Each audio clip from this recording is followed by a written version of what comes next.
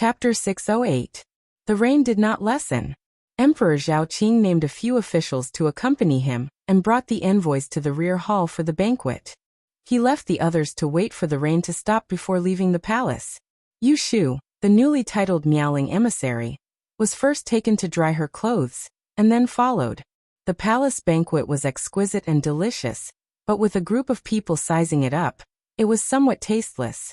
She was a fifth-rank official and was only a background character in this kind of occasion. Emperor Zhaoqing's obvious attention made her the center of attention. This jade pine is quite refreshing. Give it to Miaoling emissary to try. This, and this give it to her. The dishes in front of the emperor were very different from those on the officials' tables. They were cooked by the imperial chef. Emperor Zhaoqing's act of bestowing dishes was a show of care for his officials, but not everyone could enjoy it. The 5 bestowed dishes on Yu Shu's table took up the entire table. There was one more plate than the one on the table. She couldn't blame everyone for looking at her. However, no one felt that Emperor Zhaoqing was being overly generous. After all, Yu Shu had turned the tide of today's water and land conference. She had summoned the wishes of the emperor and his officials with a storm. She had stabilized the scene and prevented the court, which had always ruled by the way of Yi, from losing face in front of the foreign envoys. Otherwise, no one knew how to deal with the result. Even if Zhu Qingjue found out that there was something wrong with the resurrection spell, that was a matter for another time. Official Yu, do you often use the spell to summon rain? Emperor Zhaoqing did not doubt Yu Shu's ability. He just wanted to confirm if she could summon wind and rain at any time. Yu Shu already had an excuse. She put down her chopsticks and stood up to answer. Your Majesty is a wise ruler who rules the world. The will of the heavens belongs to you. So the order of the true dragon can reach the will of heaven. However, this official's body is of a mortal body. Even if I have the ability to reach the heavens, I cannot use it fully. My teacher is an otherworldly master. Before I traveled, he taught me this spell and warned me not to use it without permission. Otherwise, my lifespan would be shortened. I cannot disobey my teacher's orders, so yesterday in the palace, this official could not act in time.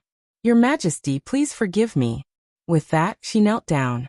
She had thought of this excuse thoroughly last night. On one hand, it prevented the possibility of Emperor Zhaoqing making her summon the rain on a whim. On the other hand, it explained why she didn't stand out at the Water and Land Conference yesterday, so as to prevent others from talking behind her back. Moreover, the more powerful the means, the more restrictions there should be in order to convince people. When it came to lying and deceiving people, she admitted that she had never met a match. Get up. I forgive you. Emperor Zhaoqing was a little regretful. He couldn't help but yearn for the master that Yu Shu spoke of. Yu Shu said, My Shifu is a Taoist disciple. He has already passed his prime. He is well versed in astronomy, he understands geography, he knows fortune and misfortune, he can judge life and death. It's a pity that your humble servant's aptitude is lacking. Even with the old man's careful guidance, I only managed to learn 1 or 2 things before daring to barge into the capital alone. Her words were half true and half false. She wasn't sure how old Taoist Qingjun was, but judging from his face, he must have lived for 100 years. Shifu Yi paid great attention to the inheritance of one's master. Raising the status of Qingjun was raising her own status. So he's an old immortal. Emperor Zhaoqing sighed. If there's a chance, I would really like to see his splendor. After the banquet, the rain stopped. The left minister, the right minister, and the great advisor were brought away by Emperor Zhaoqing to the imperial study to discuss national policy. The rest of the people left the palace. Walking on the damp palace path, water droplets dripped from the eaves. Fortunately, the soles of the boots were thick, otherwise, the soles of their feet would be wet. The group of people distanced themselves from each other. Zhu Qingjue walked beside Yu Shu and teased her with a smile that didn't reach his eyes. Congratulations, Miaoling messenger. If the news of you calling the wind and summoning the rain spreads, there will be no one who doesn't know of you. Yu Shu also replied with a fake smile. Thanks to the great fortune of the minister. Zhu Qingjue didn't bother with her false politeness. He lowered his voice and asked, Have you found that person? Which person? Yushu naturally knew who that person he was asking about, but she pretended not to know. Since Shuirui didn't plan to pursue Kong Tanhua's responsibility, why would she ask? Zhu Qingjue squinted at her and snorted, but he didn't ask anymore. Is the young master of the Yao family better? Yushu didn't forget the young master of the Jing public house who ate the golden pill. When mentioning his nephew, Zhu Qingjue revealed a gentle expression. His life is no longer in danger. That's good. Thank you for your concern. The two of them were talking at the back while Jing Chun and Junior Supervisor Run were walking in front. He heard every word and was slightly distracted. Junior Supervisor Run, who was comforting him, noticed it and turned around to take a look. He asked him in confusion, "Is second young master Zhu familiar with the female imperial official?" Jing Chun shook his head and smiled bitterly to himself. How would he know when she knew Zhu Qingjue? How many things about her did he know? After she left the imperial palace, Yushu really wanted to make a trip to the imperial historian's library to look for Shuirui to show off the title bestowed by the emperor, but when the cold wind blew by, she immediately gave up and didn't go anywhere in the end. Zhan Shuiyuan was dead. She was cautious and specially ordered 2 guards to wait outside the palace gate. She sat in Lu Zhong's carriage and had people escort her back home. Yushu slept peacefully that night and woke up at dawn. She was drenched in the rain last night and didn't feel anything at the time. However, after sleeping she felt a little stuffy. Yindo came in with water and was shocked to see her flushed face. She quickly covered her with clothes and ran out to invite He Fengji over without waiting for Yushu to stop her. She caught a cold and ate hot food. There's some heat in her body, but it's not a problem. He Fengji put away the pulse pillow and turned to tell Yu Xiaoxiao, who was standing by the bed. Go to father's room and grab 3 qian of agastac and 1 qian of licorice. There's no need to boil it. Ask the kitchen to boil a bowl of hot soup for your sister. Yu Xiaoxiao ran out like a wisp of smoke. Zhao Hui touched Yushu's slightly hot forehead and couldn't help but complain. Yesterday I was drenched in the rain and asked you why you didn't tell me. Look, you're feeling uncomfortable now. Yushu laughed awkwardly. He Fengji also rarely talked about her. Don't think nothing of it just because you have a good body. After the Zhongyuan festival, there will be a rain. The weather is turning cold, and it's easy to get sick. Do you still want to go out today? Yushu sniffled and nodded. The aquatic assembly lasted for 3 days. Today was the last day. It didn't matter if there were a few Dong-ing people missing. Zhao Hui hurriedly turned her head and ordered Yindo to add more clothes for her inside. In the morning, Yushu arrived at the Celestial Commissioner's roll call. Everyone stared at her as she walked through the door. The respectful expressions were not because of the 5th-grade iris dress she was wearing. As soon as she entered the Kunling Bureau, Xie Lan and Runrenjiao were already waiting. They greeted her with smiles and bowed. Congratulations on being appointed, my lord. Yushu looked at them with a smile and walked inside. Have you heard? Runrenjiao was an 8th-grade E-master and wasn't qualified to enter the palace to participate in the aquatic assembly. Xie Lan was a 7th-grade E-master, but he was a celestial commissioner. He wasn't a 5th-grade E-master, so he couldn't accompany her. The two of them followed. One said, there were people from the secretariat who came to inform us this morning. You don't know how envious they are that we can work under you. The other said, the gentlemen at the bottom of the clock tower have been talking about it all morning. It's a pity that this lowly official doesn't have the fortune to personally see my lord holding the true dragon command and summoning the wind and rain. Yushu had flattered the emperor yesterday, and today, she was flattered by her subordinates. She laughed. When she raised her head and saw Jing Chun standing by the window on the 2nd floor, her smile faded a little. After sending the two away, she went upstairs. Jing Chun was now her immediate superior. No matter what their relationship was, she wouldn't be careless with the etiquette she should have in front of others. Right, Commander? Jing Chun was still standing by the window. Half of his body was shrouded in light and shadow. He looked at her with an unclear expression and bowed. He stopped her, saying, you have a title bestowed by the emperor. When you see me in the future, you don't need to bow. The so-called great etiquette included kowtowing and bowing. Yushu was 2 ranks lower than Jing Chun. When they met, She should bow and call him lowly official or lowly official to show respect. Yushu hadn't thought that the title the emperor had casually bestowed would have such benefits. She was so happy that she straightened her back. If milord doesn't have any other orders, I'll go and prepare. Wait, I have something to say to you.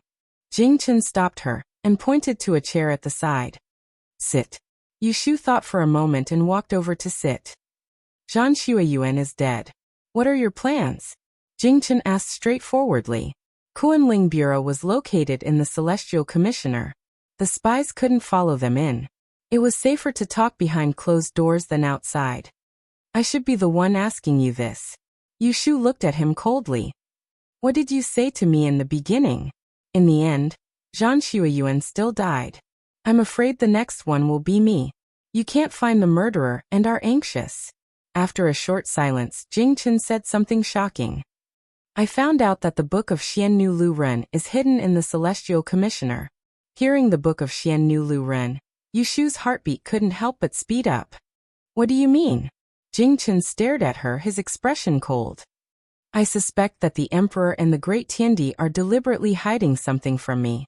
Maybe my identity as the Great An's disaster has other secrets. Hearing his suspicions, Yushu didn't know if she should be happy or not. Early on in the courtyard of Huixing Street, she had deliberately led Jingchen to suspect that side. She waited for him to be suspicious, but it was only after Zhan Shuiyuan died. Didn't you believe it deeply before? Why are you suspicious now? Yushu sneered. Jingchen lowered his eyes and thought. Even the teacher who raised him would lie to him, let alone other people. So, you plan to find the Book of Xiannu Lu Ren and see for yourself what's written on it? Yushu asked him. Jingchen nodded. He rolled up his eyes again and said in a low voice, Before I see that book, even the Emperor can't force me to do anything to you and me. Yushu understood the meaning of his words. He was assuring her that even if the Emperor was anxious and wanted to act on her first, he wouldn't listen to righteousness and the Emperor's orders. She suddenly didn't know how to respond. Should she say thank you? Yushu stood up and left her seat. She looked at him deeply and said, Tomorrow night, come to Wangji Lu. Chapter 609. The 3-day aquatic assembly came to an end. During this period, several strange things were spread by word of mouth. The first strange thing was that it suddenly rained on a sunny day. The second strange thing was that the dead came back to life. The third strange thing was that mortals could summon wind and rain and summon thunder and lightning. Under the deliberate spread of some people, the storytellers in the tea houses and restaurants quickly made up a story and told it early in the morning. This is right. The Donging villains are cunning and deceitful, but they are no match for the thunderous means of a woman in Daran. The true dragon commands the wind and rain, and the little king of medicine is good at distinguishing. The emperor is a wise monarch, and the meowing messenger can reach the heavens. For the whole morning, the tea house was packed with people, listening to the story from the imperial palace with great interest. Sometimes there were cries of surprise, sometimes there were clapping and cheering. Quite a few people were not satisfied after hearing it once, so they tipped the storyteller to tell the story again. The people of Anling City had a new topic to talk about after their meals. The story of the aquatic assembly became the favorite of the customers in the tea houses and restaurants within a few days. It spread all over the streets and alleys. This is a story for another time. Yushu made a contribution in the aquatic assembly, but she also caught a cold. When she left the palace yesterday, Ren Qiming heard her cough, so he gave her special permission to rest the next day. Who knew that she would be all right after waking up? She got a free day. Yushu went to Wangji Tower early in the morning. As expected, Shui Rui, who was busy investigating the case, did not come these 2 days. Thinking that she could see him at night, she did not plan to go to Taisher Library to look for him. Instead, she had another important thing to do.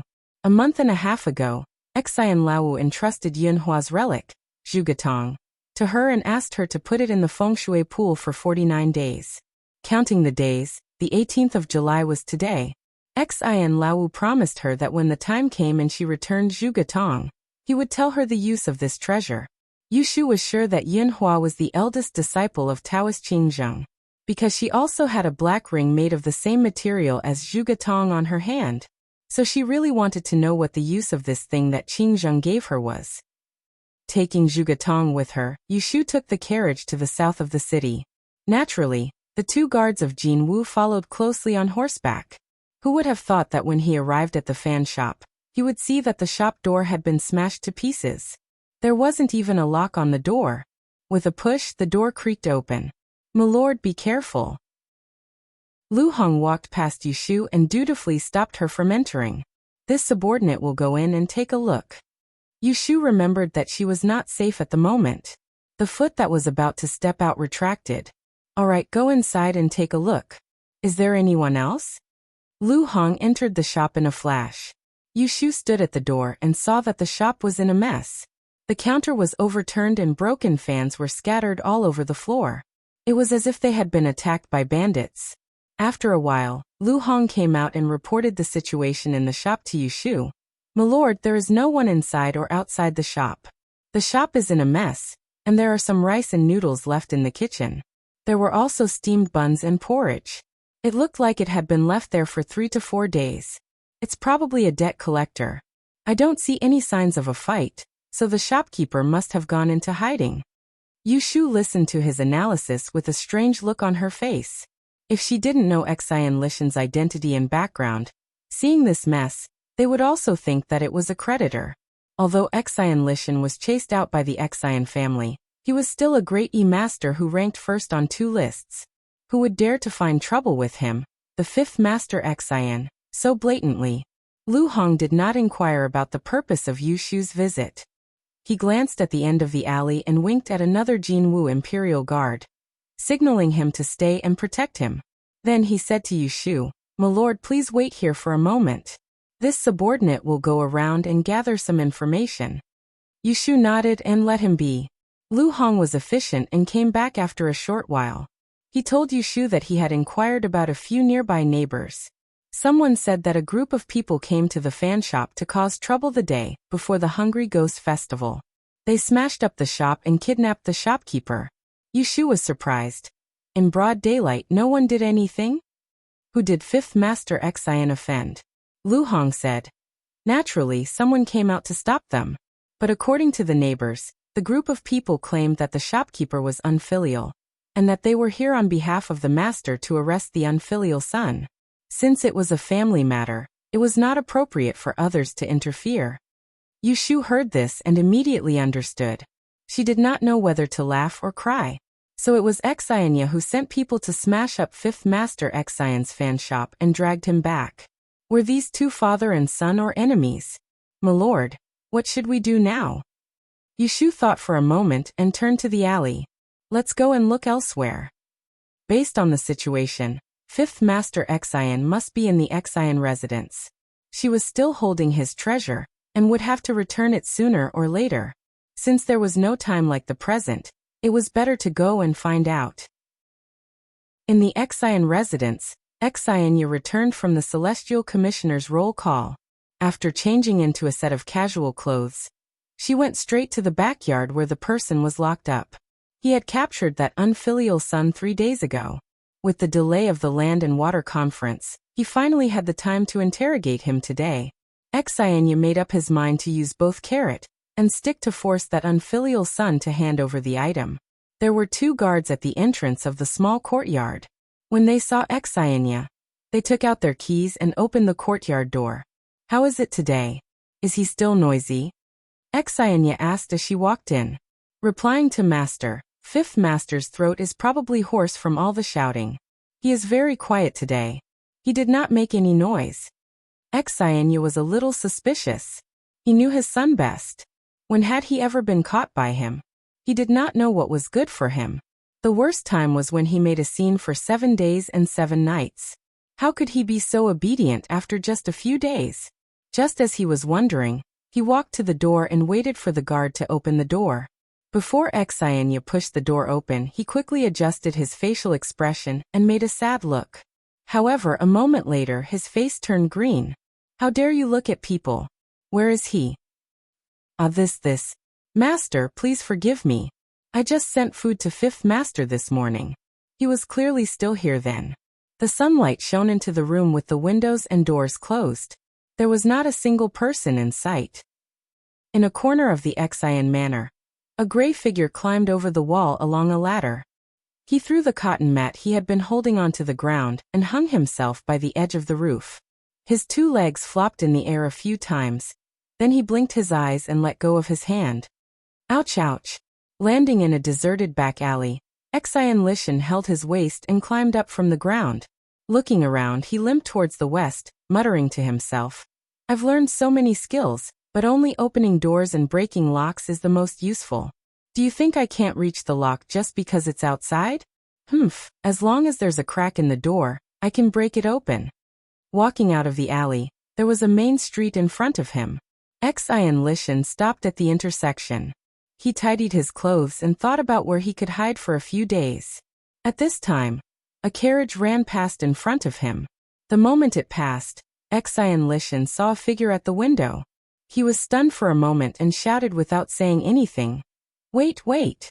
I said the one with the surname Yu in front. Yushu was the first to hear the shout from behind.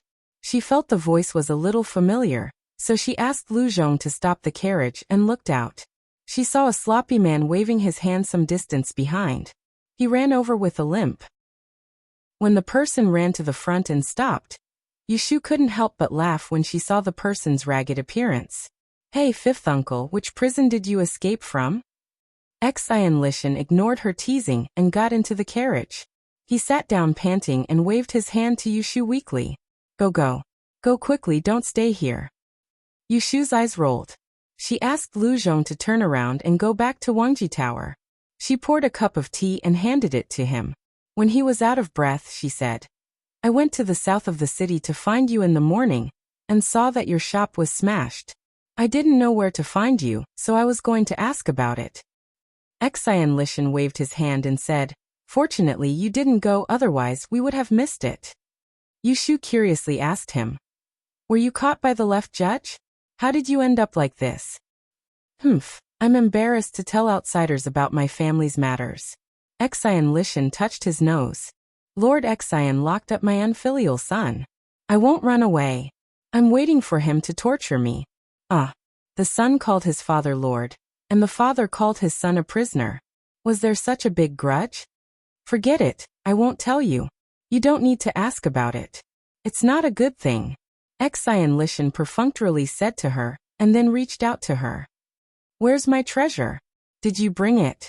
He remembered the date clearly. Yushu took off the perfume pouch on her waist, and held the Yulinglong with the black bead in her palm. She didn't hurry to give it to him. Instead, she smiled and asked, Fifth uncle, do you still remember that you promised me that I will help you take care of it for 49 days? You will tell me the use of this relic of Yinhua Ez. Of course, Xian Lishan remembered and didn't plan to deny it. Looking at the jade bead in her palm, he was slightly lost in thought. He said, It's not convenient to tell on the way. Let's go back to your place first. Yushu thought about the 2 guards who were with her, and had good hearing. She couldn't trust them, so she nodded and agreed. When they returned to Wangji Lu, it was already noon. Xian Lishan's stomach was growling along the way, but he didn't blush at all. Yushu felt embarrassed for him, and let him in from the backyard. She asked Xiao Qing and Xiao Dai, who came down to welcome them, to clean up a guest room. First, she asked someone to send water and food in. She looked at Xian Lishan and Gong Qinshi's figure, and asked someone to borrow a set of clean clothes for him.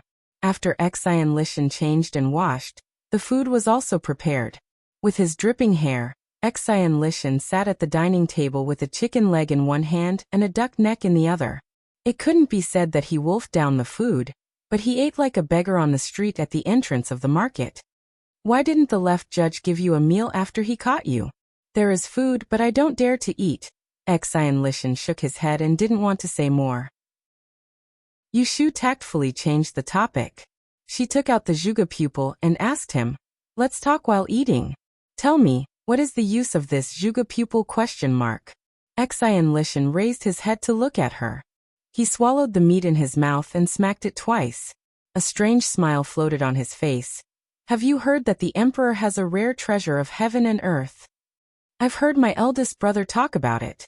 Yushu remembered that at the hibiscus gentleman's banquet, she saw the Chui family's spirit speech technique, and wondered why the emperor allowed the existence of such a strange technique that could guess the emperor's heart.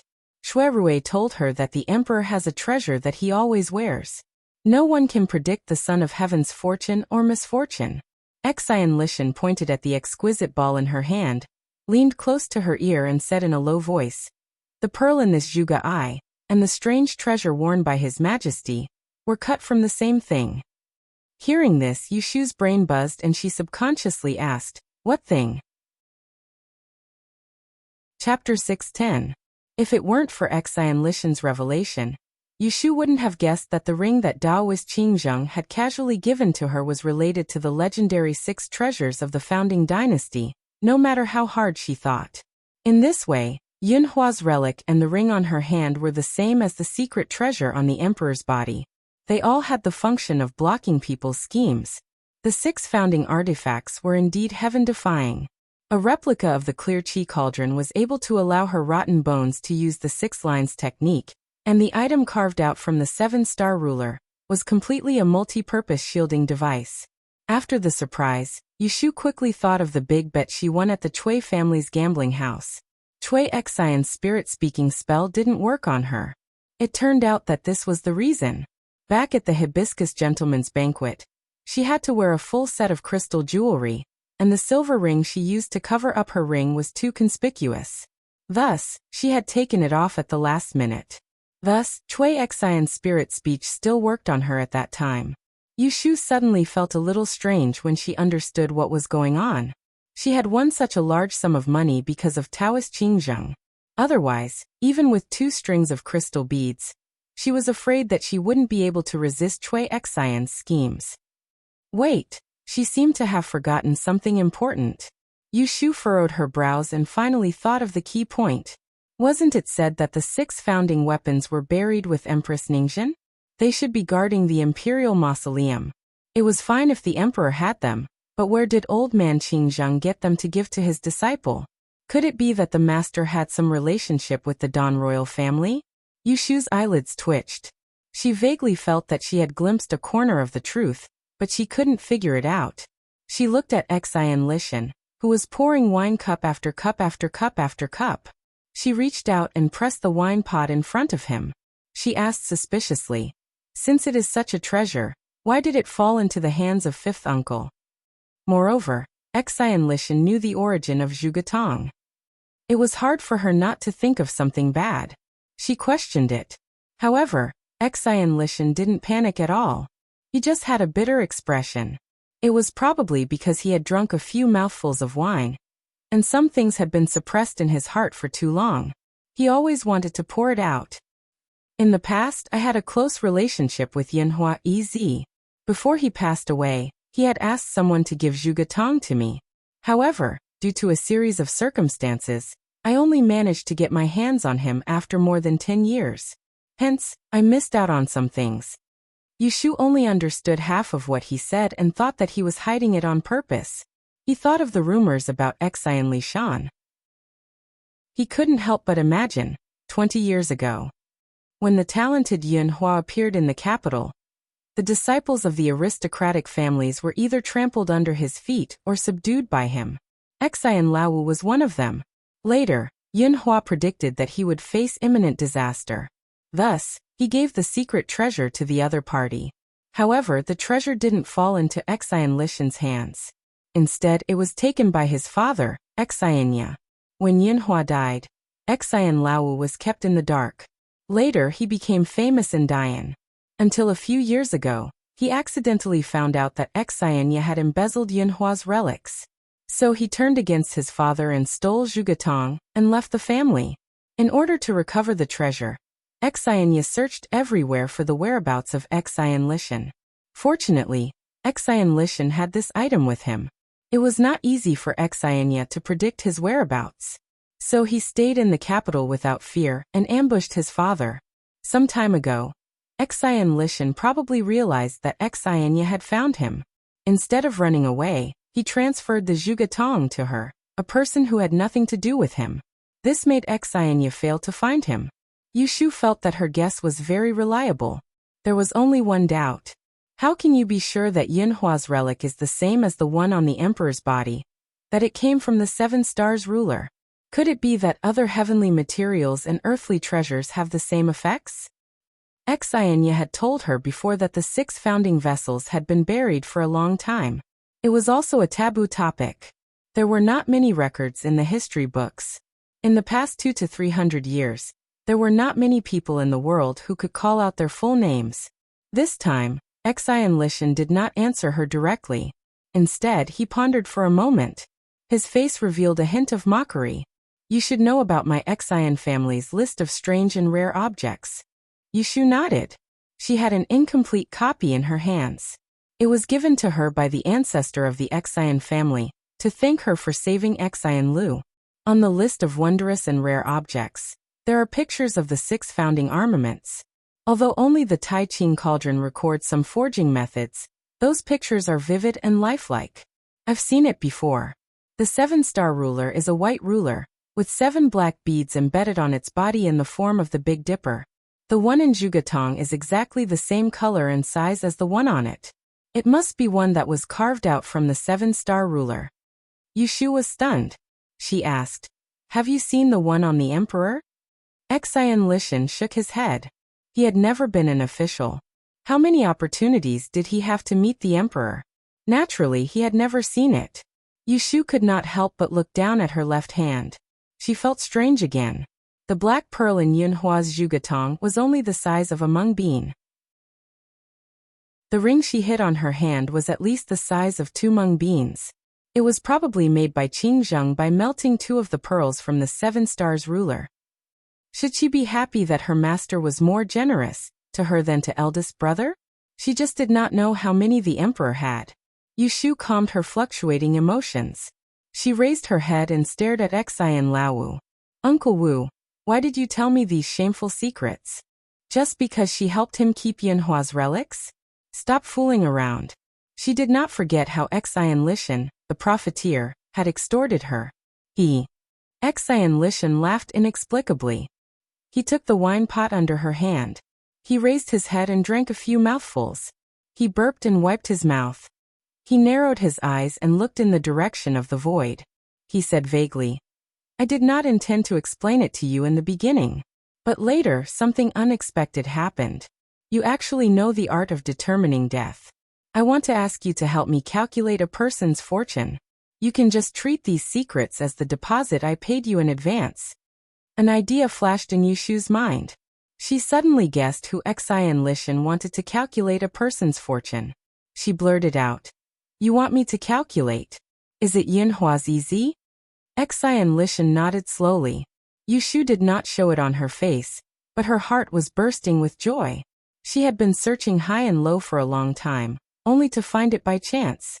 She had long suspected that there was something fishy about Yunhua's death, so she wanted to get Yunhua's 8 characters to calculate his background. But Yunhua was a mysterious person. How could it be so easy to get his 8 characters? Even Shui Rui admitted that he could not do it. Yushu pulled a long face. She did not let herself appear too eager. She said to Xian Lishan, "As far as I know, Yunhua's Easy died because of love for Princess Liu Royal. Why do you still want me to do a divination? If that's the case, I would not have done it." Xian Lishan's expression suddenly turned cold. "You don't have to trick me. I will tell you clearly what I can tell you. Don't expect me to say a word more to you if I can't tell you." Yushu nodded sensibly, and said, "All right, I will help you do a divination. You tell me Yunhua's Easy's 8 characters of birth. I will write it down." As she said this, she went into the study next door and quickly took out a pen and paper. Xian Lishan seemed to be a little drunk. He supported his forehead with one hand, and half closed his eyes. He recalled Yunhua's birthday and said, "Xai New Year." When he said this, he did not notice that Yushu's hand, which was holding the pen, trembled. Looking at the familiar 8 characters on the paper, Yushu held her breath. She felt that her heart was beating so fast that it was about to jump out of her throat. Wasn't this the Mr. Xianyu that Xianyu wanted her to do a divination on? So Yunhua was Mr. Xianyu. The person that Xianya wanted her to do a divination was also Yunhua. Why Yunhua was he still alive? Chapter 611. After settling Xian Lishan down, Yushu returned to her room with a heavy heart. She ordered the maids outside the door not to disturb her. In the dark of the study, she found the record of her prediction of Mr. Shinyo's death date, and checked it several times. How could there be such a coincidence in this world? The Xian father and son asked her to predict the person's birth date, and 8 characters were exactly the same. Everyone knew that Yunhua's son had died for his wife after Princess Liyue died of illness. Yushu had gotten a lot of information from Xian Lishan. Back then, he had told outsiders that Liyue had passed away in less than half a month after giving birth to Jingchun. Yunhua followed closely behind and died in the 4th month of the 13th year of Baotai. Xianya told her that Mr. Shinyo's death date was between February and May. It was also after April that he heard the news of his death. The father and son's statements coincided with each other. It was obvious that Yunhua Yi's son was Mr. Xianyu. Looking at her prediction, Mr. Shinyo met with 2 disasters in the 13th year of Baotai. The first was a fire in February, but he survived and didn't lose his life. The second was a bereavement at the beginning of May. He lost a relative. This relative was undoubtedly his wife, Princess Liyue. In the eyes of the world, Yunhua was a legend who had died many years ago. The date of his death was also a special day. It was the 5th of May, the Dragon Boat Festival. However, Yushu did not find any disaster on this day. There was no sign that he was about to die. Obviously, Yunhua faked his death. However, everyone thought that he was really dead, regardless of whether they thought that he had been killed or that he had committed suicide for love. She tried hard to guess what happened 20 years ago. She guessed that Yunhua disappeared after the fire. So Xianya said that the last time she saw him was in February. She guessed that after Yunhua disappeared, the royal family could not find him, so after Princess Liyue died, they made up the story that he died for love. They let him die. So was Yunhua still alive? Yushu was not sure. Only when she used the law of time of calamity to predict the disasters for him in the past 20 years, could she confirm whether he was dead or alive. 20 years. This isn't something that can be calculated in a day or 2. It will take at least half a month. Yushu rubbed her forehead anxiously. Suddenly, her fingers paused and she opened her eyes with a happy expression. Right, I can use the 6 lines. The art of 6 lines could not determine life and death, but the art of 6 lines had a section on good or bad luck. It could use the birth date of a child to determine whether the parents were healthy or not. Yao Yan only needed to get the date of birth of his parents. The 8 characters of Jing Chen's birth. Long after he regained his memories. She had already asked about it. Now that she knew Yunhua's horoscope, she only needed to do a divination. Regardless of what happened to Jing Chen's parents, Princess Liyue was already dead. If it was not a hexagram, it would prove that both his parents were dead. If it was a hexagram, it would prove that Yunhua was still alive. Yushu did as she said. She hurriedly took out the small blue stove and the tihu incense from the secret compartment of the bookcase. In the afternoon, after reporting to Guo Huaiyan the progress of the investigation of the new murder case in Taisha Shuyuan, Shui Rui walked out of the Supreme Court alone. The sun above their heads made people dizzy. The patrolling guards were already sweating. Shui Rui slowly waved the Mujiang fan in his hand, but he did not feel hot. At this time, his mind was not thinking about the case, but the off-topic words that Guo Huaiyan had said to him just now. Just in time for this murder case. You were not able to come for the 2 days of the aquatic conference. Did you hear that the Celestial Commissioner's female officer Yu was appointed as the meowing messenger by His Majesty? The day before yesterday it really shocked this old man. I didn't expect that in my lifetime. I would be able to see with my own eyes the magic of a mortal who can summon wind and rain. Your sworn sister's ability is really amazing. Shui Rui had not heard the news that Yushu was given a title. He had been investigating the case in Taisha Shuyuan for the past 2 days, and did not go home. He did not know that Yushu had quietly made such a name for herself. Even he was taken aback by this. After the surprise he fell into deep thought. Shui Rui dared to say that other than Yushu herself, He was the one who knew her best. Whether she could summon wind and rain or not, how could he not know? Presumably, it was the same as the death sentence strange art. It was a battle that she had used opportunistically, and the trigger that forced her to be eager to show off was probably the tragic death of Zhang Shuyuan. Alas! Shui Rui sighed softly, closed the fan, and touched his forehead. He knew that she would not behave herself and wait for him to come up with a plan. But after not seeing her for a few days, she had already made such a big move. She was really swift and decisive, which made him feel both relieved and worried. Shui Rui returned to Wangji Tower. Hearing that there was a guest in the backyard, he did not disturb them. He changed into casual clothes downstairs and went to the second floor. As soon as he entered the door, he saw Yushu sitting in the living room, holding a teacup in a daze. He could not help but stop and look at her. Probably because she had thought too much. She had clearly lost weight in the past 2 days. The apricot-colored silk dress fitted her waist and shoulders, making her look even more delicate from head to toe. That plain face that did not have much femininity always had an inexhaustible spirit. Even if she was in a daze, it would not dissipate. When Yushu came back to her senses, she found that Shui Rui was standing at the door. She did not know how long he had been standing there looking at her. His eyes were so focused that she immediately felt embarrassed. Cough, big brother is back. Yushu cleared her throat, stood up, moved her numb legs, and sat back down. Shui Rui walked to her side in a few steps, put away his fan, and sat opposite her. Did you not sleep well last night? Yushu shook her head. Shui Rui raised his finger and swept it under her eyes, and said, Your eyes are red, and you still say no. Yushu smiled and said, It was not because I stayed up late. I was just touched by the incense just now. It is not a problem. Shui Rui's nose moved and he raised his eyebrows. You use Tihu incense? You have a good nose. Yushu lifted her sleeve and sniffed. There was a little smell, but he could smell it even though they were separated by a few feet. She did not know that Shui Rui was raised by Shui Lingnan since childhood. What he learned was not only temperament and strategy. In order to prevent the eldest grandson of the Shui family from being assassinated, Shui Lingnan's education could be said to be in all aspects. What should be the smell of spices and herbs? What should not be the smell? Shui Rui only smelled it once, and he would remember it in his heart. Why do you need to use the 6 lines divination?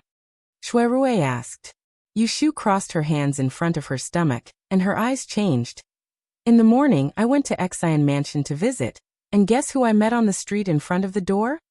Shui Rui shook his head and said, I heard that you brought someone back, and he is resting in the guest room. It is the 5th master of the Xian family who was expelled, Xian Lishan, the top of the 2 rankings. Shui Rui heard something strange, and his body leaned forward slightly, and his eyes stared at her. What happened? Yushu's lips moved a few times, and she suddenly stood up, went forward to close the door, and returned to her seat. She gritted her teeth and whispered to him. Big brother, I told you not to be too surprised. I have calculated that the eldest Shi Xiang whom I have no chance to meet, Yunhua Yitzi, is still alive. Chapter 6:12. Yushu told Shui Rui in detail that the father and son of the Xian family had asked her to predict Yunhua's death. Rather than saying that Shui Rui's reaction was surprise, it would be better to say that he was bewildered. So he's still alive. It can't be wrong. I used Jing Chen's horoscope 3 times, and the result was the same. Princess Royal Luyue passed away 20 years ago. If Yunhua is also dead, then the 6 lines will not be a hexagram at all. After Yushu finished speaking, she did not see Shui Rui reply for a long time. Looking at his erratic eyes, she raised her hand and waved it in front of his eyes. Big brother? What are you thinking about? Shui Rui put away his thoughts of running away and said to her, I have some suspicions, but I can't confirm it yet. I won't tell you for the time being. Yushu nodded indifferently and continued her previous words with some joy. This is good news for us. This is good news for us. Yunhua is my eldest senior brother. Back then, his purpose of entering the capital city was the same as mine, which was to destroy the Book of Mystic Fairies' 6 Rens. However, I don't know where he is hiding now, Otherwise, we can find him and ask him clearly. Shui Rui looked at her and asked, "Are you going to tell Jingchen about this?" Yushu had never thought about this before. After thinking for a while, she nodded gently. "I asked him to come to Wangji Tower tonight. I will tell him then." Shui Rui said slowly, "Jingchen will be surprised when he hears this news." Yushu said, "I didn't tell him because I wanted to give him a surprise. I just think of it as repaying him for not hiding the matter of the life breaker from me. Moreover, Yunhua is Jingchen's biological father and his closest relative. He has a reason to know that his father is still alive. As an insider, what right do I have to hide it from him?" Shui Rui's eyes darkened a few times and he said to himself, "Does he have a reason to know? Why, do you think it's inappropriate?" Shui Rui shook his head and said, "It's a good idea to tell him. Let him know that there is something fishy about Yunhua Yizi's death back then, so he won't blindly listen to the arrangements of that side. The more suspicious he is, the better." Yushu suddenly thought of yesterday morning at the Kunling Bureau. Jingchen hesitated for a while before deciding not to mention it in front of Shui Rui. It had nothing to do with whether she believed in Jingchen's promise or not. She just felt that it was stupid to gossip about her ex-boyfriend in front of her current lover. After she shared this shocking discovery with Shui Rui, Yushu also calmed down from the panic she felt when she found out that Yunhua was still alive. She was in the mood to talk about other things. "Big brother, you've heard of my bravery in the aquatic conclave." Shui Rui smiled. "You're referring to the fact that you took advantage of His Majesty's tiger skin. Did you fool a bunch of people? What do you mean by bluffing? I'm truly talented," Yushu mumbled. But she did not have much confidence. Shui Rui knew her the best. It would be strange if he believed that she could really summon the wind and summon the rain. "You're really bold," Shui Rui said worriedly. "You've even lied to His Majesty. Aren't you afraid that you'll have a hard time getting off in the future? If there's a drought, what will you do when the Emperor sends you to the place to make rain?" Yushu became proud again. "I've thought about it, so I told them that day. If I use this ability of mine, I'll die. I can't guarantee that I'll be able to return to Turin." Shui Rui was relieved. He raised his hand and flicked her forehead.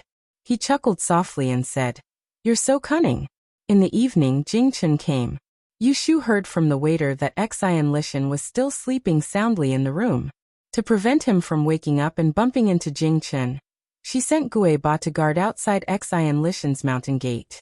Little Qing took Jingchen to the slightly deserted third floor. Yushu and Shui Rui were waiting in the tea room. There were 2 blue and white porcelain lamps on both sides of the tea room, illuminating the room. Jingchen saw Shui Rui, who was wearing a bamboo gown and sitting leisurely. He stopped in front of the door and looked at Yushu with a tired expression. Shui Rui closed the lid of the tea and stood up. He said, "Brother Jing, please come in. It's me who wants to see you today. I have something to discuss with you." Jingchen looked at Yushu's indifferent face under the lamp. The light in his eyes dimmed and he stepped in. The maidservant closed the door behind him. The 3 of them were in the same room. There was a strange silence in the air. The first to break the silence was Jingchen. "Have you told him everything about me and you?" Of course, this question was asked to Yushu. He didn't mean to blame her, but he looked at her without moving his eyes. Yushu was silent for a moment. When she was about to answer, she heard a voice beside her. "If you're talking about the Great Trouble and the Life Breaker, I know everything." Jingchen then turned his eyes to Shui Rui. Looking at the man who always appeared beside Yushu, there was an indescribable feeling in his heart. He knew this feeling. It was because there were many things that he should have done. Accompany her, protect her, and not let her be bullied. He couldn't do it, but the person in front of him did it. Shui Rui frankly met Jingchen's gaze. Not so long ago, he had envied this person. Perhaps Jingchen's background was slightly more unfortunate than his own, but he was fortunate enough to meet a person who was worth sacrificing for. Unfortunately, he was unable to cherish her and missed out on her. "What do you want to say to me today?" With all due respect, Shui Rui stopped being polite, and his voice became cold. "Brother Jing is righteous. You can set an example for the great peace country. I admire you. Brother Jing is kind. In order to repay the kindness of the sect, you have to endure humiliation. I understand that. But dare I ask, Brother Jing, what did my sworn sister do to you? Why did you disregard her life and involve her in a dangerous situation? He had wanted to ask Jing Chen this question a long time ago. What right did he have to cut off all ties with Jing Chen just because he wanted to? Did he think that Yu Shu should obediently submit to him just because he wanted to get back together? No matter how dignified his reason was, it couldn't hide the essence of taking advantage of her. Men always had such a self-righteous drawback. They thought that they could decide everything. A selfish man was more arbitrary than a selfish woman. Seeing Jing Chen reminded him of himself 3 years ago. He wholeheartedly wanted to marry the 10th princess, but he didn't consider whether she was willing or not.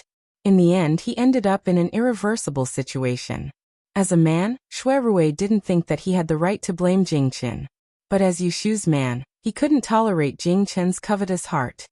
Or is Brother Jing really naive to think that as long as Shu agrees to marry and have children with you, everything will be fine? Although Jing Chen was used to Yu Shu's cold words, he still felt that Xue Rui's bluntness was a little harsh. The things that he had always wanted to deceive himself and others became clearer. That day at the bottom of the imperial tombs, he had his doubts, but he still chose to believe De Dian's words. De Dian had told him who the person who broke his life was. Apart from kindness and righteousness, in his heart, the person he liked was Xiaoyu. He was happy to have such a chance to be with her again. She doesn't owe me anything. I'm the one who let her down. You didn't let me down. I've said that we're even. Yu Shu's voice was flat. She had long passed the stage of anger and unwillingness. Now Jing Chen was no longer a friend to her, but he wasn't an enemy either. Hearing this, Jing Chen just turned to look at her. His handsome face didn't show much emotion. Seeing this, Xue Rui stopped and didn't continue to be aggressive. Instead, he changed the topic and brought it to the murder case in Taisher Shiyuan.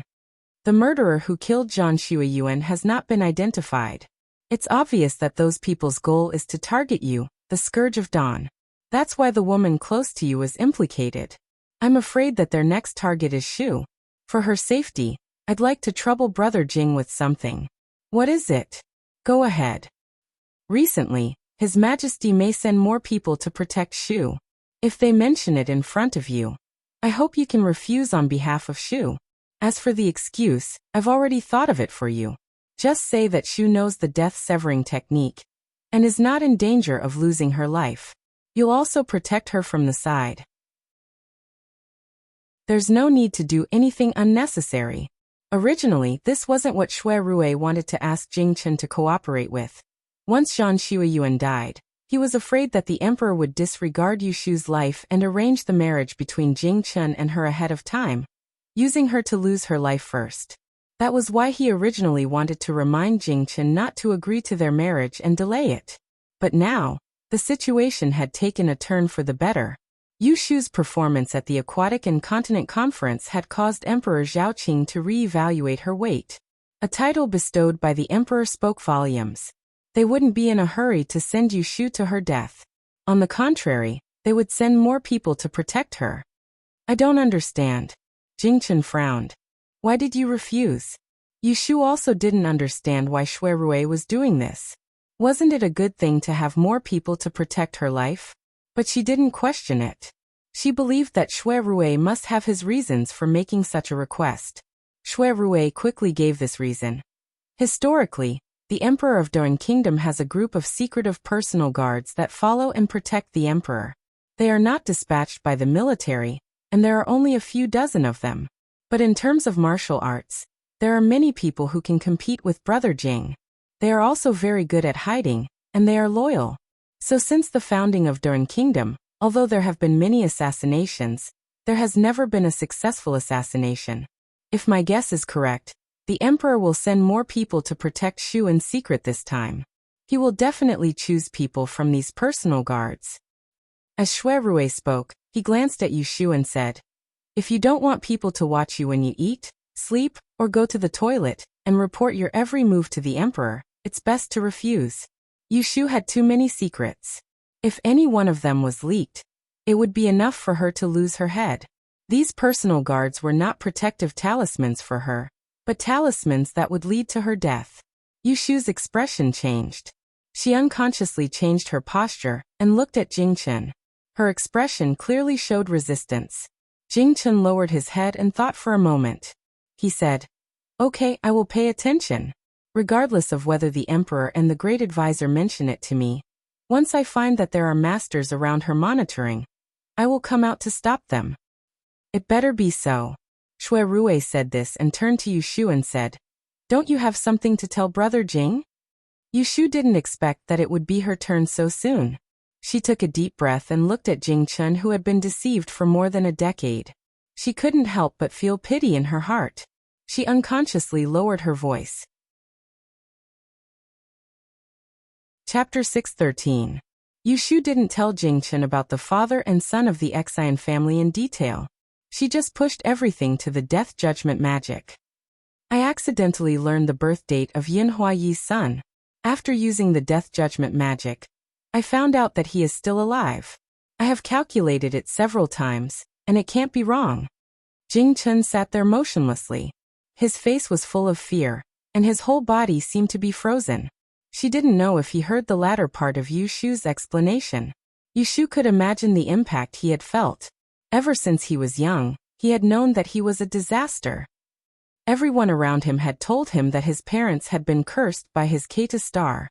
He grew up in self-blame and lived alone for nearly 20 years. Suddenly one day, he was told that his father was still alive and well. It must be hard for him to accept it. Yushu turned her head and wanted to exchange glances with Shui Rui, but she saw that he was looking at Jingchen with a thoughtful expression. She didn't know what he was thinking. After a while, Jingchen opened his mouth. His suppressed voice had a touch of hoarseness. "Thank you for telling me." Normally, this was a good opportunity to slander Emperor Zhaoqing and Titian. But when Yushu saw his expression, her lips moved, and the words that came to her mouth became, "No need. It's good that you don't suspect that I lied to you." Jingchen shook his head and stood up with his hand on the armrest. "Forgive me for not staying for long. I will leave first." Yushu nodded and turned to look at Shui Rui. After hesitating, she stood up and said, "I will walk you to the door." "Brother Jing, take care." Shui Rui sat there without moving. He watched them leave. Coming down from the third floor, at the corner of the stairs, Jingchen suddenly stopped.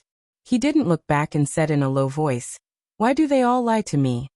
What he had seen and heard since he was young was true. Yushu didn't know how to answer. Even if the person in her heart was no longer him, she couldn't help but feel sad for him. Maybe it's to achieve a certain goal, or maybe it's because of some difficulties. Yushu raised her hand and was about to put it on his shoulder when she paused and put it down again. She was not good at comforting people, so she said, "No matter what, he is still alive. Isn't that a good thing?" "Heya."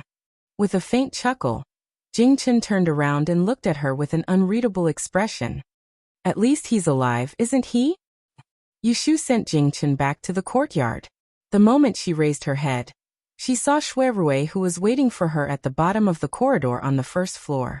She couldn't help but quicken her steps and walk up to him. "Did he leave?" "Yes, let's go." Shui Rui reached out his hand and held onto her slightly cold hand. He squeezed it lightly before turning around and pulling her into the house. "Have you forgiven him?" "Ah. Shu, don't play dumb." "Jingchen, he's actually very pitiful." "Yes, I think so too." The two of them disappeared behind the closed door.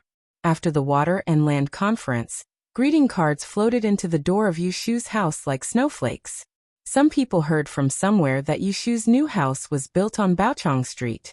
They surrounded both ends, and people came to see her all day long. Yushu had the experience of becoming famous at the hibiscus banquet last time. Early in the morning, she instructed the two mansions to keep the cards and gifts, and invite the guests in for tea. If they asked about her, they said she was not at home.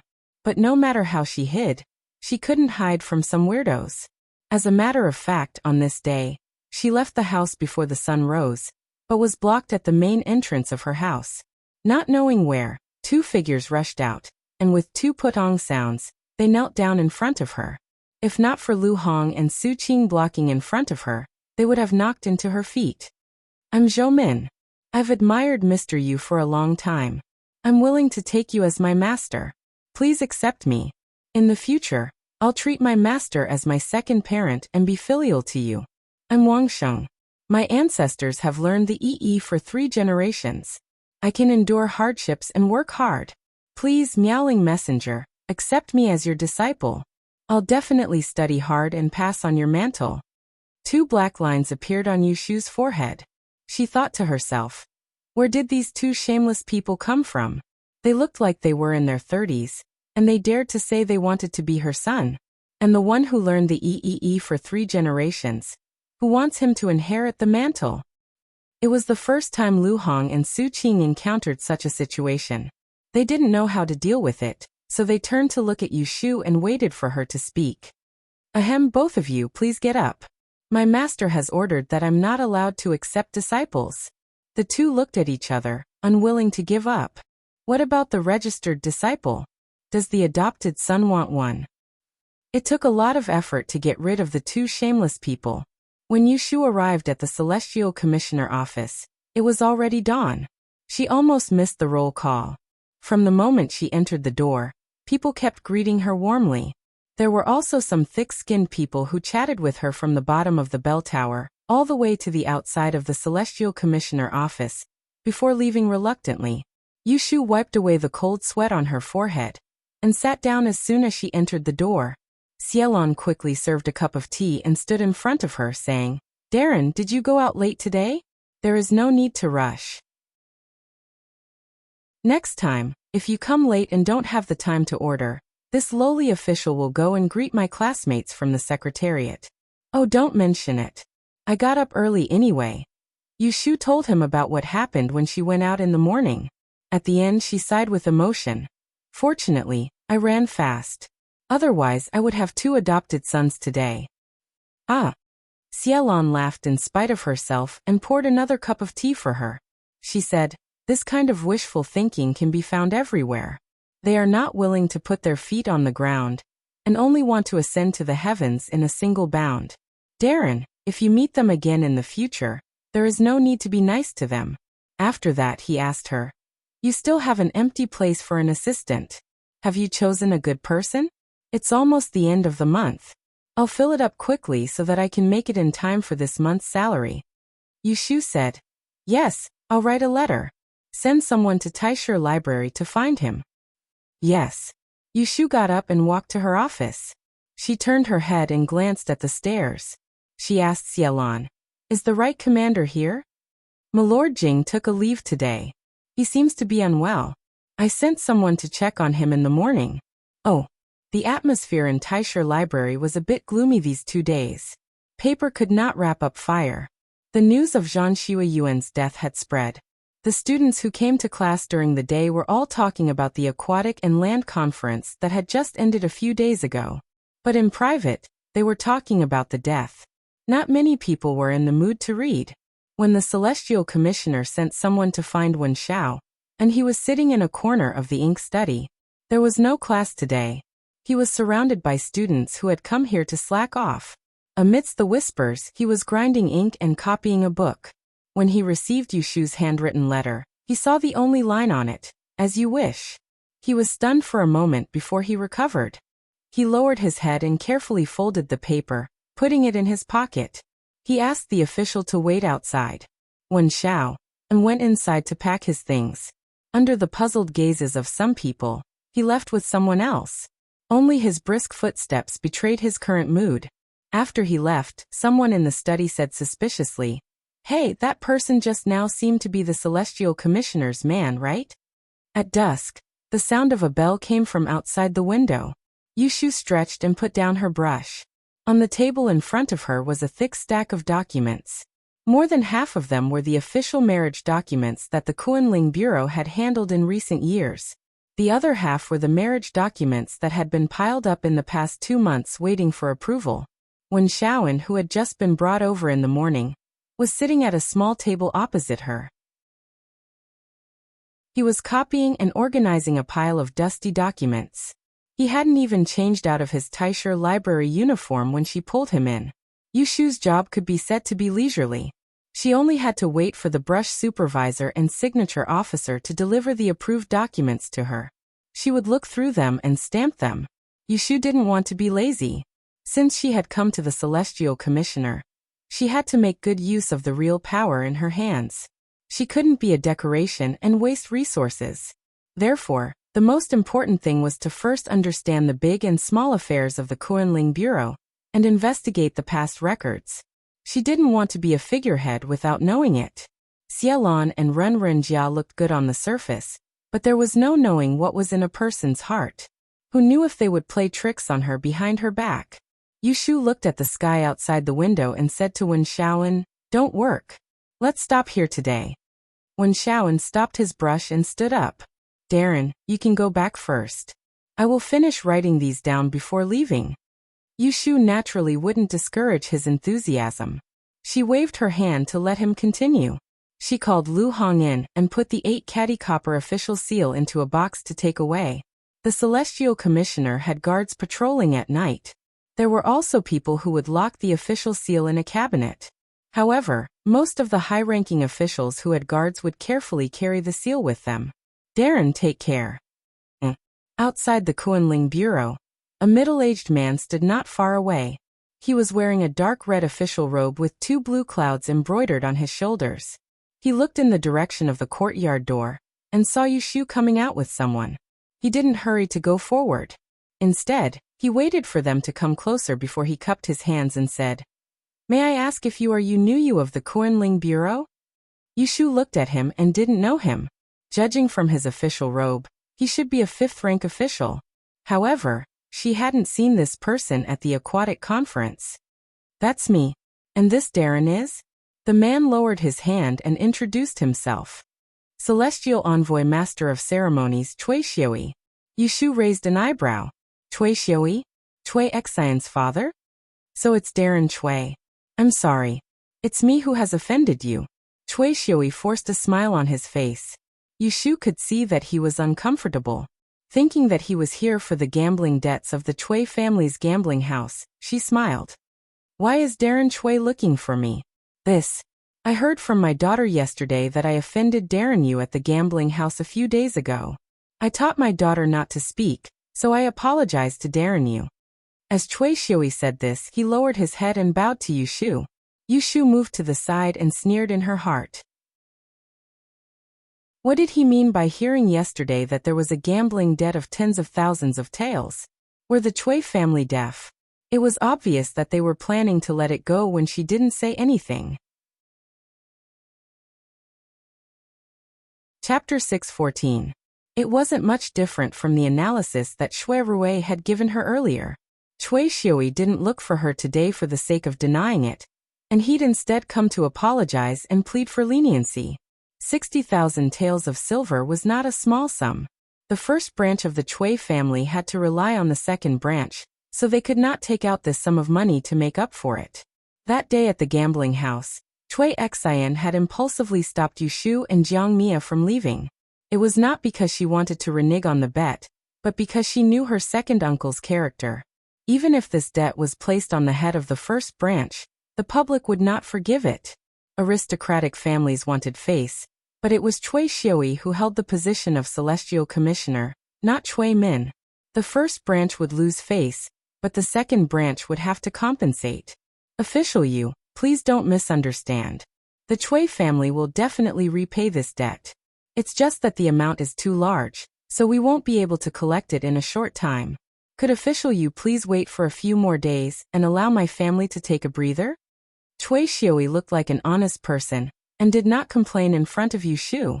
He almost bluntly told her that the money was not enough and she had to pay it back slowly. After listening to Shui Rui's advice, Yushu did not intend to make things difficult for him. While Cui Xiui was feeling uneasy, her expression softened and she said, "It's said that the aristocratic families of the 12 prefectures are rich and powerful, but I think every family has its own difficulties. Never mind, Official Cui and I are both officials in the prison. Since you have spoken, I will not make things difficult for you. When you have enough money, you can pay it back." She paused and then said, "Although your daughter gave me an IOU for 60,000 taels of silver, I took some away from the gambling house that day.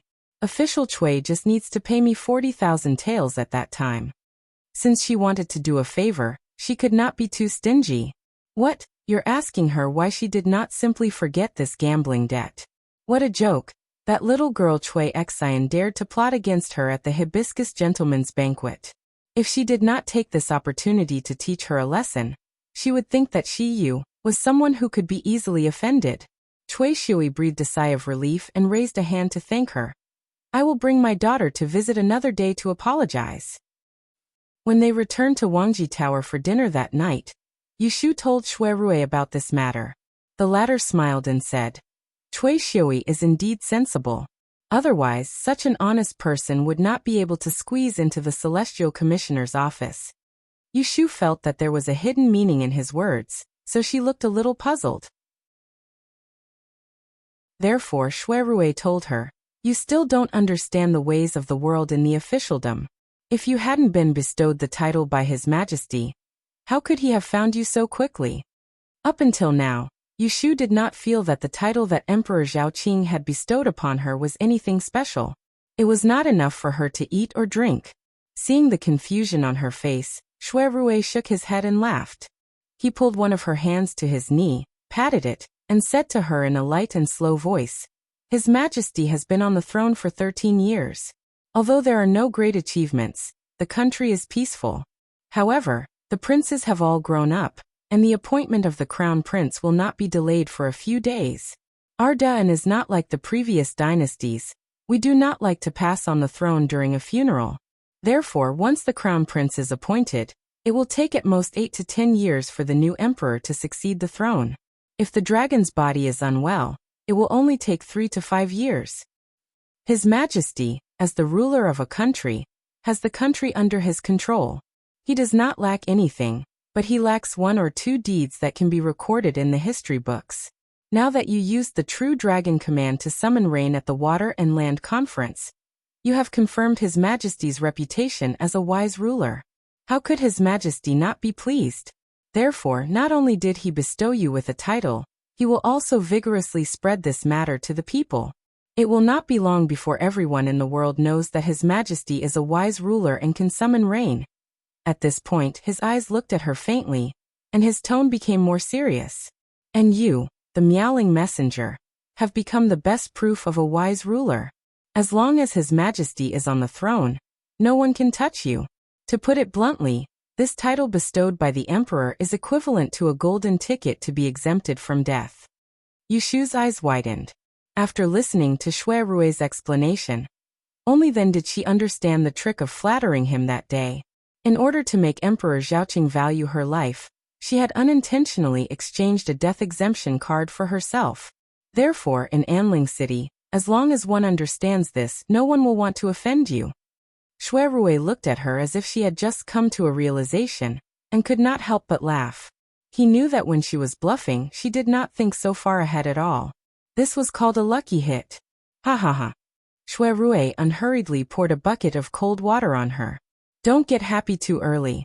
The murderer that caused the deaths of Chao Yuling and Zhang Xueyuan wouldn't care if the emperor cherished your little life or not. Yushu just grinned, but closed her mouth again. When she thought of the 2 lives in Taisher Shuyuan, her joy was diluted by half. How about I start to strengthen my body and practice martial arts tomorrow? If I really meet a bad person, I will have the power to fight back. Yushu seriously suggested. Jing Chen's martial arts are first class, but he was also killed on the way to the capital. Do you think you can be better than him if you start to practice martial arts now? Shui Rui laughed at her whimsical idea. Forget it. It is better to do some fortune-telling to be safe. Seeing her hesitation, Shui Rui did not continue to attack her. His expression relaxed, he rubbed her soft fingers and whispered, I am here. What are you afraid of? No matter how cunning and vicious the murderer behind the scenes was, he would find them sooner or later and give her peace of mind. 3 days after the Land and Water Conference, the Japanese who were thrown into the prison for interrogation finally found out the truth under the joint interrogation of the Supreme Court, the Ministry of Justice, and the Swan Temple. Not only was the trick of Nbakue's resurrection fake, But the rain that Ida Maki summoned was also a trick. As for why the Japanese wanted to trick the Diaoyu Island from the hands of the Dan dynasty, there was also an answer. Guo Huaiyan stood in front of Emperor Zhaoqing and reported respectfully. The Diaoyu Island is close to Ryukyu country, and there are flat beaches along the island that are convenient for ships to dock. The Japanese General Ashikaga is ambitious and built a large ship with water cannons, intending to attack Ryukyu. According to the records of the Swan Temple, Ryukyu used to belong to the Japanese in the previous dynasty, so they came up with a trick and disguised themselves as two Inyang masters to borrow land from the Dan dynasty. The left and right ministers were listening quietly at the side. Emperor Zhaoqing sat behind the dragon table, his face gloomy, and his eyes flickered. But to rule a small place, a mere warrior dares to have such ambition. Does he really think that I am old and muddle-headed? Xue Lingnan and Yin Tianho lowered their heads. Hearing the emperor's words, they did not know if he was talking about the Japanese general or someone else. Come, summon the Duke of Xianjing, Yaoying, the Defender General of the State Feng Yuan, the Assistant Minister of the Ministry of War, and the others to the Hall of Announcing Government for discussion. Emperor Zhaoqing obviously did not intend to take this lying down. He immediately summoned a group of ministers to the palace to discuss how to deal with the Japanese. At the same time, Yu Shu, who was sent to the gate by Xue Rui, saw the steward sent by Lu Tan as soon as she entered the house. Chapter 6:15. After Zhang Xueyuan's death, the Dao-carrying tower of the Taisher Library was sealed. Every day, there were officials from the Supreme Court standing guard outside, and no one was allowed to approach. Zhang Xueyuan's body was taken back by a servant of the Zhan family in the capital. The Zhan family's ancestral home was in Jiangxi, and it would take at least a month for them to come to Anling after receiving the bad news. According to the coroner's autopsy, Zhang Xueyuan died in the early morning of the 15th of July. The murder weapon was a rope, and near the well where her body was thrown, Jing Chen's scholar's lot had fallen. Xue Rui personally took the statements of several students who were familiar with her and confirmed that the night before she was killed, Zhang Xueyuan did not return to the Zhan family's guest house in the capital, but stayed alone in the women's dormitory. In addition, the gatekeeper of the library had seen Zhang Xueyuan enter the top floor with the scholar's lot. The guards in charge of patrolling the courtyard unanimously said that in the early morning of the day of the crime, they did not see any suspicious people near the Dao-carrying tower. Other than that, there were no other reliable clues. As for the two biggest suspects, the servant who discovered the corpse and the gatekeeper who hid it, there were people who could prove that they were not there. The gatekeeper was already in his 50s and didn't look like someone who could carry a heavy load. The servant who swept the floor was a skinny and dry young man. Thus, this became another unsolved case. Xue Rui came to the Taisher Library again that morning with only one constable. He entered the library and slowly went from the first floor to the third floor. There were rows of bookshelves and cabinets on each floor. It was too easy for the murderer to hide among them without being discovered. According to his speculation, Zhang Xueyuan had sneaked in before dawn.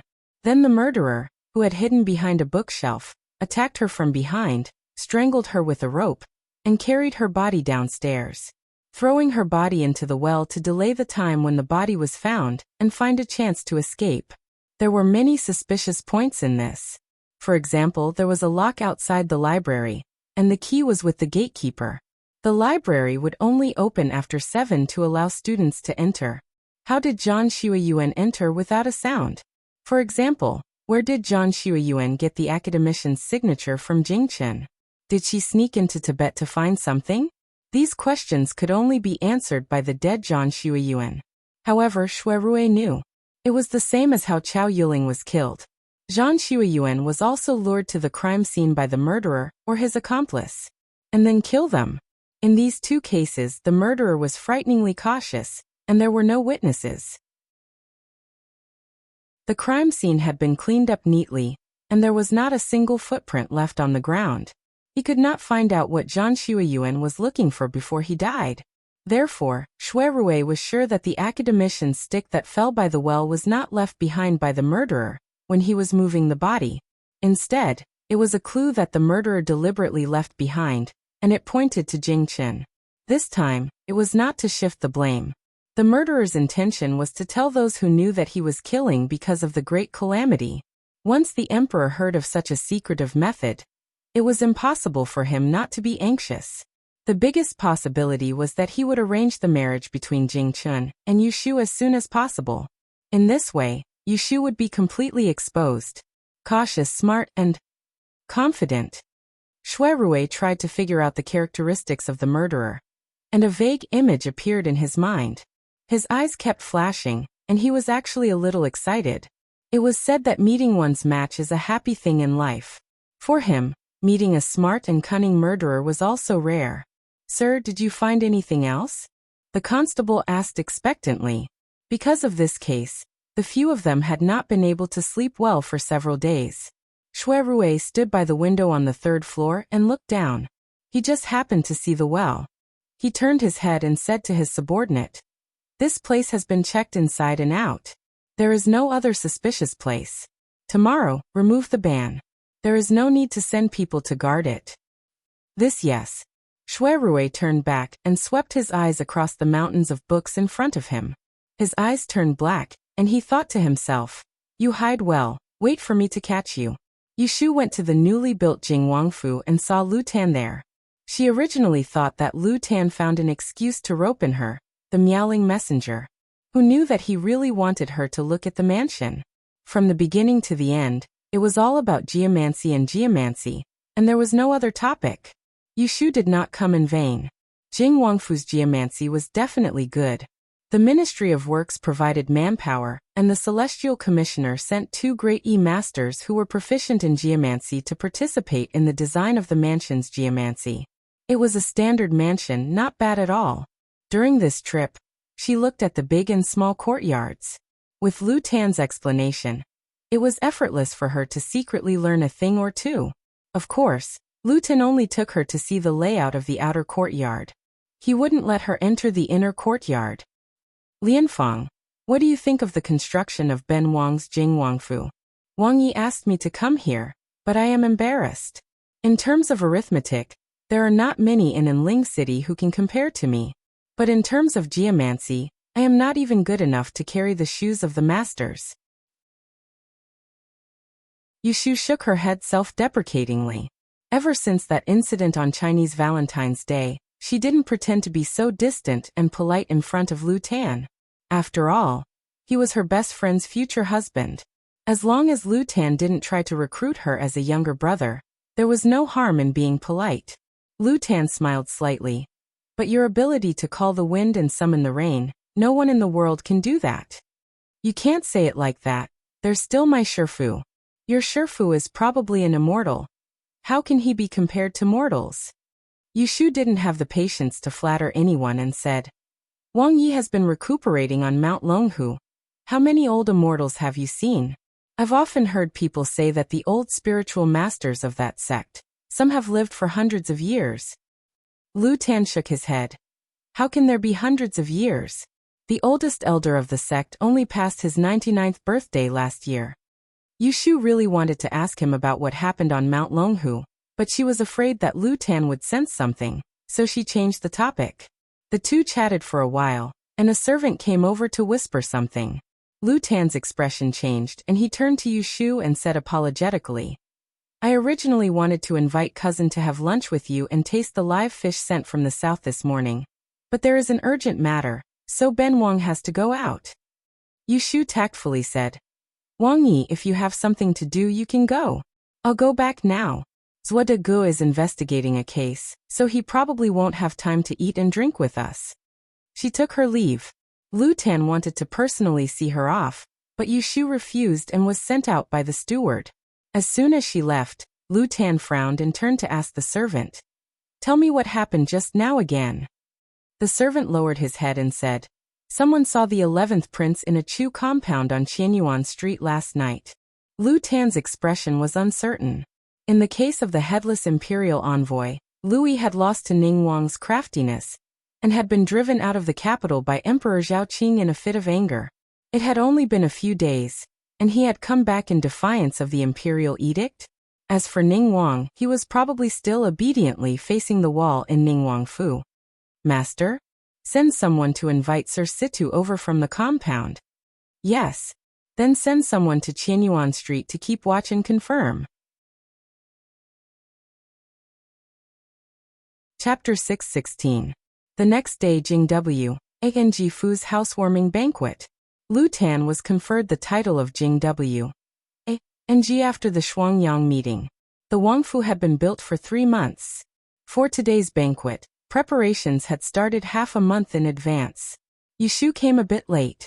The Celestial Commissioner was not far from Jing W.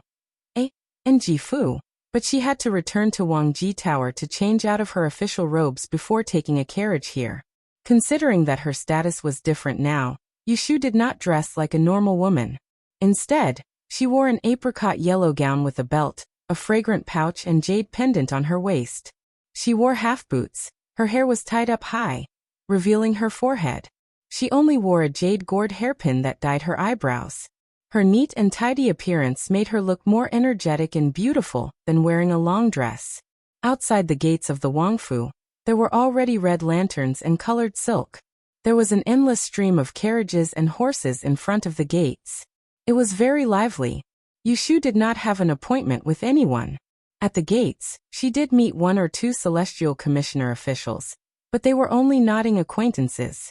But now that she was famous, even if they weren't familiar, there were many people willing to come forward to talk, regardless of whether her response was cold or warm. But once she entered the banquet hall, it was not good for these people to follow her. Because the seats were different, Yushu was personally led to a round table by the manager in charge of welcoming guests in the garden. Unsurprisingly, she saw many familiar faces, and one of them was loudly talking. At that time, the entire Fengqing Palace was silent. Only a voice from the Celestial Commissioner's side could be heard shouting, "Are you bullying our Celestial Commissioner for not having anyone? Let me show you the true power of calling the wind and summoning the rain." Everyone turned to look. Do you know who stood up? The people sitting at this table were all young people of illustrious backgrounds. Shui Rui hadn't arrived yet.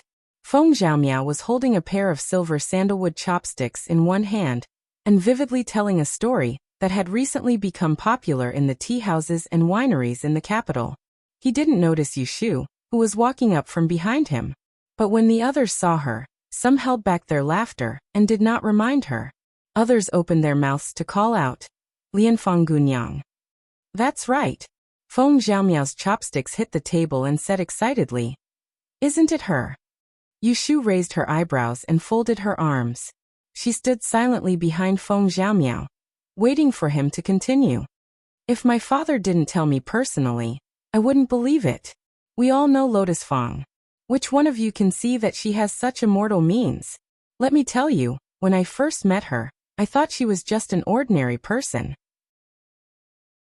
She was not famous and had no family background. He doesn't look smart at all."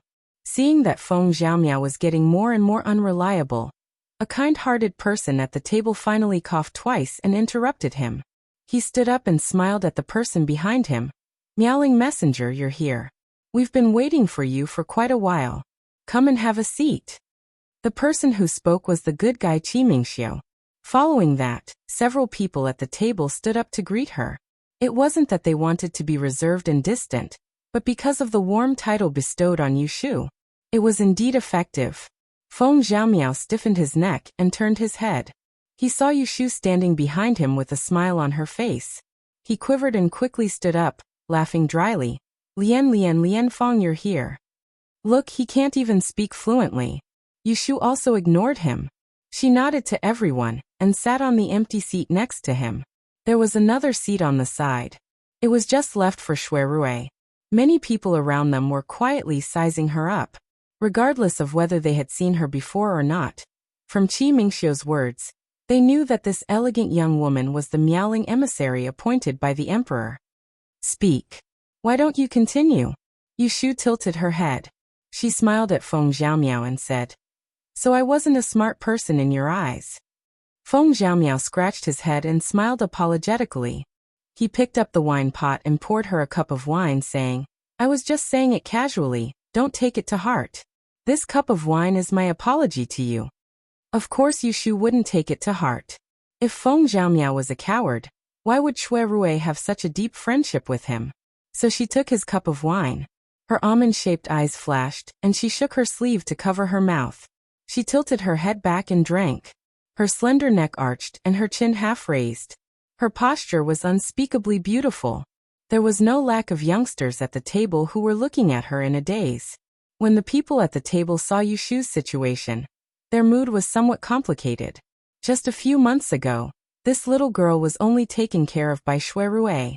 Although they were courteous to her on the surface, in fact, she wasn't worth their attention. Who would have thought that today, even they would have to be courteous to her? Rui Lin raised his wine cup and said, "Come, come, the host has not arrived yet. Let us first borrow a place to congratulate the Lotus Chamber on being conferred the title. When the golden seal is issued, you can hold a banquet and don't forget to invite us to try our luck." When little Juyi spoke, everyone agreed. A few people who knew Yushu also came up to join in the fun. These people had sent invitations to Yushu's residence before, but it was like a stone sinking into the sea. Now that they finally caught her, how could they let her go? Not long after, Yushu was offered 4 or 5 cups of wine. Because they had good intentions, she didn't hesitate to refuse. But the wine at the banquet was slightly spicy. She had been busy in the Celestial Commissioner's office for the whole afternoon, and had an empty stomach. When the cold wine entered her stomach, it was inevitable that she would feel uncomfortable. Seeing that more and more people were surrounding her, and cup after cup of wine was handed to her endlessly, she couldn't help but feel a headache coming on. She secretly frowned. Just as she was about to drink another 2 cups, an arm stretched out from her shoulder. The moon blue sleeves were embroidered with pine and cypress patterns. The slender fingers brushed past the back of her hand and took the cup of wine in front of her. At the same time, a sweet chuckle sounded behind her. "Why did you take advantage of my absence to bully my little sister's wine?" Seeing who was standing behind Yushu, everyone was speechless. They all tactfully touched their noses and took their wine cups away. Yushu secretly heaved a sigh of relief. She turned around and raised her head, and what she saw was Shui Rui's refined and handsome face.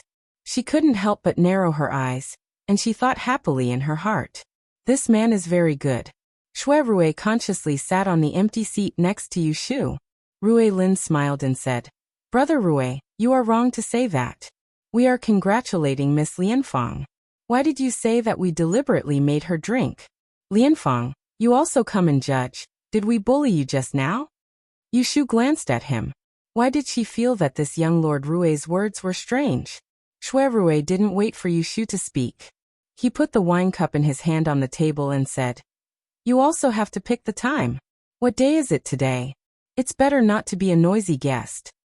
Yushu suddenly came back to her senses. Yes, today is a happy day for Lu Tan to leave the palace and start a career. She is here to drink a cup of wine, being complimented by others. When Lu Tan comes and sees it later, how can he be happy? Was Rui Lin's action unintentional or intentional? Yushu's eyes were slightly cold. When she was about to speak, she heard Feng Zhaomiao said, "Your Highness is here." With a call in the courtyard, everyone stopped talking and turned to look at the entrance of the banquet. They saw a man in a purple robe with golden wings on his head. Lu Tan, with a jade ribbon on his shoulder, walked in with his hands behind his back, surrounded by several palace servants. And the people on his left and right sides were also eye-catching. The current right commander Jing Chen was recognized by most people, but the delicate woman sitting on the wooden wheelchair on the other side was unfamiliar to many people. Yushu saw Shui Yun sitting in a wheelchair and frowned. Some unpleasant memories surfaced in his mind. Deep into the night, the last wave of guests came out of Jingwang Fu in groups. Everyone said their goodbyes at the door. Lu Tan personally saw them off. After a whole night of good wine and food, singing and dancing, the men drank a little too much. One by one, they were helped onto the carriage by the servants who caught up to the door. Yushu, Shui Rui, Jing Chen and Shui Yin were left behind.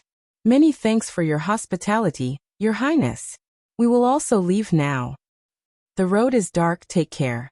Lu Tan was clearly the one who drank the most tonight.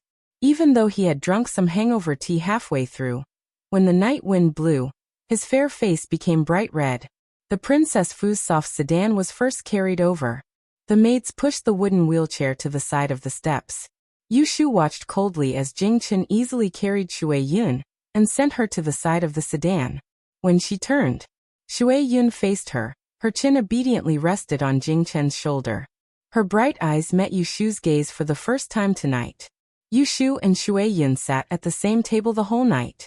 There were a few people between them. They didn't say a word, pretending that they didn't know each other. Yushu was still wondering if this little shimmy knew her identity as the one who broke her fate when she heard Shui Yun suddenly speak. Lianfang Gunyang. At her call, Jingchen's footsteps paused. His back was slightly stiff, but no one noticed. Shui Rui, who was whispering to the thin Lu Tan, shifted his attention. He faintly glanced at the female disciple of Mount Longhu that he didn't have much interaction with. Yushu only responded with one word. In. I have some private things to talk to you.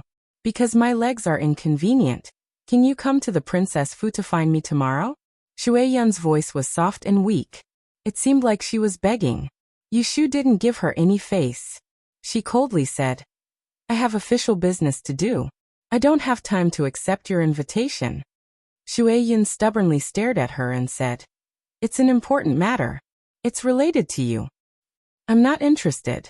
Yushu didn't want to talk to her anymore. She cupped her hands towards Lu Tan and strode to Shui Rui's carriage across the street. Lao Chue quickly jumped off the carriage and opened the curtain for her. Shui Yun turned her head and stared at her back. The next moment, she was stuffed into the sedan by Jingchen. Then he jumped on the horse and left first. From the beginning to the end, he didn't say a word to Yushu. Lu Tan confusedly turned his head and asked Shui Rui, What happened to them? Shui Rui said, Nothing. It's windy. Your Highness, please go in. Then he waved his hand at Lao Chue. When the carriage got close, he went in. When the carriage and the sedan left, Lu Tan's eyes suddenly became clear. He thoughtfully stared at the direction where they left.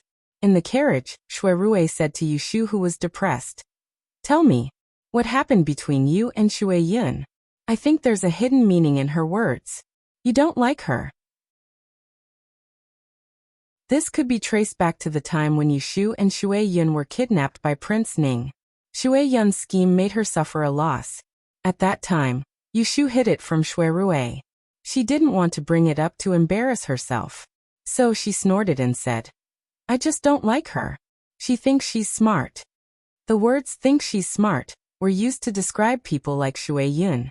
If it wasn't for her, she and Jingchen wouldn't be in this situation. At least, they would still be friends. Oh right, what's the matter with Ruilin? Yushu tried to change the topic. I think there's something wrong with him tonight. His words are also weird. Shui Rui shook his head. He's aiming at me. Huh? Aren't you two good friends? Chapter 617.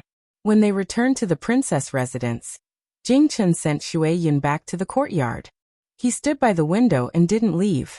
The servants sensed that the atmosphere wasn't right, so they silently brought in hot tea and hot water. The two maids were about to help Shui Yun wash up. They had just wrung out a handkerchief when they heard Jingchen's cold voice. All of you go out of the courtyard. No one is allowed to stay. Soon, only the two of them were left in the room. It was so quiet outside that not even a cat could be heard. What do you want to do now? Jingchen turned his head and coldly glanced at Shui Yun. He didn't plan on taking her to the banquet today, but he didn't know who told Lu Tan that someone from the prince's residence would come early in the morning. In order to prevent her from scheming behind his back, he could only take her with him and watch over her. He knew that Shui Yun had the Baigan heart orifice, so he didn't say a word to Yushu the whole night. He was afraid that she would see the clues and hide it from him. Shui Yun wasn't angry at his questioning and asked him back, Senior Marshal brother, what do you think I want to do? I just want to invite Miss Yu to come over and talk to me to relieve my boredom. I'm not familiar with the people in the capital, other than you and Zhongyun. She's the only girl I know. Of course, Jingchen didn't believe her words. He looked at the weak and helpless young girl in front of him who had been tortured by her disability. He didn't know when she had become a stranger. He didn't understand why his previously naive and lively junior marshal sister would harm others and herself without a guilty conscience. Shuai-yun didn't care about the way he looked at her and sighed.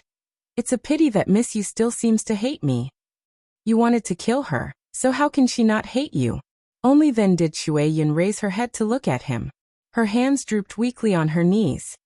Senior marshal brother, have you forgotten that I was the one who lost my arms and legs and can't walk? Not her. Jingchen saw her actions and instantly felt guilty. No matter what, Uncle Master let her go down the mountain. The letter had instructed him to protect her from the disaster, but he hadn't done it. Shuai-yun didn't miss the slightest expression on his face. She smiled and softly said, Senior marshal brother, think about it calmly. Miss Yu's good fortune today was also because of me. If I hadn't been injured to this extent, I wouldn't have recommended her to sit at Heavy Cloud's banquet. How did she become famous in the Twin Sons gathering? If I had not forced you to sever your ties with her, how could she have escaped the death of 2 people from the Taisher library because of her closeness to you? Just because she was recuperating in the princess residence, she really did not know that someone had mysteriously died in Taisher library. Others did not know the details, but she could guess a thing or two. Someone was trying to kill the person beside Jing Chun. Hearing her last sentence, Jing Chen's eyes flashed with sharpness. It was so fast that even Shuai-yun did not notice it. She only heard him ask in a low voice, Who told you that someone died in the Taisher library? It had already been a month since he had moved her out of the eldest princess residence and changed out the maids and guards that had been keeping an eye on him and reporting back to her. Zhan Shuai-yun had only died a few days ago, so how would she know? Shuai-yun smiled. She was well aware of Jing Chen's thoughts. She looked at Jing Chun with a gentle expression. Just like many years ago, she looked at the little Xixiang who was always far away from the others of the same sect, but whose eyes were filled with envy. He probably did not know that even though he had not been happy or sad these years, but those were pure thoughts.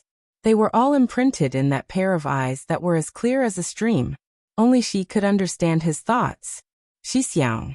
So silly that it made one's heart ache. You think that just because people see me, I can only obediently recuperate and wait for you to send me back to the mountain? Shuai-yun shook her head saying, Only by staying by your side and waiting for you to lose your life can I be at ease. As she said this, she lowered her head to look at her soft and powerless hands and said, There is another reason why I went down the mountain this time.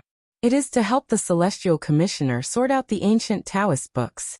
Although I can't lift my hands right now, it's not a problem to go out. Today, I showed up at Prince Jing's residence. It is expected that the Celestial Commissioner will send someone to greet me in a few days. Tell me, should I go or not? Jingchen naturally did not want her to go. He and Yushu were both at the Celestial Commissioner's side. If she got involved, it would be difficult to guarantee that it would not be a bad thing. I know that Xixiang doesn't want me to go, Shuai-yun said softly.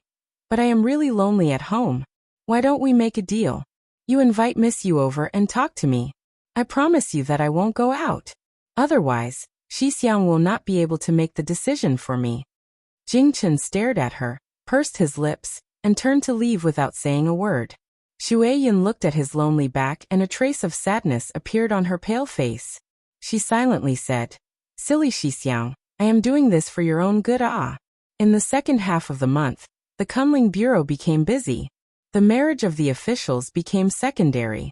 At the end of the month, they had to submit the schedule for the next month's imperial concubines. Today Yushu came very early. From the clock tower to the entrance of the bureau, she smiled and returned greetings to the people who greeted her. Anyone could see that she was in a good mood. Lu Hong and Su Qing, one on the left and one on the right, followed closely behind her. One was a wily old fox, one was a rash youth. Both of them were secretly rejoicing in their hearts. Previously, they were still somewhat envious of their bodyguard team and laughed at them for following a female official. Now look, in just a few days, this young female Darren of theirs seemed to have stepped on a blue cloud under her feet, leaping up another level. Yushu passed by the corridor. From the window, she saw Wen Xiao, and who was immersed in copying words in the great study. Seeing his diligence early in the morning, she was very satisfied. She admired this kind of person who was willing to work hard. Entering the study, Wen Xiaoan rose to greet her. "Good morning, Darren." Last night, Yushu had caught a glimpse of him at Jing Wangfu's banquet. He was sitting in an inconspicuous corner, and didn't fawn over Lu Tan like the others. This made her feel that she was dutiful. He had already become her person. How could he still think of hugging Jing Wangfu's thigh? "You don't have to be so reserved in private. Do your work," Yushu casually said. Wen Xiaoan didn't take it seriously. He put down the desk and took the tea that he had prepared ahead of time to put it in front of her before returning to his work. Yushu blew on the tea flowers and leaned against the window to look at the Persian chrysanthemums in full bloom along the corridor. She enjoyed the bright morning sun and felt very comfortable. In the end, it was because of the good news that Xue Rui told her last night. The marriage between the Xue family and the Counts Fu had fallen through. She admitted that she was narrow-minded and didn't want Xue Rui to have an unclear relationship with other women. When she heard about this from Rui Zizhu at the hibiscus banquet, it wasn't that she didn't feel disgusted, but when she thought that she had no choice, she could empathize with Xue Rui. Xue Rui didn't disappoint her understanding in vain. He silently solved this problem, and he didn't drag it on just because he cherished the brotherhood between him and Rui Lin, nor did he care about the pressure from old Minister Xue. How could she not be happy with this? Yushu pondered. Xue Rui had performed so well. She should give him some reward. But what did he lack? It seemed that he didn't lack anything. She only gave him a Mujiang fan. She didn't have anything better on hand. She started to worry again. She felt like there was a pine ball in her heart. If she didn't give him something, she wouldn't feel good. When he collected his thoughts, he saw the two guards standing in the corridor as door guards and called them over. "I have been working in the building for the past 2 days. Have you been standing outside like this?" She frowned and asked. Lu Hong was shocked and worried that she was dissatisfied. Su Qing answered foolishly, "Yes, Your Excellency." Lu Hong hurriedly added, "I didn't dare to leave my post without permission. I am at your command at any time." Yushu felt that it was a waste of these two strong workers. It was okay to go out at ordinary times. She cherished her life and wouldn't let them go far away. But Kunling Bureau was very safe. There was Jing Chen upstairs, who could break in and strangle her in the daytime. In the future, when you come in the morning, you don't have to stand guard at the door. Just walk around the Celestial Commissioner's office. If you see or hear anything new, come back in the afternoon and tell me. Don't wander around. There was only Wen Xiaoan in the room. Yushu didn't hide her words from him. Wen Xiaoan didn't raise his head and just talked to the stacks of files on the table. Su Qing scratched his head. When he was about to ask what was new, he was pulled by his arm by Lu Hong. He said, "I know. I will go and do my work now." Yushu nodded secretly. This Lu Hong was someone who knew what he was doing. As for the other one, he was a little dazed. It wasn't a bad thing. After sending the two of them out, Yushu didn't bother about what kind of reward she should give Xue Rui. She collected her thoughts and sat back at the desk.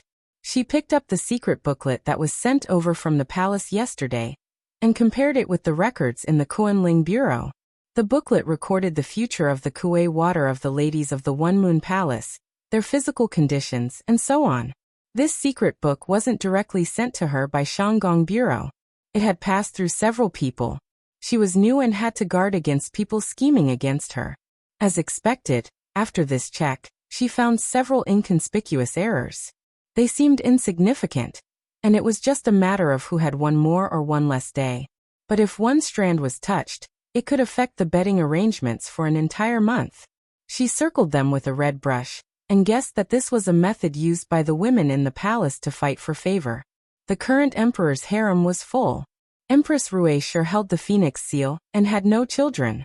Her position was high but empty. Next to her was noble consort Xue. This beauty, who had long been known as the most beautiful in the harem, had only given birth to one imperial son. In addition, there were 4 consorts. Shu consort Yin Shi was the daughter of the most prominent official, the Yin family. Ning Wang was her son. Xian consort Lu Shi was Lu Yi's birth mother. She had been reprimanded by the emperor, because the imperial envoy had no head. Although she didn't demote her position, she didn't have long to live. There were also a few concubines, a few nobles, and a few beauties. Those who had raised princes and princesses were conferred titles. These were all listed in the secret book. Generally speaking, they could have one day in a month. But if the concubines of a higher rank had their periods delayed by 1 or 2 days, then some people had to wait until the next month. Interesting. Yushu found something fishy. She wasn't afraid to waste time. She made a table and arranged the number of times the women in the harem had betting and waiting for time. Using modern mathematics to calculate the frequency, she got an interesting result. Chapter 6:18. Yushu was not in a hurry to investigate the situation, but the women in the palace could not sit still. They all knew that there were 2 new Darren in the Kuanling Bureau. All the palaces and halls had ideas and sent the paternal family outside the palace to move around. But it was almost the end of the month and there was no news. It made people anxious. So early that morning, after the imperial concubines and nobles went to the empress to pay their respects, one group went east and one group went west to ask for help. Imperial consort Shui's Zhongcui Palace had the most women. Even though this group of women lived deep in the palace, they were not blind and deaf. They found out that the 2 new officials of the Kuanling Bureau were more or less related to Imperial consort Shui, so they all came here to gather. In the months that Lu Foran left her post, I heard that Junior Supervisor Run was in charge of the Kuanling Bureau. There are only 30 days a month. It is right that the Empress took up 5 days. But there are some who are not as high as the concubines who have good days every month. For example, Sun Guerin of Kongning Palace served His Majesty for 2 days last month. Nyang Nyang, you only served 3 days. Concubine Zhao, who had just been promoted at the beginning of the year, had an unconvinced expression. She twisted to sit on the embroidered stool, her watery eyes looking anxiously at Imperial Consort Shui as though she was defending her. Everyone knew that Junior Supervisor Run was the son-in-law of the Count of Zhongyongfu, and had married the niece of the Empress. Another concubine, Liang Guerin, who had just gotten a little princess last year, timidly interjected. This servant hasn't seen the Emperor's face for 3 months. It's not that this servant has an extravagant hope. The 18th princess is still young, and His Majesty hasn't seen her many times. Imperial consort Shui covered her mouth with a silk handkerchief between her 2 fingers that were like white bamboo shoots. She yawned and listened to their complaints. When no one spoke, she slowly moved her lips. His Majesty has conferred the title of Miaoling Emissary at the Land and Water Conference. She is the new female imperial of Kuanling Bureau. Bengong will send someone to deliver the token later. If you want to meet this extraordinary person, you can come tomorrow morning. The women all had joyful expressions and answered, "All right, if there's anything to say it tomorrow. Bengong has a headache, go back and rest." Now that the group of people had achieved their goal, they tactfully got up and left. Standing by the side of the soft couch, the chief palace maid Song Lan signaled to the 2 palace maids with her eyes. She ordered them to stand outside the hall, rolled down the curtain, and bent down to massage noble consort Shui's legs. Discontentedly she said, "Master, why do you care about them? They are all fence-sitters." When Madame Lu was still the Celestial Commissioner, you should have known better. All of them went to Yongla Palace all day to curry favor with honored consort Shu. After young Master Ren finished supervising, they all went around the Empress. Now they came to you to pick a fight. Noble consort Shui smiled and said, "That's right. It's because of this that the palace is so lively. Our Zhongsui Palace has been deserted for quite a while.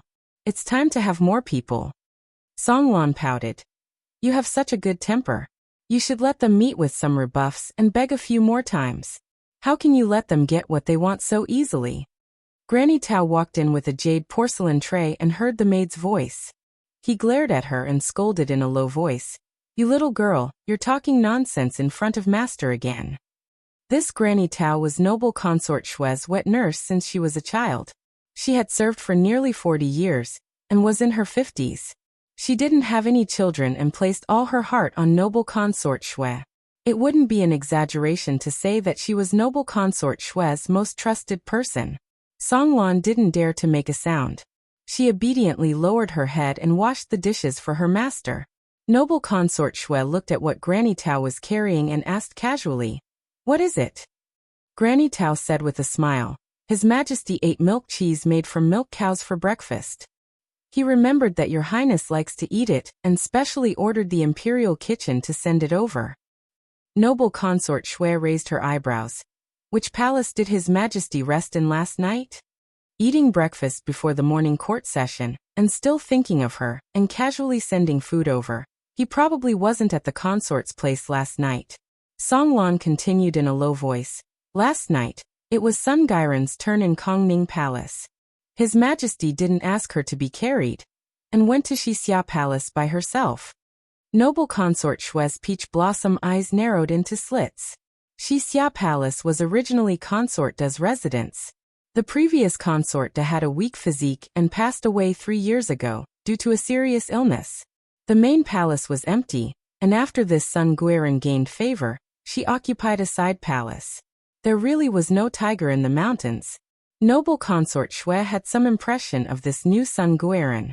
She had been selected last year, and was the daughter of the assistant minister of the Ministry of Revenue. She was 2 times younger than her, and had a delicate appearance that was very attractive. Based on noble consort Shue's understanding of Emperor Zhaoqing over the years, she knew that this was the style that Sun Guiran would like the moment she saw him. Even she could see it, let alone the Empress. When Songlan saw that Granny Tao didn't glare at her, she twisted her lips and continued, "This Mistress Sun has a backer and has the opportunity to see the Emperor personally for a few months in a row." Didn't concubine Zhao also say that it's only 1 day less than mistress? That person really knows how to be a good person, but he can't get it. That's enough. Noble consort Shui interrupted and kicked her arm with her left leg. Songlan's expression changed, and she realized that she had said the wrong thing. She hurriedly bowed and took a step back, kneeling on the ground. "Master, please forgive me. This servant has crossed the line." Noble consort Shui ignored her, and sat up to fix her hair. She frowned and thought for a moment before raising her head to say to Granny Tao, "Send a sign to the Kunling Bureau and ask for the female imperial officials to enter the palace tomorrow morning." Although the concubines in the palace couldn't easily leave the palace, the main consorts could send a sign outside the palace at any time and summon the female family members in. Furthermore, the palace couldn't interfere in politics. Seeing foreign officials was absolutely forbidden, but the female officials were an exception.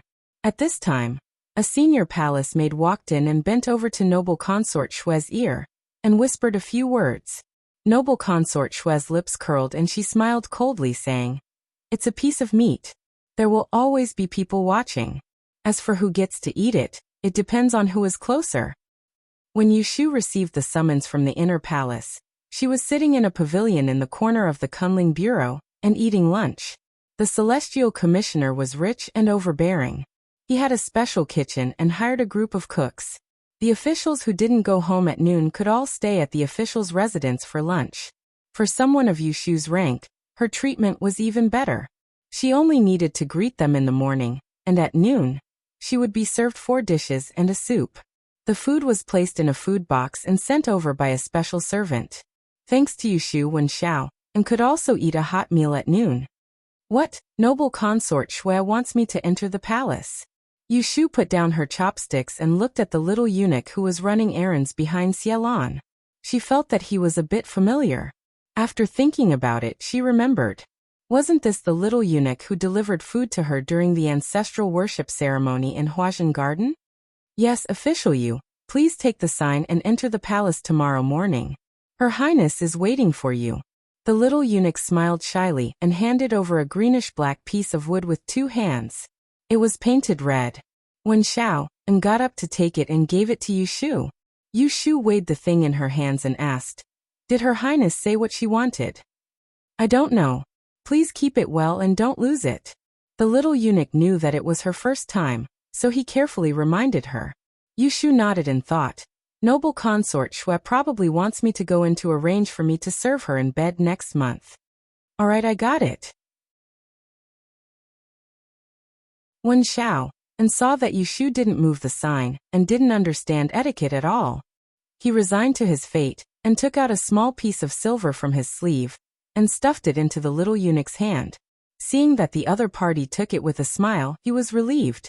Yushu saw his actions and smiled. After Xiaolon led the people away, she said to him, "You've learned to be tactful now. I still remember when I first met you. You lived in Perrin Hall and received a few taels of silver from someone. You would rather be beaten up than pay back a single copper. People have to suffer enough before they learn to be smart." Wen Xiaoan picked up the bowl. The stubbornness in his delicate eyes had disappeared, leaving only persistence. Yushu didn't make fun of him anymore.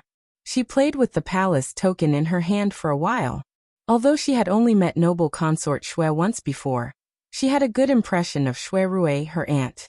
Not to mention that she took care of her in Huajian Garden, just based on her favoritism at the gentleman's hibiscus banquet not long ago.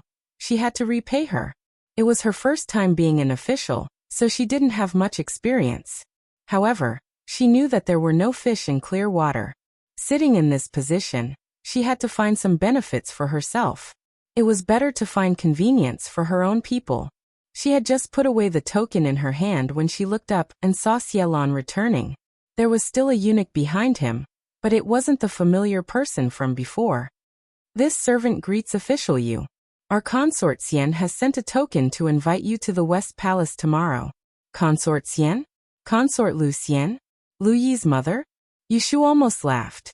Wen Xiaoan took the token and handed it to her. After the time it took to drink a cup of tea, Yushu saw Xiaolon again, and the eunuch behind him. This time it was Consort Shu. Yushu held 3 palace tokens in her hands. They were the same color, but the characters were different. If she had another one, she could make a couplet and send it out. Wen Xiaoan finished eating and put down his bowl to look at her. He frowned and asked, "What does official you plan to do?" The 3 consorts all wanted to see her tomorrow. They must all have the same idea. However, if she followed one's heart, she would have to disobey the others. If she didn't do well, she would be at a disadvantage. "I'll go see them one by one and listen to the consort's instructions." Yushu looked at him and asked, "What do you think I should do?" Wen Xiaoan had a thoughtful look on his face. He thought that Yushu was testing him. He thought about it carefully and looked around to make sure there was no one around. Then he lowered his voice and said, "I know that official you will side with Imperial Consort Xian, but you can't offend the other 2 because of this." Yushu snorted and scooped up the 3 tablets. She stood up straight and looked down at him, saying, "Idiot, who's afraid of offending who?" After she finished speaking, she folded her sleeves and walked away. Wen Xiaoan was startled and turned his head to look for her. He saw her leisurely strolling to the corridor. She passed by a pot of Persian chrysanthemum and even bent down to pick one. She didn't look worried at all. It wasn't until she disappeared that he suddenly came back to his senses and understood what she meant by her last sentence. Yes, no matter what status the people in the palace had, they should be the ones afraid of offending her. What did she have to be afraid of? P.S. Fruit's browser crashed. It was just fixed, so it was late by an hour. Chapter 619. As the sun set and the bell rang, Yushu stopped writing and left the dedicated Wen Xiaoan behind. She called Su Qing to take the official seal and leave. As soon as she left the small building, she saw Jingchen standing at the end of the corridor. It seemed that he had something to say to her. Yushu had an intuition that it wasn't a good thing, but he was standing on the way out, so she couldn't pretend not to see him. "Isn't the right commander going back? Where are you going later?" "Naturally, I'm going home." Hearing this, Jingchen hesitated and said, "Well, come back to the princess's residence with me." Yushu frowned and was about to refuse, but Shui Yun's clever appearance suddenly flashed in her mind. She also thought that if Jingchen couldn't say anything in front of the Celestial Commissioner, but he wanted her to go to the princess's residence, it was most likely Shui Yun's request. Thus he took a step forward and approached Jingchen. In a low voice he said, "Go back and tell your junior sister that I don't care what kind of good intentions she has. If she dares to plot against me again, I won't forgive her this time." Yushu knew that Shui Yun schemed to take her life because of Jing Chen, so she accepted her bad luck. With her vengeful character, it was rare for her to forgive others. Now that Shui Yun was targeting her again, in Yushu's view, it was tantamount to courting death. After saying that, she swayed past him. Lu Hong and Su Qing saw that they had finished talking, so they followed. Jing Chen was rejected by her and threatened her in return, but he wasn't surprised. It seemed that he had expected her to have this kind of reaction. He didn't stop her and watched her walk away with a normal expression. Back at the princess's residence, Jing Chen went straight to see Shui Yun. Shui Yun, who was lying under the tree and taking a nap, heard his footsteps and woke up. When she opened her eyes and saw him, she was a little surprised. After the two of them had a gap, although they lived under the same roof. In addition to regularly checking the recovery of her hands and feet, Jing Chen rarely took the initiative to see her. After thinking for a moment, she smiled. "Did senior brother invite Miss Yu for me?" Jing Chen walked up to her and looked down at her. Instead of answering, he asked, "What kind of person do you think Xiao Yu is?" Shui Yun's eyes flickered, but she still smiled. "Miss Yu is a smart and courageous woman." "Anything else?" "Extremely loyal." "Anything else?" Shui Yun slowly shook her head. "I don't know much about her." "Why did senior apprentice brother suddenly ask me this?" Jing Chen told her expressionlessly. "I thought you knew that she was not to be trifled with, but you didn't. She asked me to tell you that if you have any ideas about her again, she won't forgive you." Shui Yun's delicate eyebrows wrinkled. He said, "Miss Yu is too prejudiced against me. If I don't meet her face to face, if I explain it to her clearly, I don't know how long she'll hate me, senior brother. I'll dictate later, and you can write a letter for me to bring to her." "Okay." Jing Chen was silent for a moment before he said, "Am I someone that can be easily deceived in your eyes?" "Ah." Shui Yun looked confused. "Senior brother, what are you talking about? If you want to see her, you can go behind my back to see her. You clearly know that she hates you, but you still want me to pass on the message. You deliberately want her to have a deeper misunderstanding of me and hate me as well. Do you think I don't know what you're planning?" Shui Yun's eyes narrowed. Jing Chen confirmed his guess, and a hint of disappointment appeared on his face. Shui Yun saw this and immediately smiled bitterly. "In short, no matter what I do now, you think I have bad intentions. No matter what Miss Yu does, you think she's good." Jing Chen didn't say anything. Shui Yun bit her lower lip in grievance and said, "I think you just can't let go of her." Jing Chen shook his head and said, "I'm afraid that you'll suffer the consequences of your own actions. I only advise you not to interfere in my affairs anymore, and don't involve innocent people. Otherwise, you'll harm others and yourself."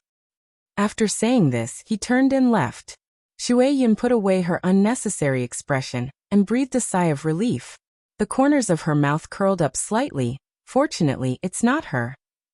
The Celestial Commissioner had first appointed Jing Chen as the right commander, and later made Yushu his subordinate. When Shui Yun heard this news, she instinctively felt that this arrangement was deliberate. Coupled with the murder at the Imperial Historian's library, she was surprised at that time. Would Yushu be the person that Jing Chen had been waiting for 20 years for? This conjecture made her restless. Thus, she had tested Jing Chen this time, not to create a rift between them, but to find out whether Yushu was the real deal or not. Fortunately, when she heard Jing Chen's last words, she was sure that it wasn't Yushu. The next day, Yushu entered the palace. She was invited into the palace by 3 imperial concubines at the same time. If it were anyone else, they probably wouldn't be able to sleep all night. However, Yushu had a good night's sleep. She went to bed early last night, and didn't waste any energy thinking about how to deal with today. Compared to her, she didn't know whether the imperial concubines slept well last night. Outside the palace gate, she first handed over imperial consort Shue's token. After waiting for a long time, a palace maid came out of Yeding to take her in. Yushu didn't recognize this palace maid, but this palace maid recognized her. She smiled gently and said, "This servant has seen official Yu once at the gentleman's hibiscus banquet." At that time, I felt that you had an extraordinary bearing and didn't seem like an ordinary woman. Now I must congratulate you on your career advancement." Only then did Yushu look at her again. She vaguely remembered that this was the maid who served Imperial Consort Shui on the 6th day of the 6th lunar month. Thus, she asked for her name, and the other readily answered that her name was Songlan.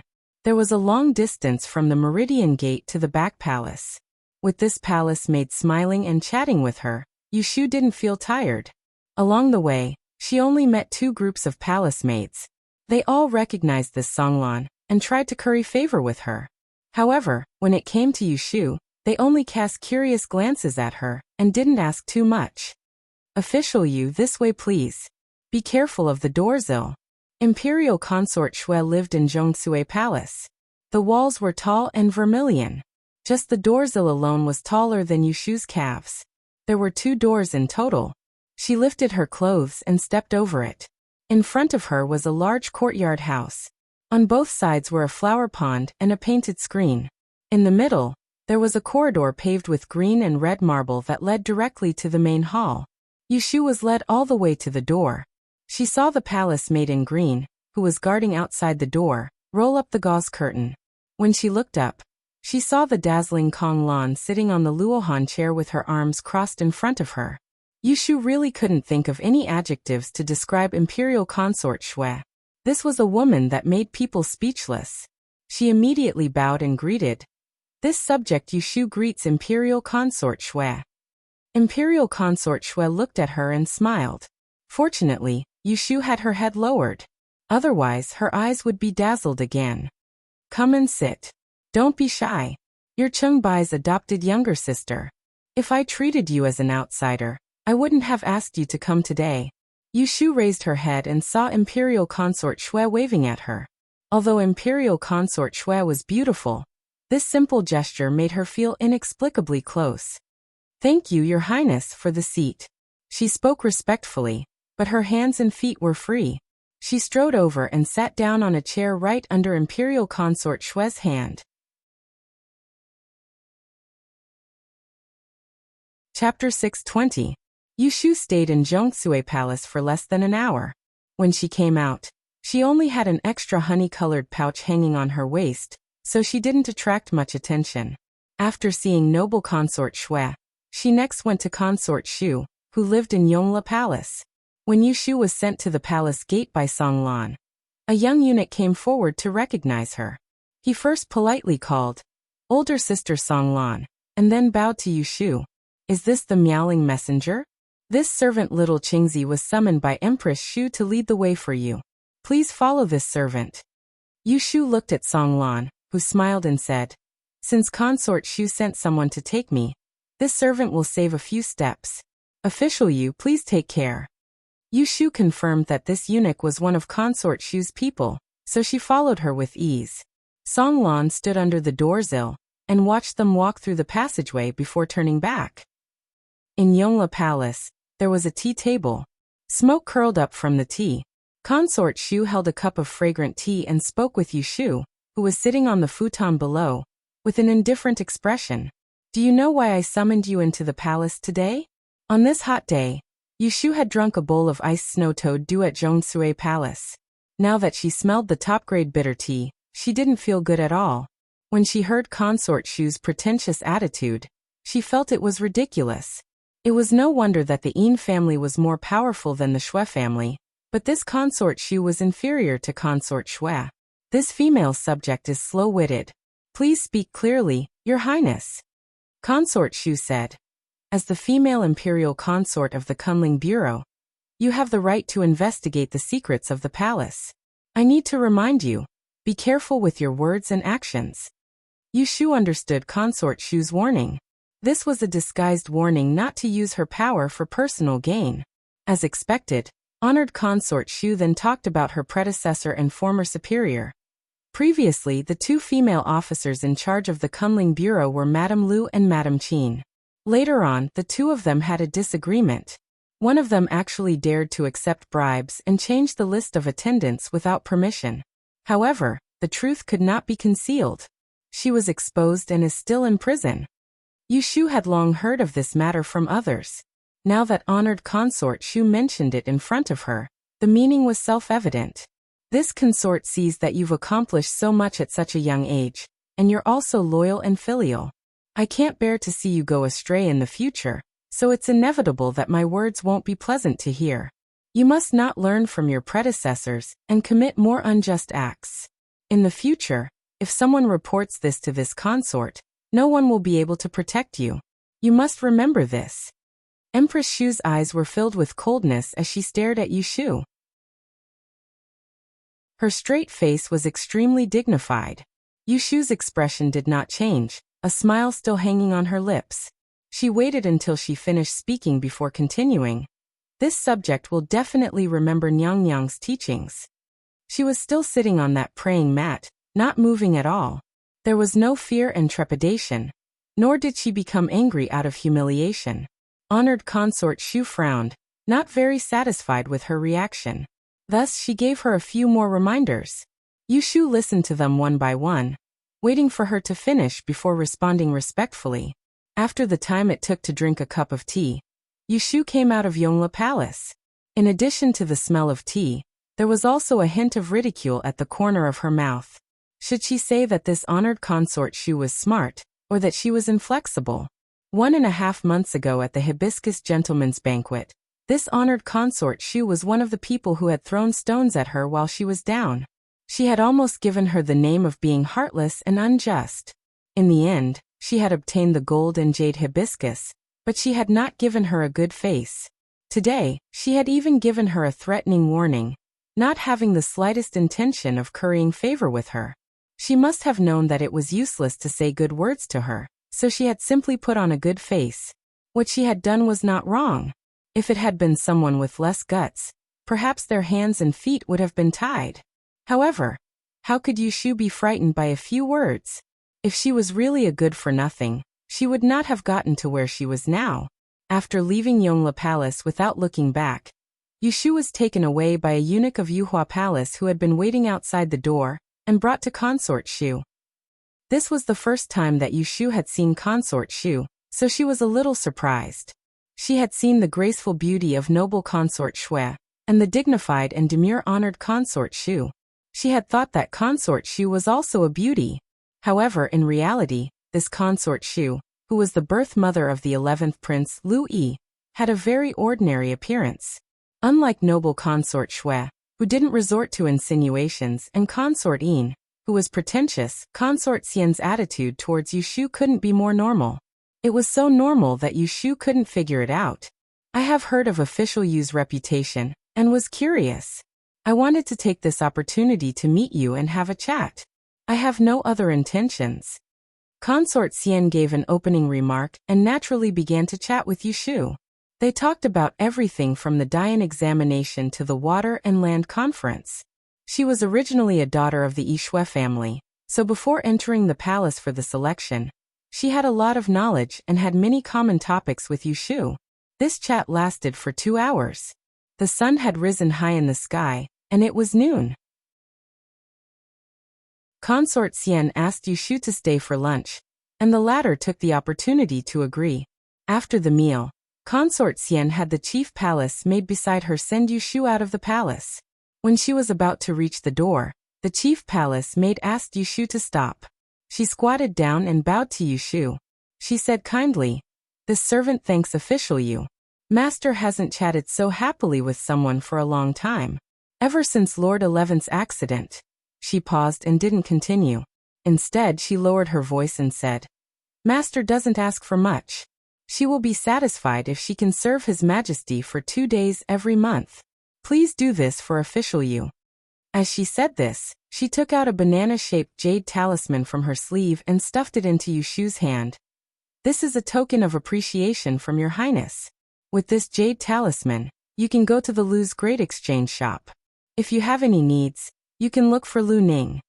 Yu Shu looked at the thing that was stuffed into her hand. Her eyes flashed, but she didn't refuse. Instead, she put it into her bosom and said, "Please rest assured, Your Highness."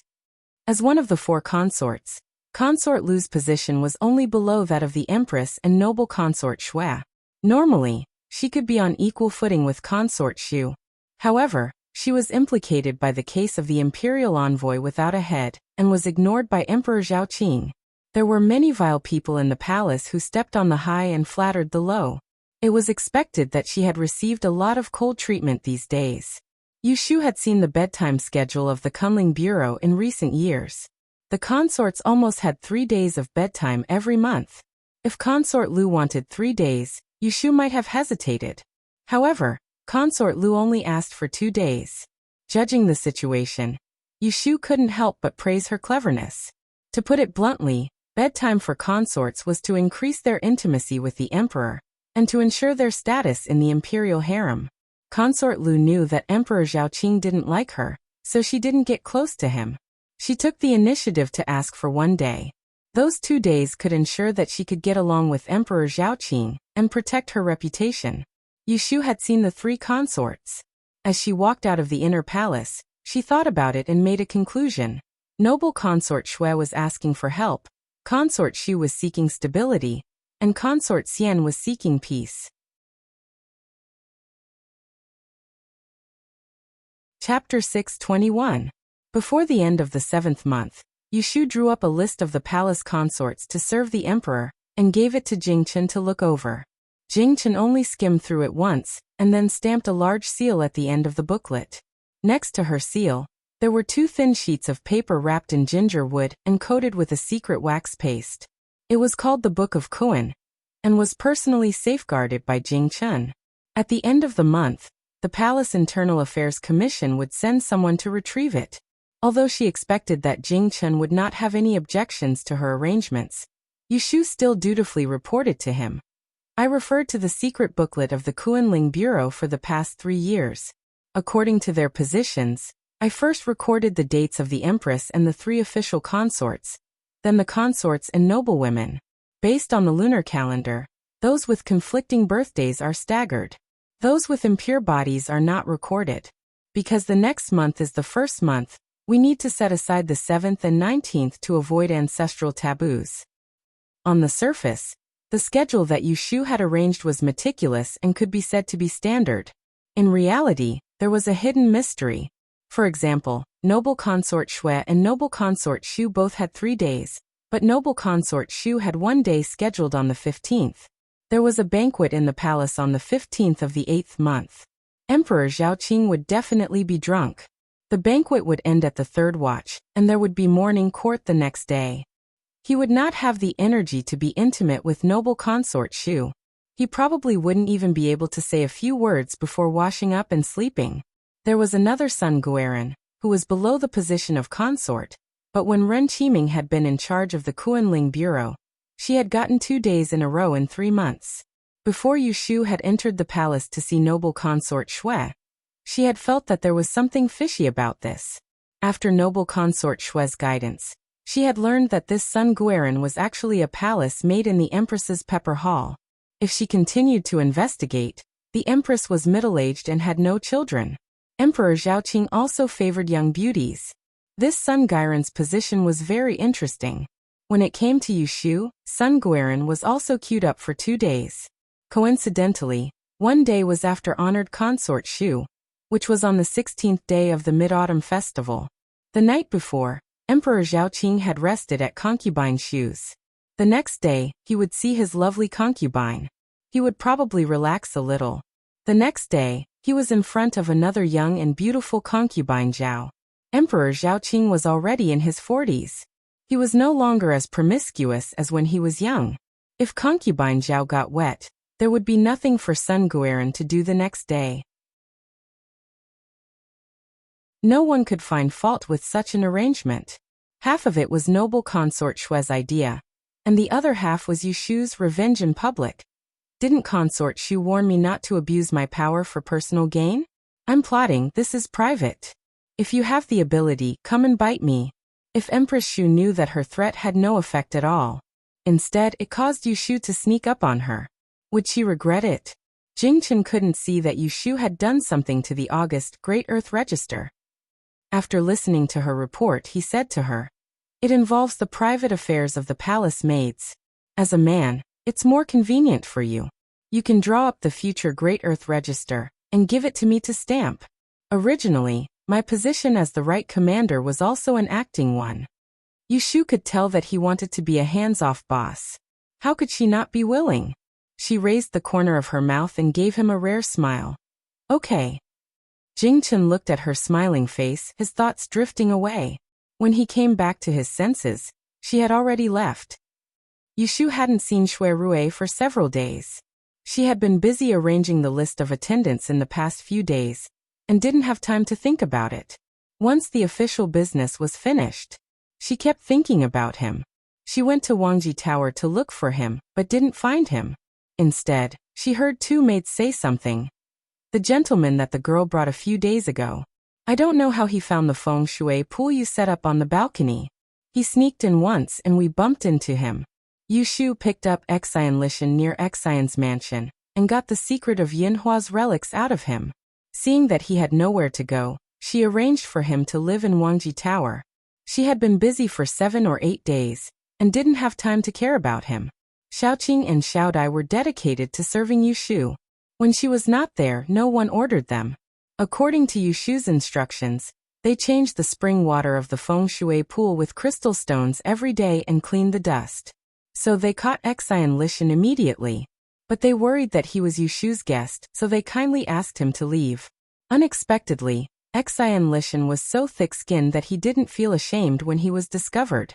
Instead, he wandered on the top of the 3rd floor every day, which made the two maids always guard against him.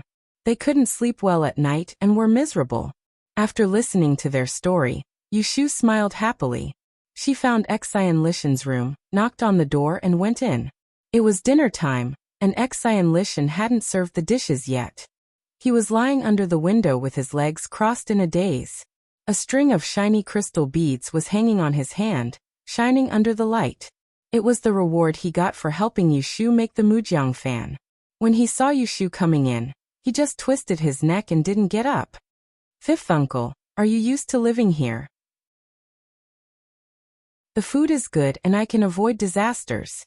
I'm used to living here." Xian Lishan squinted at her. "Why? Do you think I'm eating and drinking here and want to kick me out?" Yushu was still wearing the blue kale official robe. She lifted the corner of her robe and sat opposite him. She smiled and said, "It's nothing to eat and drink for free. Wangji Tower has a lot of money, so we don't need these meals. I treat fifth uncle as a guest, but you don't treat yourself as an outsider." These words were so sarcastic that Xian Lishan touched his nose. "Did the two little girls tell on me?" Yushu looked serious. "Fifth uncle comes from the family of Yishui. You know the rules of Yishui better than me. Don't you know that it's a taboo to pry into other people's secret?" Xian Lishan was a great master from a family of creators. She used the 8 gates life and death tactics of Taoist Qingzheng for the feng shui pool upstairs. Others couldn't understand it, but he might. "Look at what you said. It's not so serious." Xian Lishan sat up straight and said with an embarrassed face, "I'm just too curious and can't help but want to see it. Even if I see it, I will only think about it and keep it in my stomach. I will never reveal it to you." Yushu snorted. If she didn't believe in Xian Lishan's character, she wouldn't let him live here. Xian Lishan was not a villain since he could leave home for his old friend who died 20 years ago. "Do you really want to see the feng shui pool where I raise the crystal?" Xian Lishan's eyes brightened when he heard that she left room for negotiation. "Are you willing? It's not impossible, but the technique taught by my master is unique in the world. How can I easily share it with others?" Xian Lishan knew that she was deliberately keeping him in suspense, and that she must have a request later. But when he thought of the mysterious feng shui land upstairs that was waiting to be excavated, his heart itched unbearably. Curiosity won over him and he continued, "What do you want?" Chapter 622. In reality, what Lu Ten did was smart. He wanted to use Yushu, but he was selling a favor to Shui Rui. Unfortunately, the Shui family and Jing Wangfu were in the same boat. Shui Rui was selling a favor for nothing. Shui Rui understood and calmly looked at Lu Tan. He turned his head to ask Shui Lingnan, "What does grandfather think should be done?" Shui Lingnan replied, "The matters of the Hogong, us foreign officials should not interfere. But the child in your Jimu's womb is of great importance and cannot be neglected. He didn't finish his words. Shui Rui saw a deeper meaning in his eyes. His heart jumped and he couldn't help but think. There were many Feipin in the Hogong. Above Guifei there was only one empress. If Guifei successfully gave birth, her contributions would be even more prominent. If at this time, something happened to the empress, then the empress, who was childless and lacking in virtue, would definitely be impeached by the imperial censors. When the position of empress was empty, among the women in the Hogong, who would have the qualifications to advance? Shui Rui lightly pursed his lips. Looking at Lu Tan's still young and inexperienced face, he guessed that he definitely hadn't thought of this layer. Otherwise, he wouldn't have been able to sit still long ago and wouldn't have had the thought to use him. Grandfather, don't worry. Faced with such a situation, Shui Rui could only agree. Shui Lingnan looked at him with satisfaction. He turned his head to say to Lu Tan, after the Mid-Autumn Festival, it will be Wang Ye's grand wedding. I only hope that it will be perfect. Lu Tan smiled and said, at that time, grandfather must drink a few more cups of grandson's wedding wine. Shui Rui watched from the side as the grandfather and grandson talked about an off-topic topic. One had a pleasant expression, the other was close. It was completely a scene of children and grandchildren being happy, but he was like an outsider, watching coldly from the side. Yushu wasn't in a deep sleep. She could hear some movement in the room. Even with her eyes closed, she could feel someone sitting in front of her. She had been lying flat and turned her body.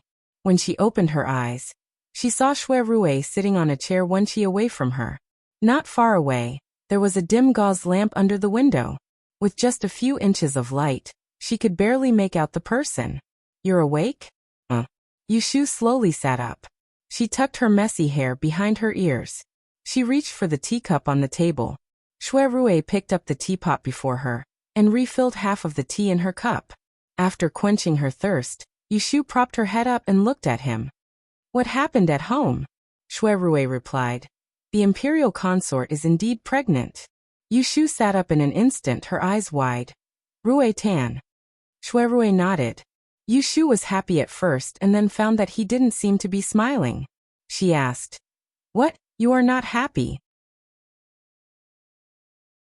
Shui Rui asked her in return. Why are you so happy? This is a good thing, Yushu stated matter-of-factly to him. First, I am a female imperial official in Kuanling Bureau. Whichever Nyang in the palace is favored has an effect on me. Of the empress and the other Feipin, I favor Guifei the most. Now that she has the grace of the emperor, I am happy to see it happen. Second, I don't want to see Ningguang gain power. Of course, it's better if the 9th prince gains power. Hearing her honest words, Shui Rui sighed. You are really honest. Yushu reached out to poke him. It's your turn to speak. Why are you unhappy? Shui Rui could have used a roundabout way to tell her what Lu Tan had entrusted to him, and first made it clear that he was in a difficult position, and that he had no choice. He did not want her to think that he had any intention of doing anything for her, but he did not. He told her just as plainly, I want you to help read fortune for Guifei, and ensure the safety of the child in her womb. The people outside all thought that she could read life and death. Only he knew her background. What she was truly skilled at was determining fortune and misfortune. Shui Rui was more confident than Lu Tan. As long as she was willing to put effort into this matter, then the child in Guifei's womb would be safe. Absolutely safe. Also, this was a shortcut that could free him from the heavy shackles of the Shui family. Yushu thought for a moment before agreeing. Yes, I want to know Guifei's birthday. Starting tomorrow, I will read for her until she safely gives birth. She readily agreed. Shui Rui didn't feel relaxed and said in a deep voice, think carefully. Participating in this matter is not the same as you agreeing to tamper with the Book of Kuan. Yushu didn't understand the hidden meaning in his words. In her opinion, these two things were both to help Guifei Shui. What difference could there be? Shui Rui patiently explained to her. Once you start to read fortune for Guifei and find that someone is plotting against her, I want you to tell me the details as soon as possible. Think about it now. Who doesn't want to see Guifei safely give birth? Prince Ning? The first person Yushu thought of was the two-faced dog lord. If you can know in advance when Prince Ning will make a move, how much chance do you think you can make him go for wool and come home shorn? Yushu's eyes brightened. This was the drama where Prince Ning sent someone to harm Guifei but failed.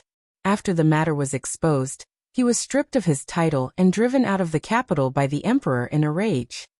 3 years ago, there was no evidence that Prince Ning framed the 10th princess. As time passed, it was difficult to investigate. This time, if I can catch Prince Ning in the act, I will not let him go, Shui Rui said in a low voice and asked her. Think again. Who else? The Empress. Yes, and the Empress, Shui Rui said slowly. The Empress has been in charge of the 6 palaces for more than 10 years. She has no children. There are 7 laws. When a woman reaches 50 years of age and has no children, she can choose a concubine as the eldest. If she is not virtuous, she should be abandoned. The Empress is 47 years old this year, a little older than the Emperor. It seems that it is difficult for her to have a child. She is nearly 50 years old. Seeing Guifei is pregnant, she is more anxious than anyone else. If she harms the dragon and the matter is exposed, she will be impeached. Think again. If the Empress is deposed, which concubine is most likely to be promoted by the Emperor? Imperial concubine. Yushu swallowed her saliva. In this way, Lu Tan would directly become a prince of the first wife. Then what else is there to fight for? What is there to fight for? So no matter who will harm Guifei, it can shake the whole court. Now do you know whether you are involved in this matter or not? Do you know what it means? It's fine if it succeeds, but if it fails, can you bear the consequences? Listening to Shui Rui's explanation, Yushu found that she had thought too simply. If she agreed to help him calculate fortune and misfortune for Guifei, then she would be completely on the pirate ship, and it would be difficult to get off. Historically, there were only 2 outcomes for those who failed in the fight for the throne: death, and a life worse than death. This made her hesitate again. Compared to Ning Wang becoming the crown prince, she was more willing to see Lu Tan become the crown prince. Otherwise, she would not have been willing to help Shui Guifei change the Book of Great Earth and ignore the Empress and Xu Fei. However, she did not forget that the starting point of everything she did was to escape the death trap of the person who broke the fate, to save her life. But who knew how long it would take for Lu Tan to sit on the throne after he became the crown prince? It was hard to say if the emperor would deal with her during this time. Then whether Lu Tan would become the crown prince, whether he would be able to become the emperor in the future. In the end, it could not decide if she could keep her little life. Was there a need for her to take such a risk for an unnecessary matter? If it was someone else, they would definitely think for a few days, but for Yushu, who often toyed with probability, it was just the time it took to drink a sip of tea. Deji, you don't have to scare me. I will do this. Come, let's clap hands and agree. Whoever regrets is a bastard. One of her principles was, rather than waiting for death, it was better to take the initiative and attack. Furthermore, she had confidence in Shui Rui. She could divine the mastermind who wanted to harm Guifei. So Shui Rui would definitely be able to make them reveal their true colors. Yushu was still sitting on the soft couch at this time. Her hair, which had just woken up, was loose and disheveled. A tuft of it stuck up on the top of her head. Her serious appearance of raising her hand and swearing was very silly, but in Shui Rui's eyes, it was extremely cute. Pa. Shui Rui raised his hand and lightly patted her palm, making a crisp sound. However, he did not move away. Instead, he took the opportunity to hold her entire hand. He moved in front of her and pecked the back of her warm hand.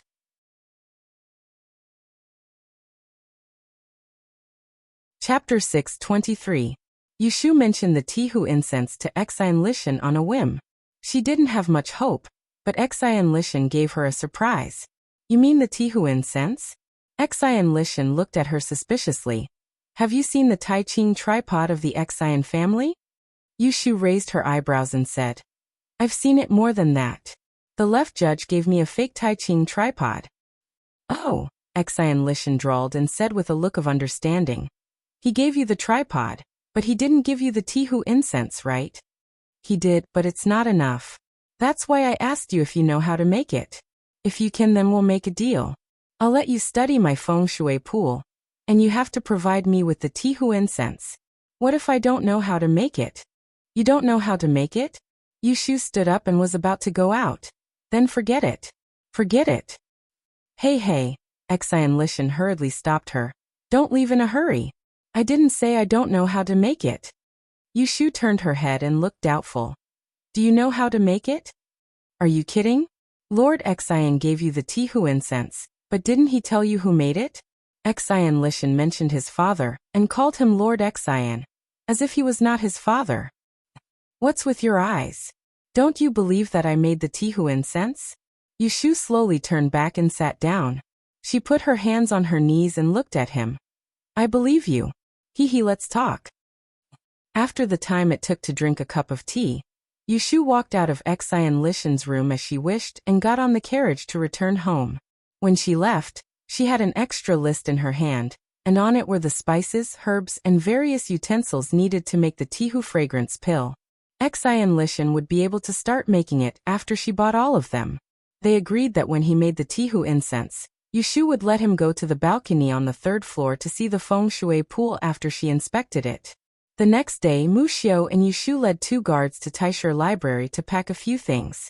Ever since the death of Zhang Shuiyuan during the Hungry Ghost Festival, she had never been to the Taisher Library again.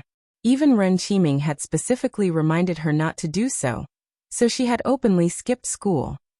There was no need to go to the Celestial Commissioner's office. Yushu was wearing casual clothes today. Although she had tens of thousands of taels of silver, she didn't need to spend much effort on her clothes. She just casually wore a dress, and no one could tell that she was the legendary Miaoling messenger. From the gate to the female dormitory, she was followed by 2 armed guards. Some people recognized her, but none of them dared to come forward to greet her. This was also the result of Yushu's reclusive behavior in the Taisher Library, and not making many friends. Arriving at the female dormitory, Yushu had Lu Hong and Su Qing wait outside the courtyard while she went in alone. No one had entered or left her room for more than half a month. When she pushed the door open, there was a dusty smell. She habitually checked the doors and windows to make sure that no one had sneaked into her room while she was gone. While she was pacing around in her room, the people who had seen her spread the news in the study garden. In less than the time it took to drink a cup of tea, all the students who didn't have morning classes knew that Yushuren had arrived. This caused an uproar. After Yushu had made a name for herself at the Water and Continent Conference, she hadn't shown her face again.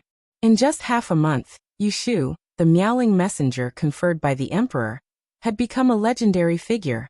Now that they heard that she was in the Taisher Library, how could they not be excited? So when Yushu finished tidying up in her room and came out with her things, she was unprepared to be surrounded, in front of the door of the female dormitory. Lu Hong and Su Qing tried their best to maintain a serious expression on their faces, as they looked at the crowd of students peeking their heads out of the walls, and whispering to each other. They gripped the hilt of their sabers tightly with one hand, and stretched out the other to create a path for Yushu to pass through. Lord Messenger, are you leaving the school and not going to stay in the Taisher Library in the future? Originally, the crowd was just watching, but an unfamiliar person asked in a loud voice. Once it started, there was a series of questions.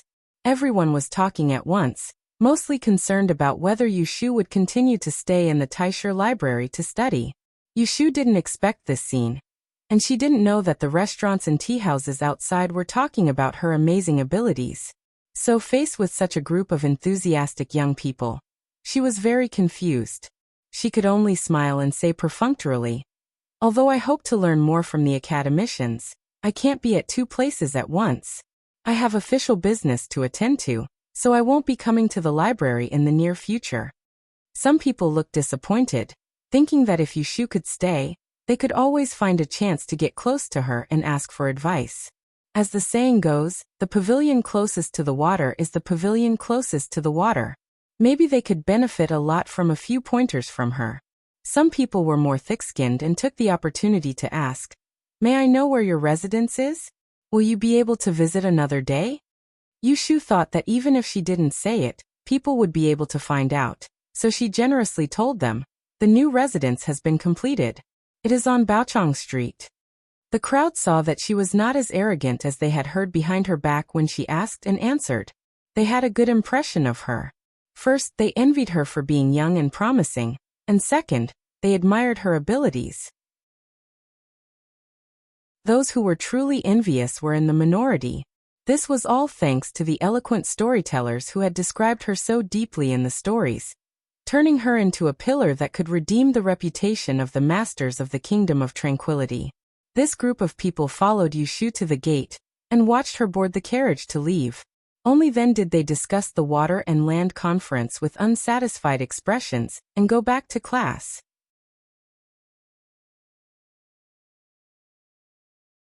Chapter 624. Xue Rui went to the Supreme Court prison early in the morning and interrogated a few prisoners there before returning to the administration office. Not long after he sat down to read the statement, a bailiff came over to report that someone had come to the yamen in front to look for him. The bailiff didn't say who it was, and just waited outside the main entrance. Xue Rui asked about the bailiff's appearance and had a rough idea of who it was, so he asked the bailiff to lead the bailiff to the second yamen to watch tea. He arrived soon after, and was not surprised to see Jiang Mia standing in the back hall in dark green riding attire. "Why are you looking for me?" Jiang Mia held the handle of the shiny whip at her waist and raised her thick eyebrows. She sized up his dignified appearance with his official robes and black veil. She said in a bad mood, "Do I have to look for you only if I have something to say?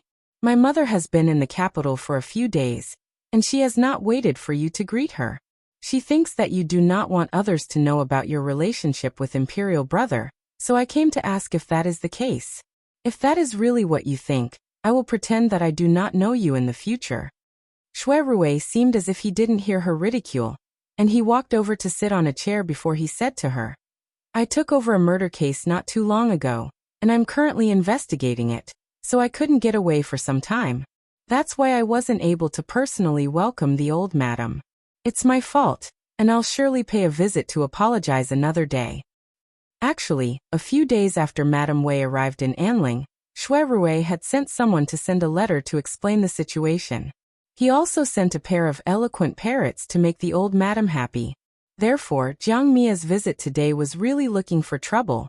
It was because Jiang Mia was used to making trouble without reason that Xue Rui did not expose her, so that she would not pursue the matter endlessly.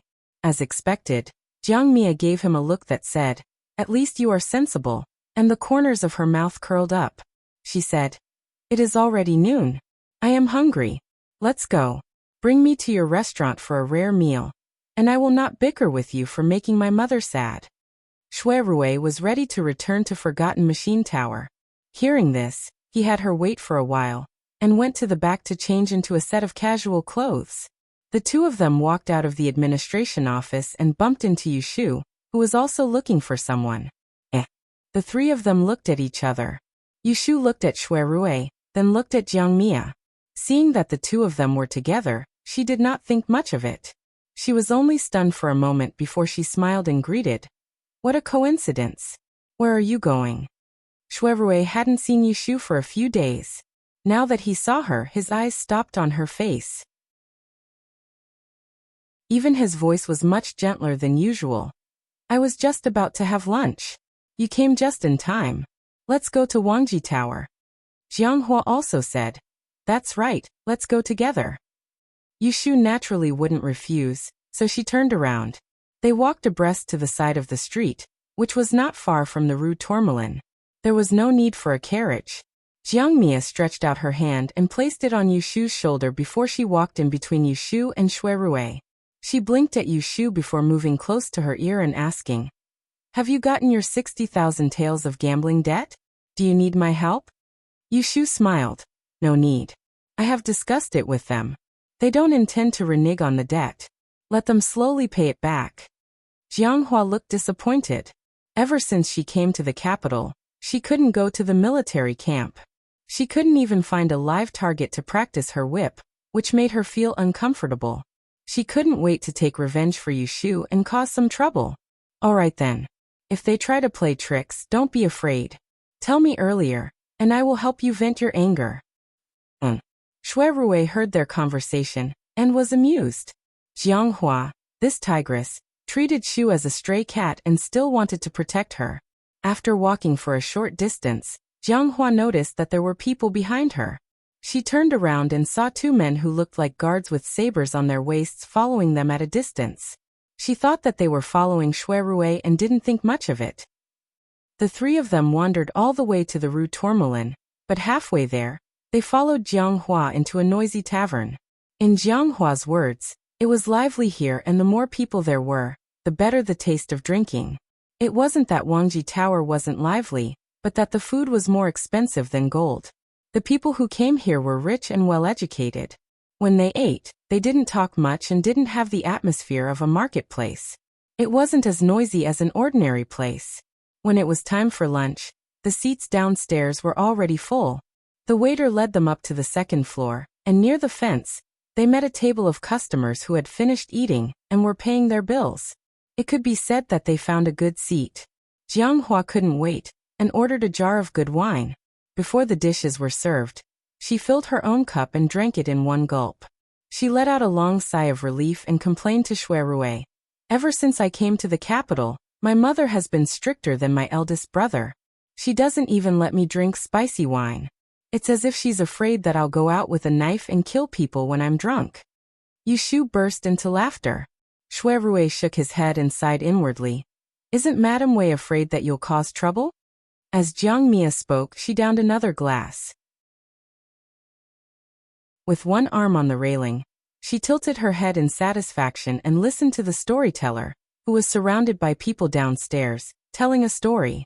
The storyteller was saying, that Dongying kid, holding a white candle in one hand and a talisman in the other, was babbling nonsense to the dog cage.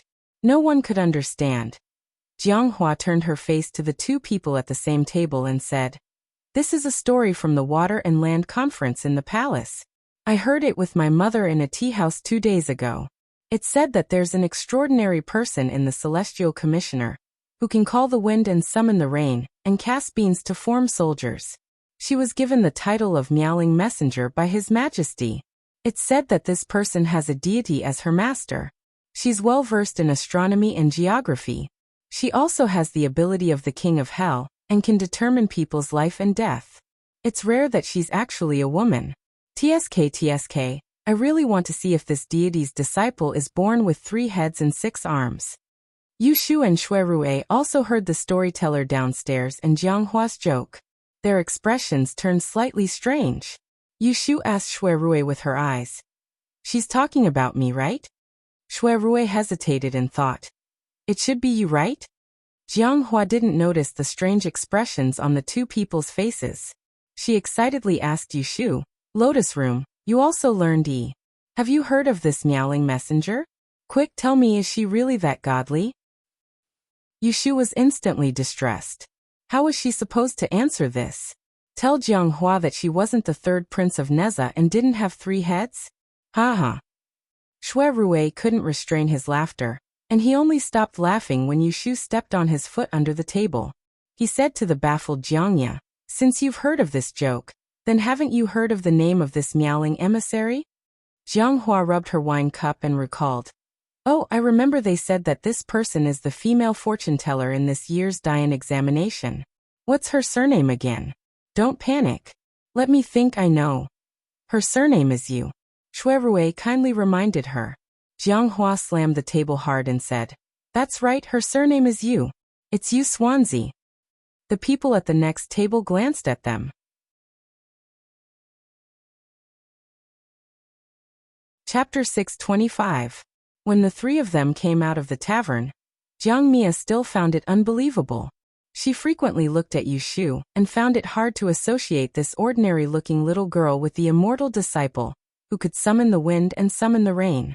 However, Shui Rui said it himself. How could it be false?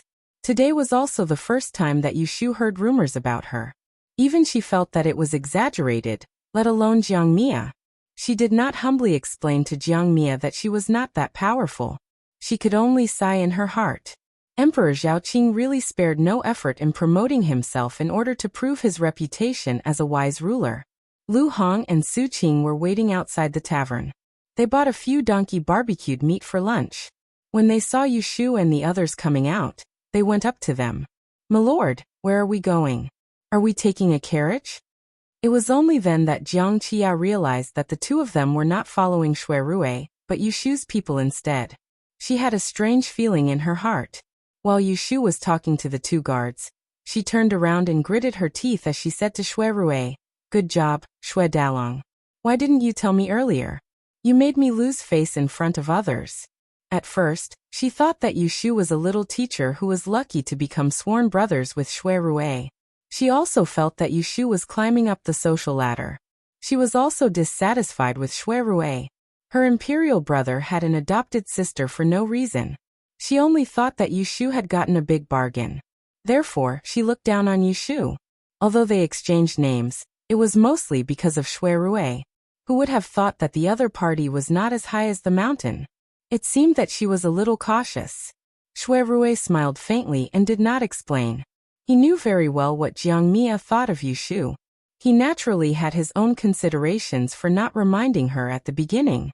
Because of this little interlude, Jiang Mia didn't get to drink to her heart's content. She felt a little awkward in front of Yu Shu, so she excused herself and left. Yu Shu followed Shui Rui back to Wangji Tower. On the way, she asked him, "Did she find out that I am the Miaoling emissary? Sorry to disappoint Hualan. I saw that she ran quite fast." Shui Rui scanned her untidy appearance from head to toe and advised her with a deadpan expression. "When you go back, you should cut a few more good pieces of cloth. Didn't you win a sum of money just because of your talent? Don't be frugal with those few taels of silver, and tidy yourself up. At the very least, don't disgrace the title bestowed by the emperor when you go out." How could Yu Shu not hear his teasing? She put her elbow on his waist, stared at him with a smile and whispered, "It's too late for you to despise me now." When Shui Rui heard this, a layer of a gentle smile appeared on his handsome face. The two returned to Wangji Tower. After separating the spies outside and closing the door, Yu Shu asked Shui Rui about the progress of the murder case in Taisher Shiyuan. Shui Rui shakes his head and says, "There are suspects, but it doesn't look like it. There is no evidence to identify the murderer, so it's not easy to investigate." Compared to the commotion caused when Chao Yuling was killed, Zhan Shuiyuan's death can be said to be quiet. The Zhan family is a prominent family in Jiangxi, but it doesn't have any power in the capital. Just like the Wenchen family in the north and the Xia family in the south, the local Yixua family, no matter how famous they are, they can't reach into Enling. If they reach over, the first to be unhappy is not the emperor, but the 12 prefectures of the capital, who will join hands to cut them off. Therefore, when Chao Yuling's accident happened, the Chao family in the capital could stand up for her, causing Emperor Zhaoqing to order a month to limit Shui Rui to solve the case. However, Zhan Shuiyuan died in the capital, and her family is far away in Jiangxi. It will take some time for them to rush over, so no one forced Shui Rui to solve the case as soon as possible. Moreover, there are the shadows of the traitors who plotted against Jingchen. Emperor Zhaoqing and the ruler and official, this ruler and official, may have some plans. Why would they really rely on an unknown person like Shui Rui to solve the case?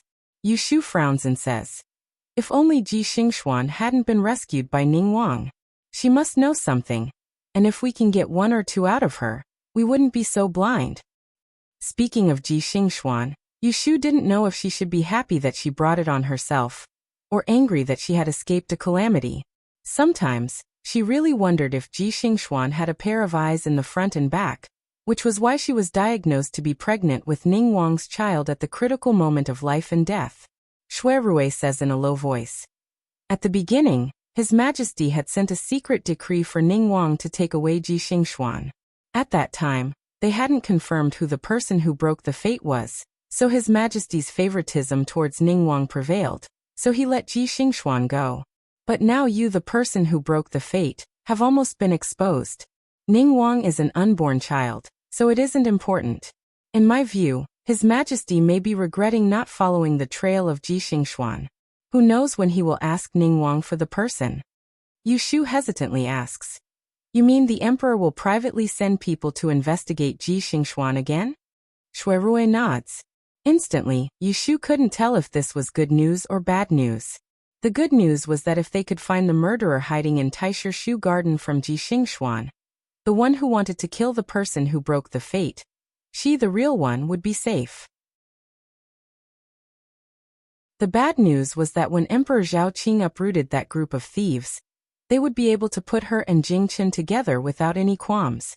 Shuirui looks at Yushu's fluctuating expression and suddenly asks, Ashu, have you thought about why that group of people in the dark want to target Jing Chen, find the person who broke the fate, and harm the innocent? Yushu raises her eyebrows.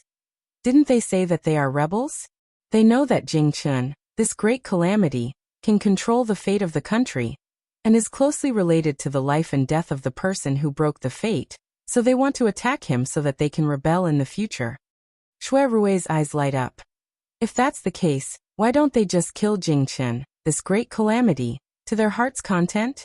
Why do they have to find you, the person who broke the fate? You said that Jing Chen's search for the person who broke the fate in Yiyang was fruitless, and as soon as he left he was plotted against. After being seriously injured, he was abandoned on the river. But when you saved him, he was still breathing, and his acupuncture points were pierced with silver needles, causing him to lose his memory and speech. If someone wanted to kill him, why did they need to do so? Yushu is stunned. After hearing his words, she also feels strange. Yes, if that group of people wanted to kill the person who broke the fate to rebel, why didn't they just kill Jing Chen, this great calamity, to their heart's content? Why did they leave him alive? She had never thought about this question carefully before.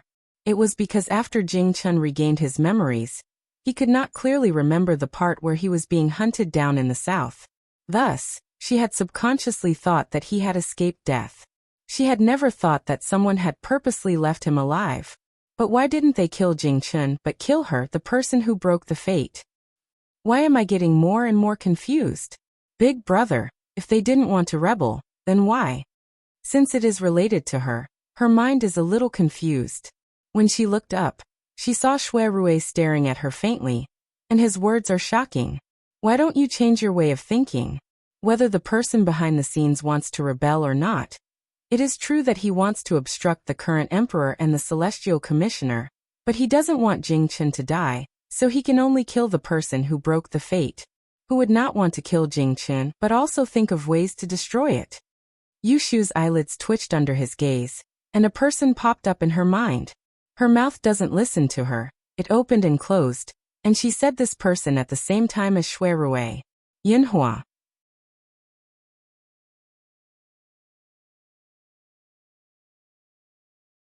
Chapter 626. It was late at night. Yushu tossed and turned and could not fall asleep. Her mind was filled with the conversation she had with Shuirui during the day. It was one thing to know that Yinhua was not dead, but it was another thing to suspect that he was the culprit behind the two murders in Taisher Shuyuan. In Yushu's understanding, Yinhua, the eldest senior brother whom she had never met, was a person with a good reputation when he was alive. When he was dead, he was also a legend. He was definitely not related to the murderer at all. If it was really Yinhua, then Yushu could only praise him for being ruthless. In order to stop the Dong calamity from losing his life, he could even lay his hands on his own son Jing Chen. He beat him half to death and threw him into the river. It was fortunate that she picked him up and brought him back. Otherwise, she would have fed him to the fish. If it was not Yinhua, then if he did not die 20 years ago, where was he hiding for the past 20 years? Yushu thought for a night. The next day, she had a pair of black eyes. When Shuirui saw this, he was quite regretful. He thought that he should not have told her before he found out the truth. He comforted her and said, "It's just a speculation. Don't take it to heart." Yushu shook her head. The more she thought about it, the more she felt that Jing Chen's murder and the murders in Taisher Shuyuan had something to do with Yinhua. The biggest possibility was that Yinhua exposed his purpose of destroying the Book of Mystery Woman's 6 Rens, and was killed by the royal family of Dawn. After he escaped, he concealed his identity and secretly made arrangements. He waited until Jing Chen, the calamity of Dawn, came down from Mount Longhu before he took action. Jing Chen told her that Titian once said that the Daoan calamity only appeared once in 100 years. It was fate, but it was also a predestined fate. According to the time, Jing Chen should be the third calamity that appeared since the founding of the Daoan kingdom. However, the fate breaker did not seem to appear together with the calamity. Only the calamity could see the fate breaker from the imperial tombs. Therefore, Yunhua must have known that Jing Chen's son was a troublemaker when he was born. He could not destroy the Book of Mystic Maiden's 6 Rens, but he knew the secret of this book, so he changed his goal to stop the troublemaker from destroying his life. He could not bear to kill his own son, so he could only wait for the day Jing Chen found the person who would destroy his life, and then he would make a move against the person who would destroy his life. Thinking about it this way, the most crucial part of the Book of the Mysterious Maiden Lu Ren should be the great calamity of An Dynasty. It was related to the fate of An Dynasty. It was related to the peace of the world. Qing Zheng's obsession with destroying the Book of the Mysterious Maiden Lu Ren was very deep. Otherwise, he would not have sent his eldest disciple to take the risk to go to the capital. After 20 years, he accepted her as his disciple and sent her to the capital again. My master, Taoist Qing Zheng, knows fortune and misfortune, and can judge life and death. Then he must be able to predict that Yunhua is not dead. However, from his tone at that time, he and Yunhua have been separated for many years, and have not been able to meet again. That is to say, after Yunhua was in danger that year, his whereabouts were unknown, and he did not go back to find master. Yushu talked to herself. She always felt that Yunhua's obsession was somewhat inexplicable. He was ordered by his master to go to the capital to destroy the book, but he did not destroy the book. Instead, he lost his own son. Under the situation where he was surrounded by enemies on all sides, shouldn't he try to find a way to reunite with Taoist Qingzheng? Yunhua was different from her. Qingzheng said that he accepted this eldest disciple 30 years ago, which meant that he had taught him for at least 10 years. With such a master-disciple relationship, she did not believe that Qingzheng would wash his hands of Yunhua like how he treated her. He would definitely leave him a way out, and would not let him not be able to find her. However, after Yunhua died 20 years ago, he did not return to Qingzheng's side. Instead, he chose to live in seclusion alone. The feeling he gave her was that he was deliberately avoiding Qingzheng, and did not want Qingzheng to interfere with him. You seem to have mentioned that before Yunhua came to the capital in the past, he already had a wife. Shui Rue asked out of the blue. Yes, my master mentioned it in front of me. He said that my eldest senior brother had already married and had a child. Yushu recalled that when Qingzheng mentioned Yunhua, he had a proud look on his face. Unfortunately, she drank a few mouthfuls of spicy wine at that time and fell asleep, so she did not hear the whole story. Then where are Yunhua's first wife and child now? Yushu shook her head and said casually, maybe they are living well somewhere. Otherwise they are dead. Her words were stuck in her throat, and she bit her tongue. Suddenly, a vague idea came to her mind, and her eyes drifted around. She did not notice that Shui Rue, who was sitting opposite her, had a stern look on his face, and his eyes were slightly closed. There was a short silence between the two of them. Shui Rue said, you have seen Yunhua's exam paper when he participated in the Grand Yen examination. Do you still remember where he came from? This happened more than half a year ago. Yushu used one of Yunhua's astrology exam papers to trick the Ji family. Now that exam paper had been destroyed. Fortunately, she had a good memory, so she did not forget it. I remember that it was written on that exam paper that he was from Changzhou. All the examinees of the Grand Yen examination were given an exam notice. There was no student number. All the exam papers were distinguished by their birthplace, name, and handwriting. Changzhou. Shui Rue muttered to himself. His heart was moved. He thought, Changzhou and Yang are adjacent to each other, less than 100 miles apart. Yunhua came to the capital with an ulterior motive, so his name and birthplace can be fake, but his accent and customs can't be too far from the truth. Could it be that he is actually from Yang? Didn't Shu also become his disciple in Yang City? Although that is what he wrote, who knows whether it is fake or not? Even the name Yin Mufeng might not be real. Yushu slightly twitched her mouth. She judged Yunhua from a woman's point of view. She felt that he was really a scumbag. He left his wife and child to go to the capital, and became famous overnight. He became the son-in-law of the emperor, and he was in love with Princess Luyue and had a child. He had let down 2 women. Of his 2 sons, one was unknown whether he was alive or dead, and the other was cheated here and there. He was a terrible father. In comparison, Yunhua and Jingchen were really a pair of father and son. They both abandoned their own good lives for the sake of those incorporeal morality. I will send someone to Changzhou to investigate as soon as possible. I will let you know when there is news. Shui Rui came back to his senses and said to her, "After breakfast, I will send you to the Celestial Commissioner's office." Yu Shu stayed at Wangji Tower yesterday and did not leave.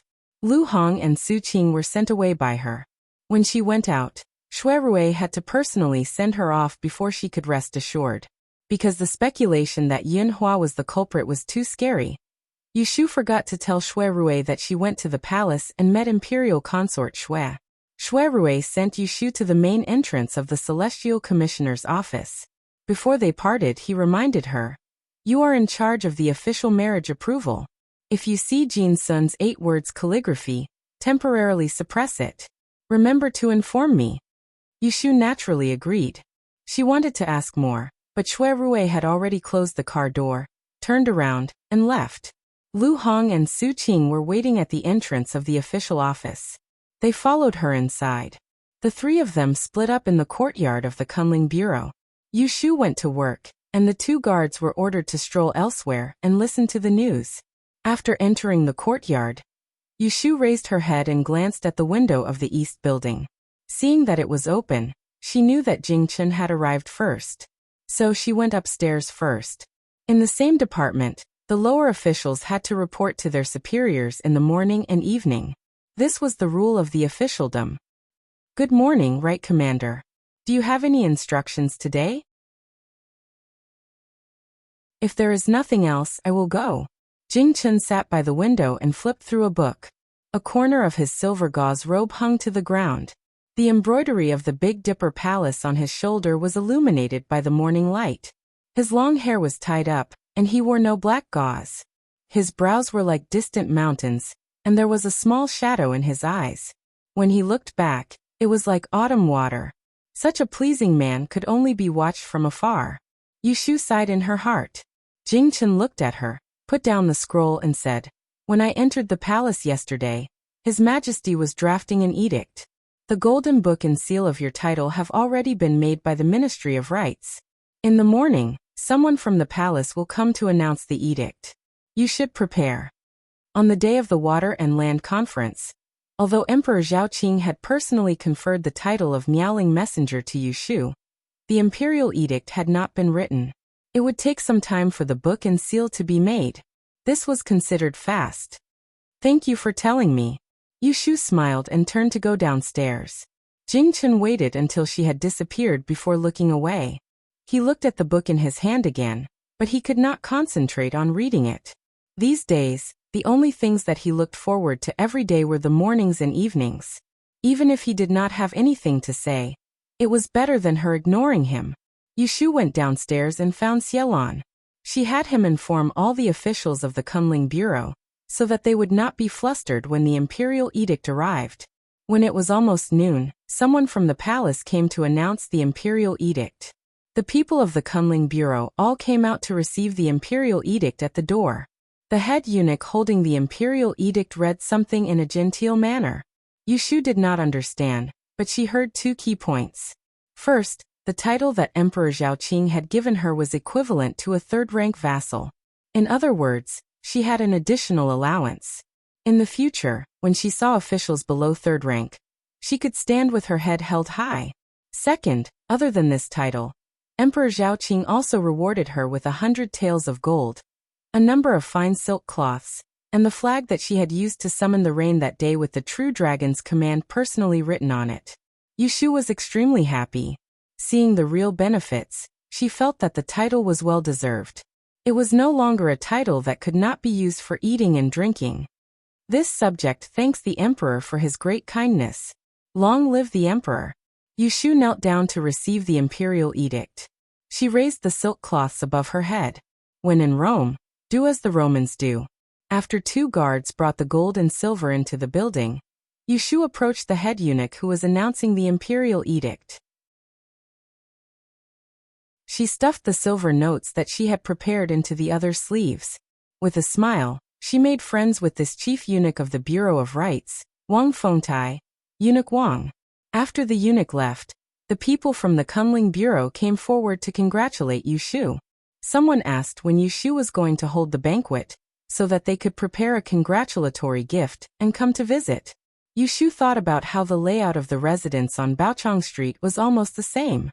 She calculated the time of relocation and said to the crowd, "Find a good day in the middle of next month. Wait for me to send out an invitation." The circle of people dispersed in satisfaction. After a while, only Yushu and Jingchen were left in the courtyard. "If you are going to hold a banquet, will you invite me?" Jingchen asked. Yushu was in a good mood. When she heard this, she said, "Of course, I will invite you up the mountain to do me the honor." Jingchen smiled and nodded, gesturing for her to enter. "Go in." Yushu walked behind him. She could not help but think, if Yunhua is really the mastermind behind the scenes, how will Jingchen face him in the future?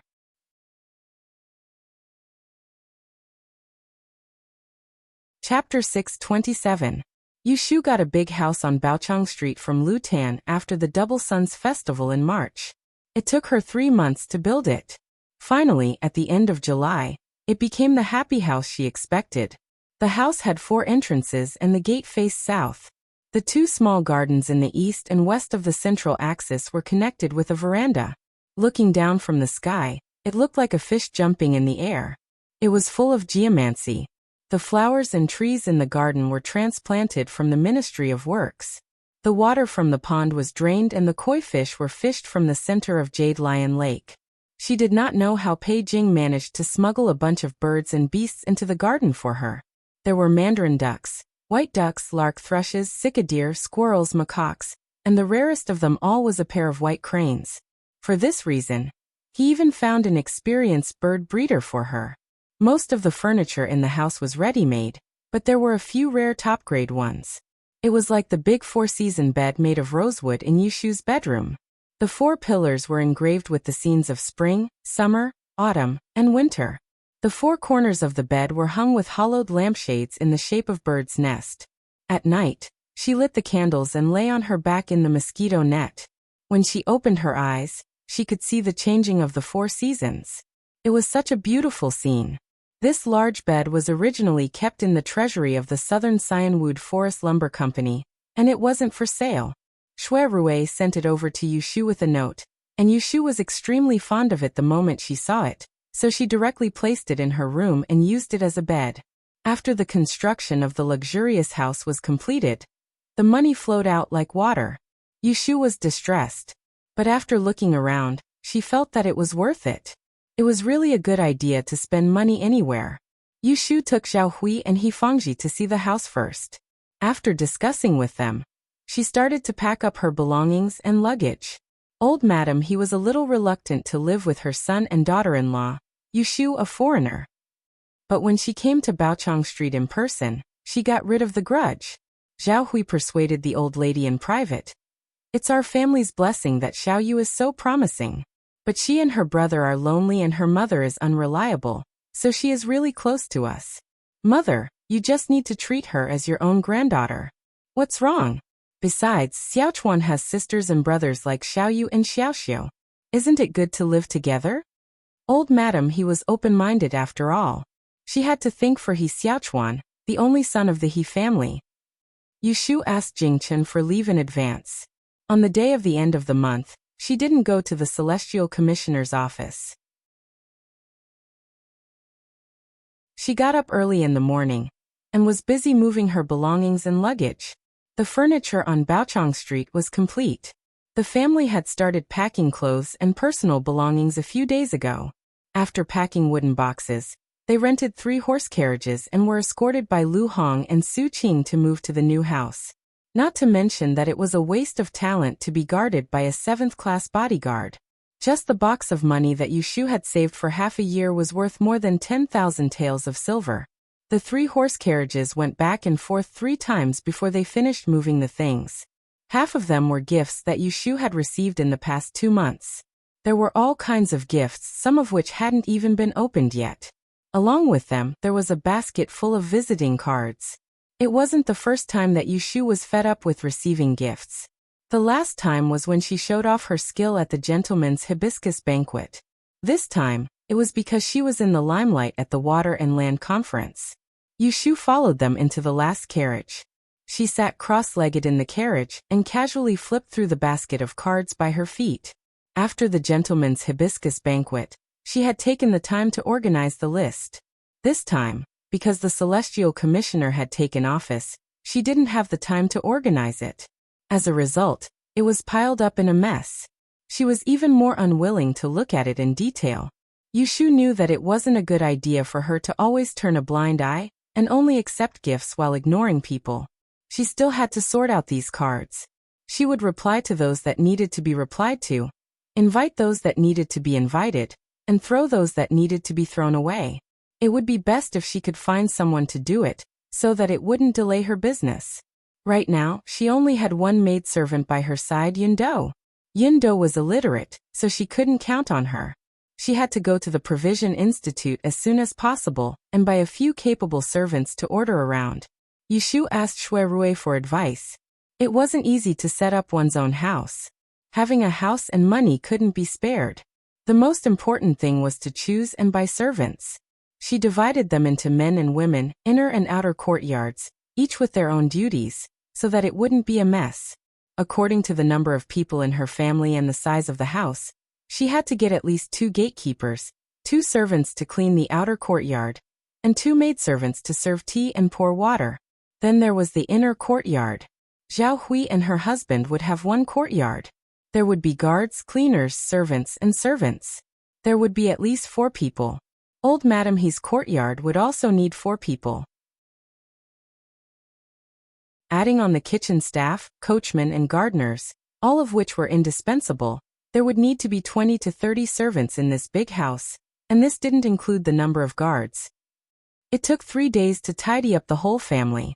During this time, Yushu went to the Provision Institute twice and spent a few hundred taels of silver to buy more than a dozen people in one breath and stuff them into the new house. There was no need to go to the Provision Institute to choose those rough servants. They could just find a woman broker, and a slave contract would only cost 3 to 5 taels of silver. However, Yushu would rather spend a few more money to buy people who knew everything in the Provision Institute. She didn't spend the few hundred taels of silver in vain. When the steward of the Provision Institute saw her identity, he couldn't wait to curry favor with her. How could he dare to take advantage of her? Yushu didn't go alone. Instead, she took Zhao Hui with her. When it came to housework, Yushu was ashamed to admit that she couldn't compare with Zhao Hui, who used to be a merchant's miss and was now a mother. Sitting in the heavenly room, there were a few teenage girls standing in a row in front of them. On the chair above, Zhao Hui turned her head and whispered to Yushu, "You have to choose a room to serve. You have to be smart, and the most important thing is to know your place. You can't tell whether it's good or bad. First, you have to choose the one you like. After coming in, you can't choose the second one on the left or the first one on the right." This was to choose a maidservant for Yushu to accompany Yindo. In any case, she was a 5th-ranked female official. Compared to the example of a noble family, 2 maidservants were already shabby. Even Xian Lu, the daughter of a noble family, had 4 or 5 maidservants in the front and back of the house. Yushu still had the independent thoughts of a modern person. She didn't like others interfering in her private territory, but she had no choice. She became an official, so there were many chores that needed to be taken care of. If there was only Yindo, that little maidservant would be exhausted to death. After looking around, Yushu asked 2 girls who were more pleasing to the eye if they could read. The 2 girls rushed to answer yes, so she asked them to write a few words. When she took the words in her hands, she saw that their handwriting was even worse than her beginners. She frowned and turned to the steward standing at the side and said, "I asked you to find me a few literate people, but you let me see these inferior ones?" The steward could hear the dissatisfaction in her tone. He quickly smiled apologetically and explained, Lady Darren doesn't know, but there aren't many literate maidservants. They are all here. It's not that this lowly one is being perfunctory, but if there are servants who can write and draw, they wouldn't just be sold for the price of a maidservant. Those were all women that rich men would pay a high price to buy to play with. If I want you to find them, just find them for me. Are you afraid that I can't afford the money? She mainly wanted to find someone to be her private secretary, so her requirements were naturally high. Lady Darren is joking, hee. The steward laughed dryly twice. Then please wait a moment, this lowly one will be back soon. Saying that, he took a group of girls out. Some of them saw that they couldn't follow such a good master like Yushu, so their eyes showed disappointment. When they walked to the door, they couldn't help but look back at Yushu pitifully.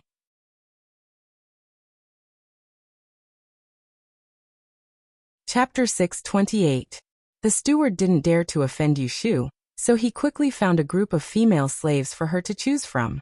Among them, there were many young ladies from official families who had been convicted and sold. Not only were they literate, but they were also proficient in the 4 arts. On the way, the steward kindly reminded them, the one who came back is the Celestial Commissioner, a female official of the 5th rank. She is quite famous in the capital. If she takes a liking to you, although you will only be ordered around as a servant, isn't it better than being a plaything for those rich men? Who knows? Good days are waiting for you. Mother, for the sake of our relationship, will tell you the truth. It's fine as long as you know what to do. The group of girls responded in a low voice, each of them having their own considerations. The minister's quarters was very good at training people. When Yushu saw these spoiled girls in front of her, they didn't have the slightest bit of disobedience. They were abnormally well behaved and answered whatever she asked. When she asked them to write, one of them even wrote a poem on the spot. When she asked them what they could do, they were good at playing the zither, painting, needlework, and so on. This made Yindo, who was standing behind Yushu, very nervous. She was worried that her daughter would buy these maidservants who were several streets ahead of her, and then look down on her in the future. In the end, Yushu chose 2 people. One was a 14-year-old girl with dark eyebrows and big eyes. She looked quite clever. The other was a bit older, about 17 years old. She looked gentle and quiet, spoke at a steady pace, and was very well behaved. Compared to the other girls waiting to be chosen, she was less nervous. For these 2 people, the steward asked for a total of 180 taels. On one hand, he was careful because he was afraid that Yushu would think it was too expensive. On the other hand, he was depressed. For such an upright and clean girl, if someone from a brothel came to pick her, they would have to pay 3 times the price. However, the owner heard that official Yu had come yesterday, so he specially sent someone over to tell them not to raise the price. It was fine to sell her half and give her half as gifts, but they must return with satisfaction. That's it. Yushu happily took out the banknotes, and the steward quickly handed over the 2's indenture and confession cards to her.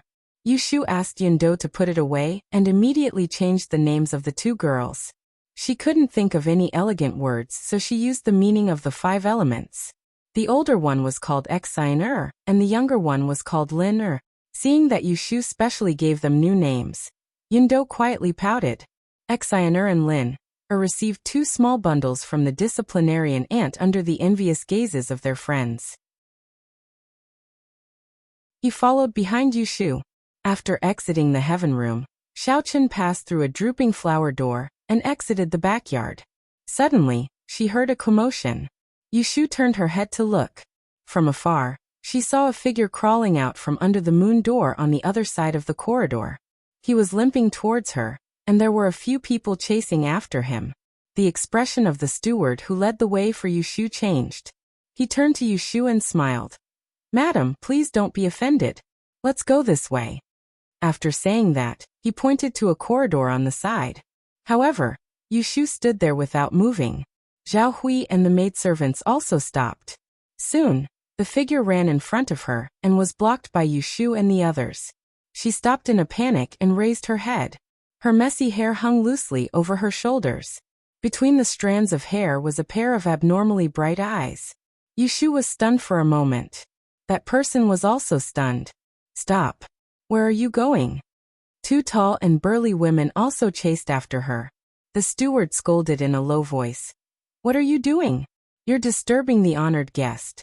Hurry and take her away. Thus, the two women hurriedly grabbed the dazed person and secretly pinched her soft flesh. They dragged her away. After being pinched a few times, the person came back to her senses from the pain. She struggled weakly and turned her head. Her fearful eyes fell on Yushu.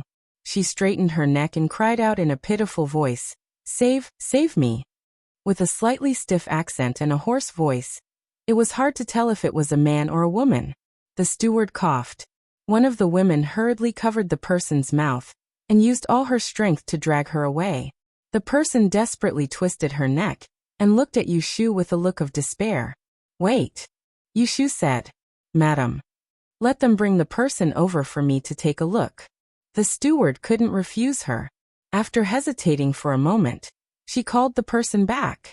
Thus, the two women came back and brought the person in front of Yushu. The person's hair was unkempt and her legs were powerless as she knelt on the ground. Yushu squatted down and used one hand to brush the hair on her face and put it behind her ear, exposing her eyes and looking at her for a while. The steward was worried that she would misunderstand and quickly explained, This is a sinner who has just been sold from prison and doesn't know the rules. The Dan laws were not harsh. The punishments were the same as the previous dynasty. They were divided into 5 levels: flogging, apprenticeship, exile, and death. The death penalty was rare, but those who were exiled would often be sold to a place to be a slave. The house of enslavement was one of those places. From Yushu's understanding, it was to deprive the person of their rights for life. Under her stare, the sinner stammered, They took off my clothes, beat me, and even put their hands under me. Tears rolled down her cheeks as she bit her lips. She looked ashamed and indignant, unable to continue. Her clothes were so dirty that the color could not be distinguished. Because her collar was pulled open, it was difficult to hide the rising and falling curves of her chest, so people would not mistake her gender. Yushu's brows furrowed. The steward immediately felt awkward. All new female prisoners had to be checked to see if they were virgins or not. This wasn't a big deal, but he couldn't bring himself to say this to a woman like Yushu. Save me, please. Yushu looked at the criminal begging on the ground and thought for a while. Then she said to the steward, I want to buy her. You name a price. The steward looked embarrassed. Darren, this sinner has not been disciplined. According to our rules, it is not good to sell her. If you take her back and something happens to her, we can't bear the responsibility. That was what he said, but in fact, when this female prisoner was sent here, the higher-ups had specifically told him to train her well. Obviously, someone had booked her. How could he dare to sell such a high-class goods to Yushu on his own? Yushu didn't know what was going on, but she could see that the steward couldn't make the decision, so she said, It doesn't matter. I won't blame you if something happens. Speaking of which, this female convict has some history with me. I'm determined to have her. If you can't be the steward, you might as well ask the master. Then she turned to Zhao Hui and said, Mother, take her back to the house first. I will stay for a while. Although Zhao Hui was puzzled, she did not ask much. She nodded and left first. The steward had no choice but to invite Yushu to the living room to wait. He sent the female prisoner over, and then left in a hurry to report to the higher-ups. Yushu sat on a chair and looked at the female prisoner, who was kneeling on the ground with her hands and feet tied. She bent down and called her, Abe, Kue.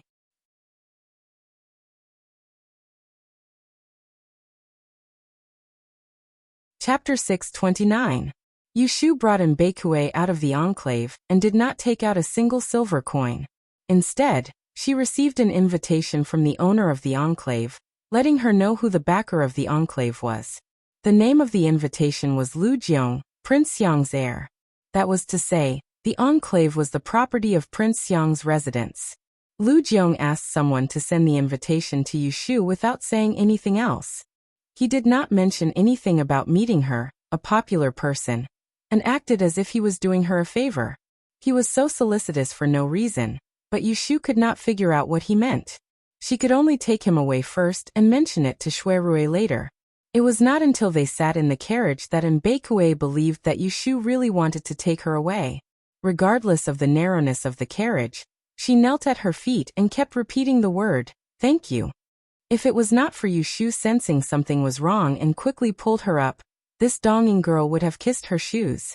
Yushu pressed her to her side and roughly examined her body. She found many traces of torture. It was no wonder that she was humiliated in the enclave after coming out from prison, and was scared out of her wits, wanting to escape. Mbekue was pulled around by Yushu and did not resist at all. She obediently knelt at her feet, until Yushu pulled a cloak over her head, covering her naked body. Feeling warm, she could not help hugging her shoulders, trembling and sobbing softly. Yushu could not hear the sound of people crying, but seeing that she was really pitiful, she could not open her mouth to make her shut up. She could only pat her head like she was stroking a puppy and said, "Do you understand the official language?" Mbekue stopped crying and nodded her head hard. "Hai."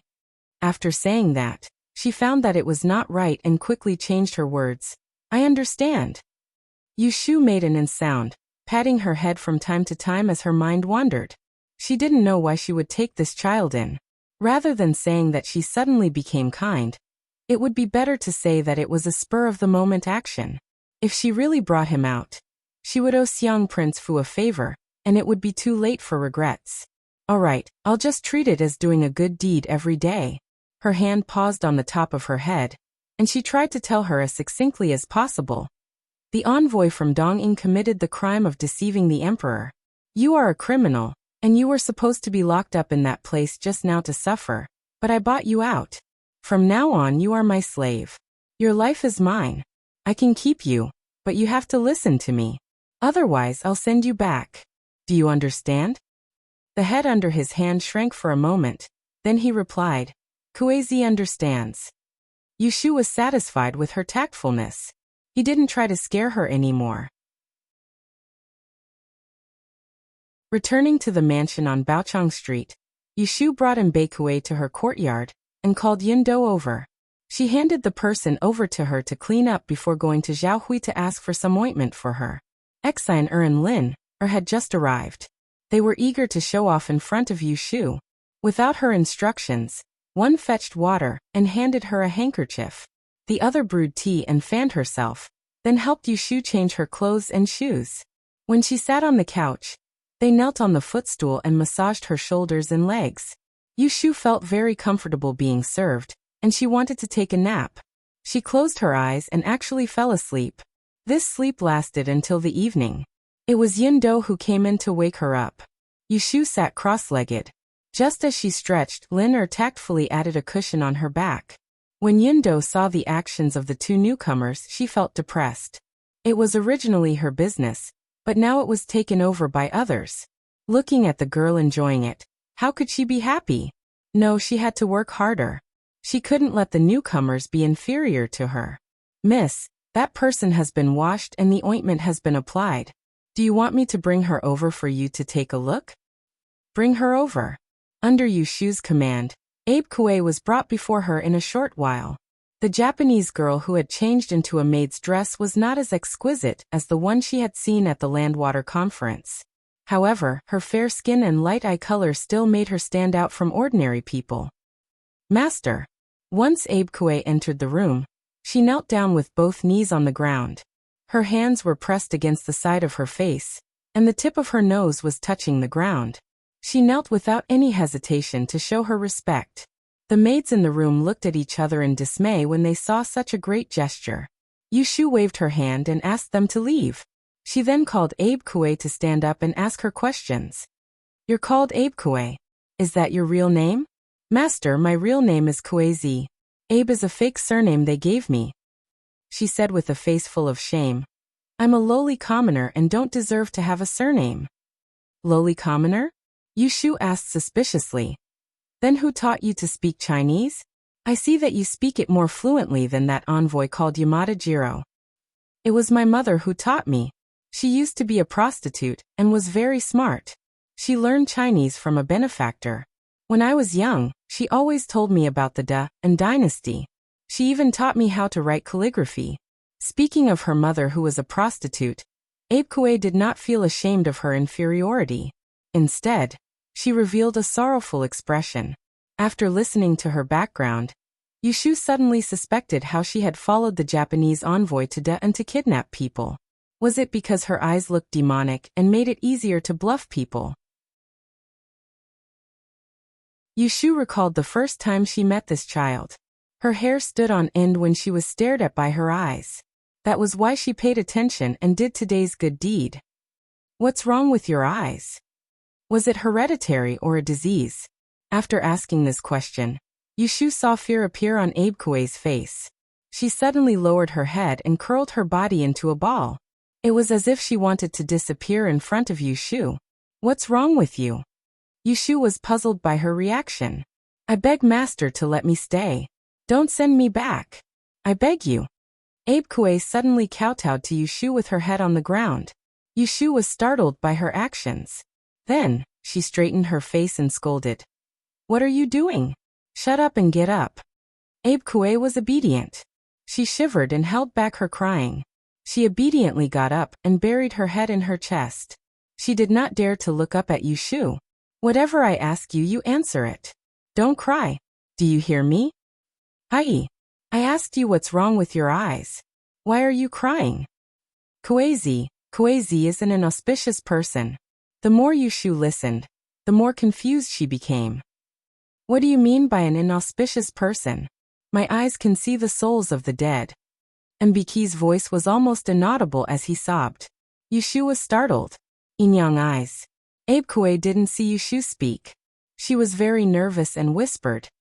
Ever since I could remember, I found that I was different from others. When I was young, I lived with my mother in a brothel. One winter was very cold, and a cat raised by Auntie Kizi froze to death. She fell into a memory. The tabby cat had golden fur and liked to lie in the sun and play with its tail. Later, Auntie Kizi found it frozen to death in the corridor. It was covered with dirty black mud, and was as stiff as a stone. They buried its body at the bottom of the tree. At night, she saw a ball of light coming out of the mud, floating there and lingering. It was not until the 7th day that the light disappeared. Later, she told this to her mother. Her mother didn't believe her and laughed and said that her eyes were dazzled. Later, someone died in the brothel, and she saw the same thing on the dead body. When she told her mother, she couldn't laugh anymore. So her mother made a promise with her that she couldn't tell this secret to others. She promised, but she couldn't keep this promise. Slowly, more and more people knew her secret. People looked at her with disgust and fear. They said that she could see the ghosts of the dead. They said that she was an inauspicious person. A year ago, she and her mother were brought to Kyoto by an official. She was presented to the great General Ashikaga. Since then, she had to face different corpses every day. Sometimes, she even slept in a pile of corpses. Finally, she followed the diplomatic group and came to dawn. She told her story in halting bursts, and there was a moment of silence in the room. If it was anyone else who heard of such a strange thing, they would probably find it hard to believe, but Yushu was not an ordinary person. She herself had experienced something even more bizarre than this. She could transmigrate from 500 years ago, so why couldn't others see ghosts? Moreover, Mbiki had no reason to lie to her. There was no benefit in lying to her. Tell me more clearly. You can see the light emitted from the dead. Are you their ghosts?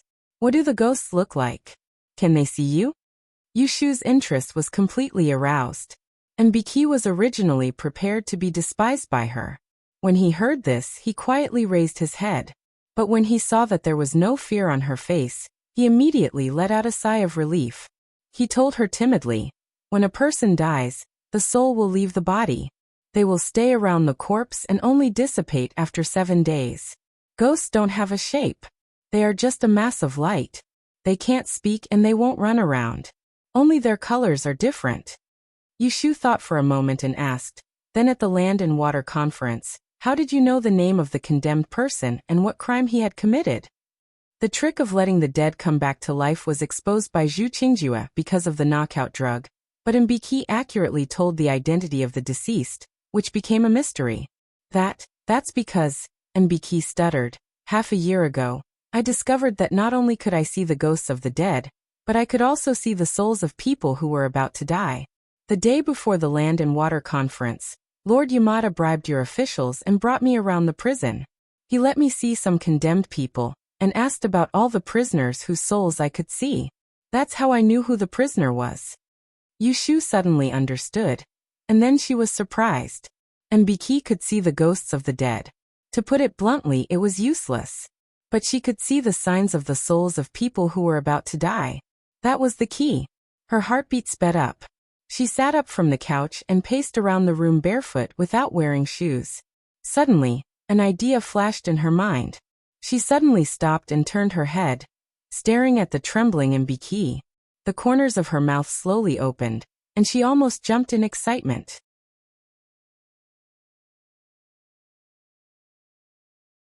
Chapter 630. In the future, the number of daily updates might decrease, or even stop updating. I hope everyone can understand.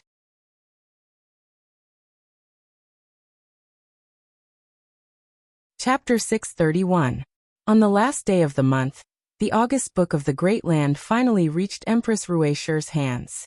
The days of betting for the Feipin and the Hogong had been determined by Kuanling Bureau, but the actual execution still had to go through the Empress who controlled the 6 palaces and the Phoenix Seal.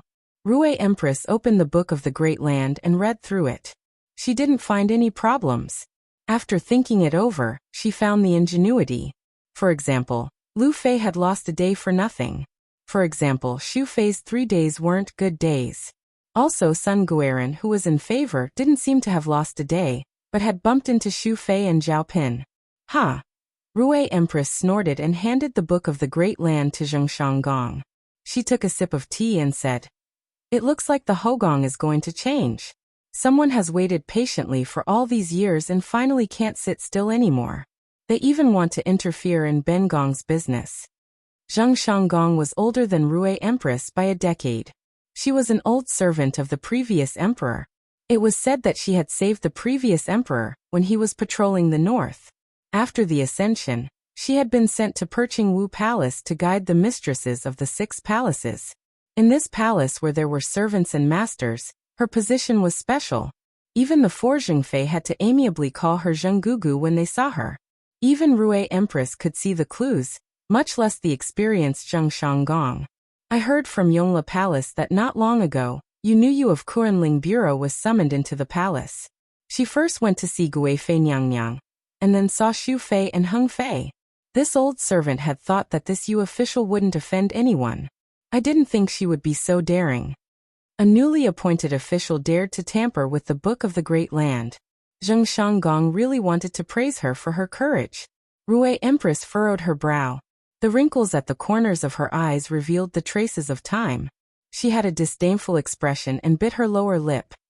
They all have sons and naturally have to plan well. But Bengong is spending so much effort for what? She married Emperor Zhaoqing when she was 16. At that time, he was just an unremarkable prince. Who would have thought that after 3 years in the palace, although he was not conferred the title of king, he became the crown prince when the former emperor was in his old age. And in the crown prince's palace, several women with their own merits moved in. Xue Shi, who was younger and more beautiful than her, Yin Shi, who was richer than her, and Lu Shi, who was more gentle and considerate than her. The only thing she was stronger than them in was her identity as the crown princess. Emperor Zhaoqing loved beauties, and he was a passionate but unsentimental person. When she was young, she didn't care about meat and vegetables. Her eldest son was the son of a bed-warming maid in the crown prince's residence.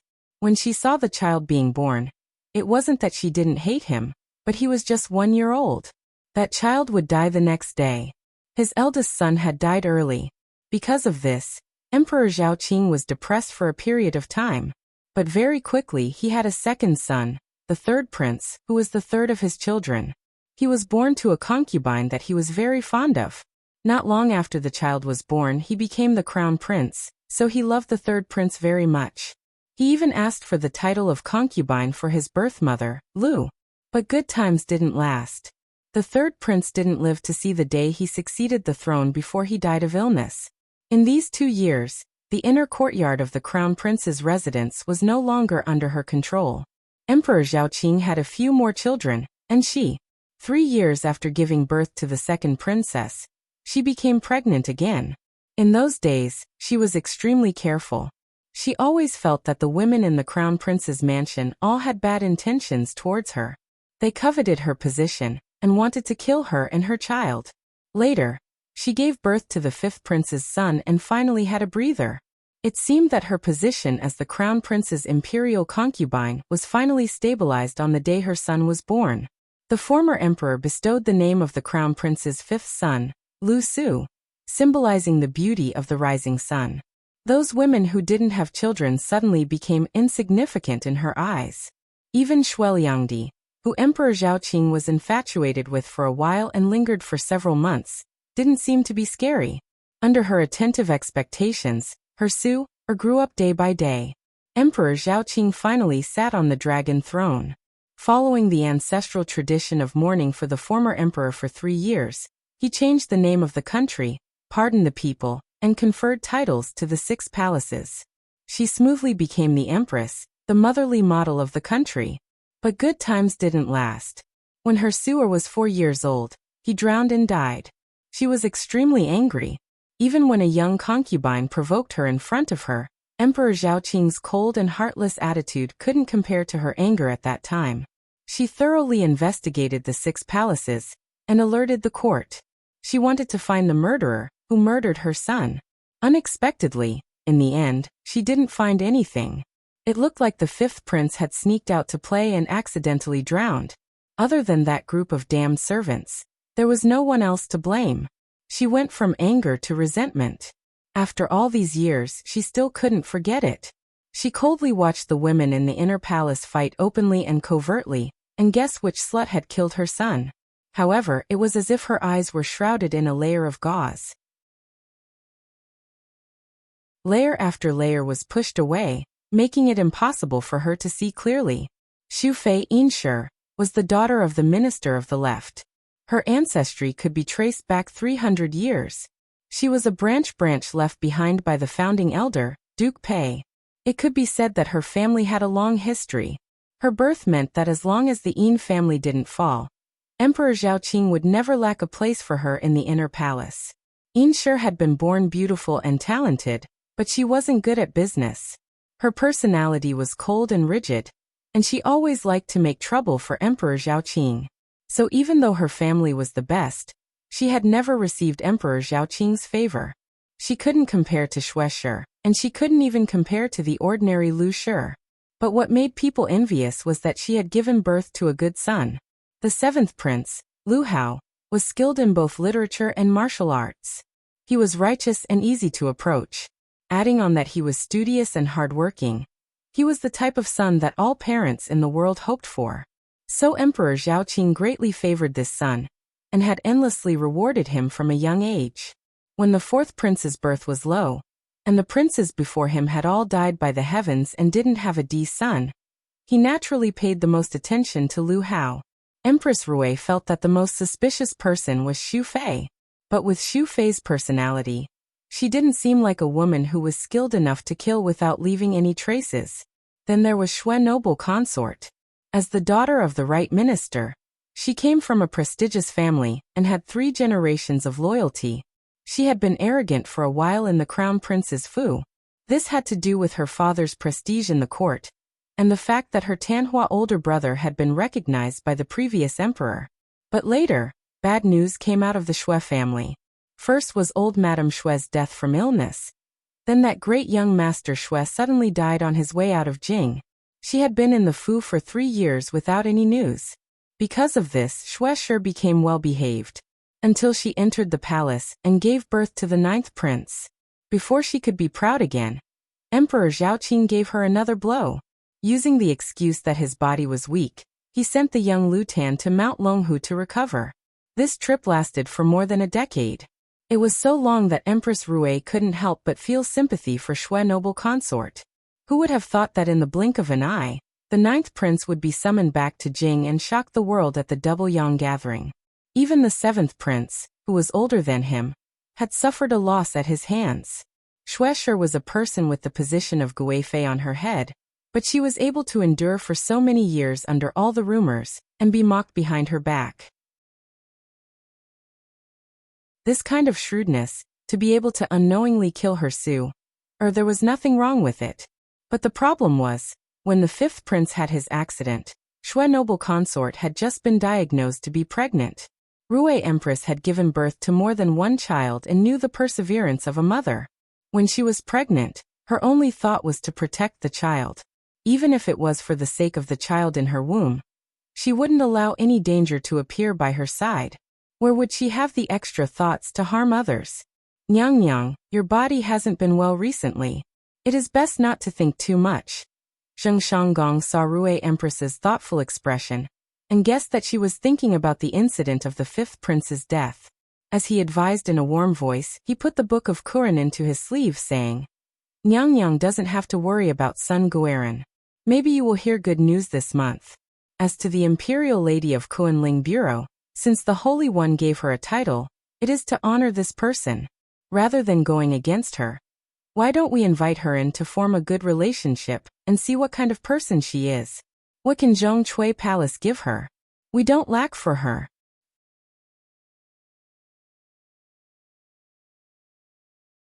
Chapter 632. Yushu had rested for 2 days because of moving. As soon as she returned to the Celestial Commissioner, she received the Empress's order. She was not surprised at all. She packed up, gave a few words to Wen Xiao, and then went with the people sent by the palace.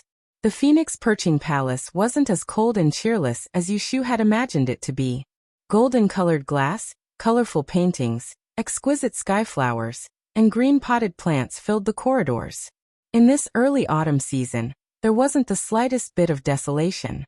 The eunuch led her into the palace door, and a palace maid came forward to guide her all the way to the side hall facing the sun. In other palaces other than the palace master who lived in the main hall, the left and right side halls were mostly occupied by low-level concubines. Only Shiwu Palace was occupied by the empress alone. This was the privilege of the empress. She knew that this empress was not favored. She had sat on the empress throne for many years, but she had no children. She gave birth to 4 children for Emperor Zhaoqing. The second princess married the Tao Wenguan Grand Scholar. The 5th prince died at a young age, and the 10th princess died a violent death.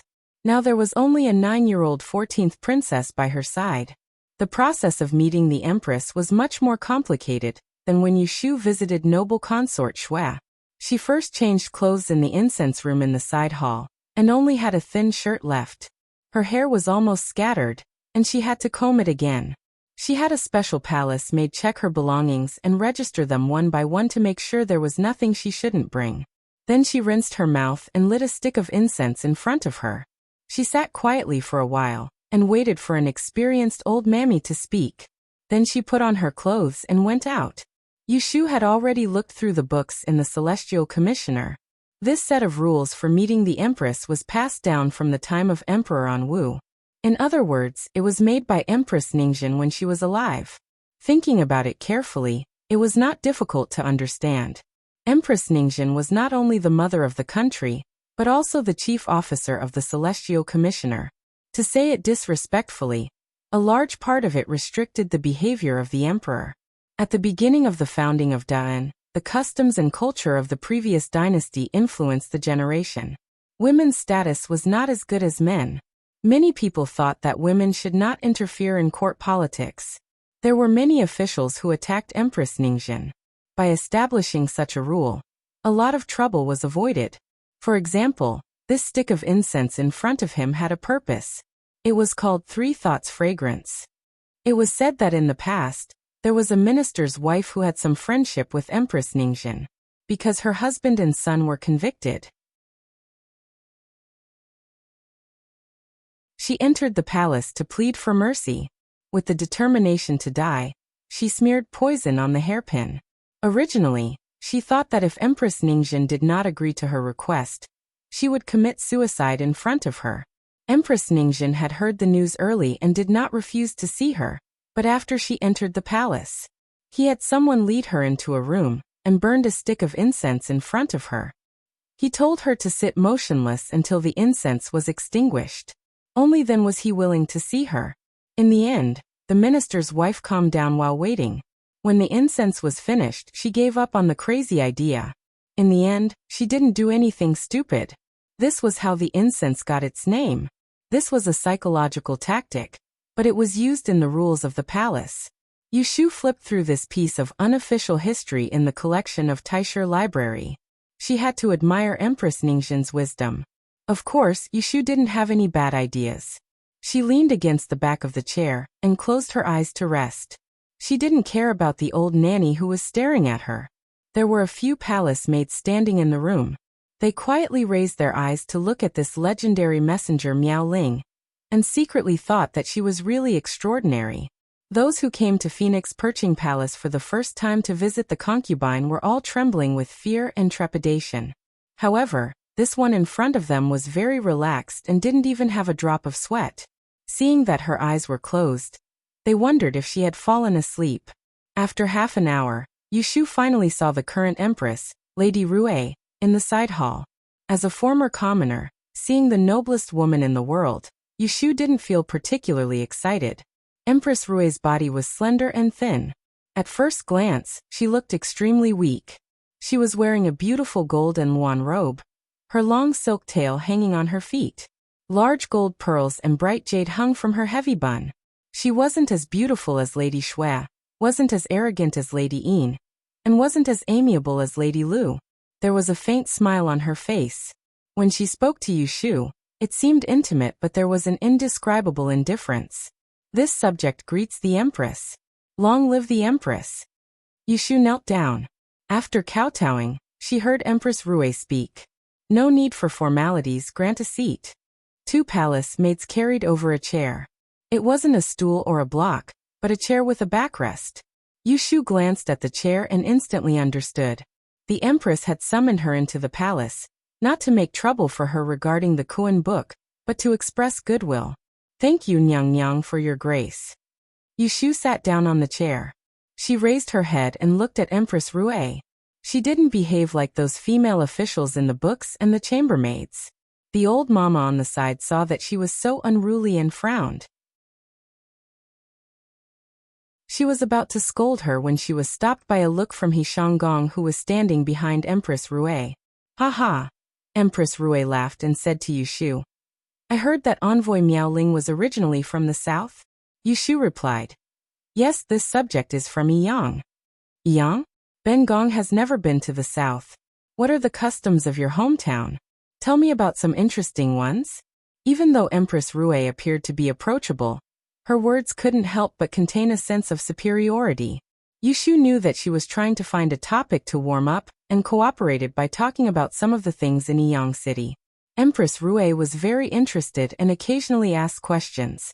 In the end, when it came to food, she had the servants present 3 colored pastries. She said that the imperial chef had just made the pastries from the south this morning for Yushu to try. After drinking tea and eating pastries, Empress Rue felt that it was time to warm up the atmosphere and went to the main topic. Kurenling Bureau presented the Koan book for the 8th month. Ben Gong has seen it. Did the envoy make it? Yushu wiped her hands with a handkerchief and answered seriously. It was after this subject made a divination, and the right Commander Darren made the final decision. If Empress Rue couldn't see what was hidden in the Koan book, she wouldn't be able to sit peacefully in her position. Yushu knew that she would ask, so she laid an ambush in her words. It sounded like Jing Chen's final decision wasn't bad, but who knew that the entire thing had been arranged by her alone? Jing Chen hadn't changed anything, stamped it, and submitted it to the palace. Pausing, a thread of unease appeared on her face. She asked, This subject is frightened. Is there anything wrong with this month's Koan book? Empress Rue saw her unease and her voice softened slightly. She said, There's nothing wrong. But Ben Gong is in charge of the Feipin of the 6 palaces. There are some things that Ben Gong has to say to the envoy. Ben Gong's body had been unwell before, and was only able to see you today. I heard that you have already met with the Nyang Nyang of the other palaces. They must have already explained some matters to you. There is only one point that Ben Gong has to mention again. Yushu stood and bowed, asking, Please tell me, Nyang Nyang.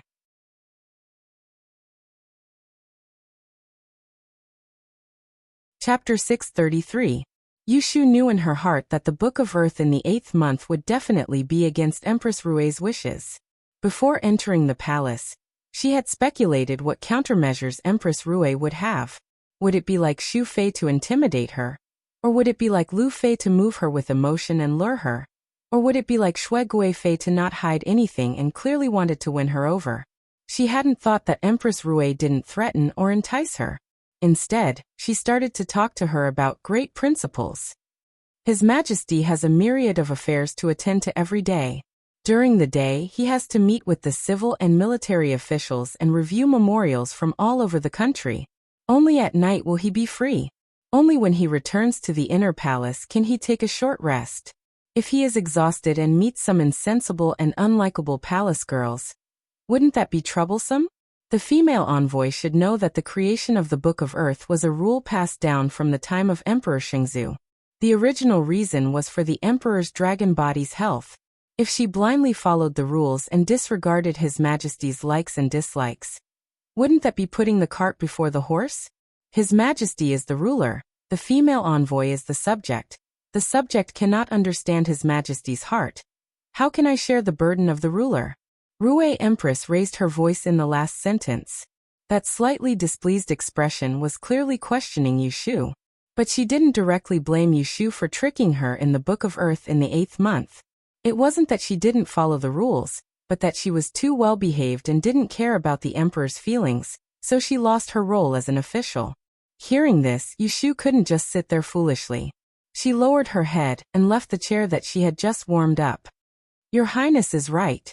This subject was negligent. Yushu's mind was very clear. She couldn't challenge the Empress directly, so she could only say yes. Rui Empress saw her submit and her expression softened. Her voice became gentle again. It is good that the female envoy understands reason. Ben Gong isn't purposefully making things difficult for you. Considering that you are a new official, it is inevitable that you will make mistakes. In the future, you should be more flexible.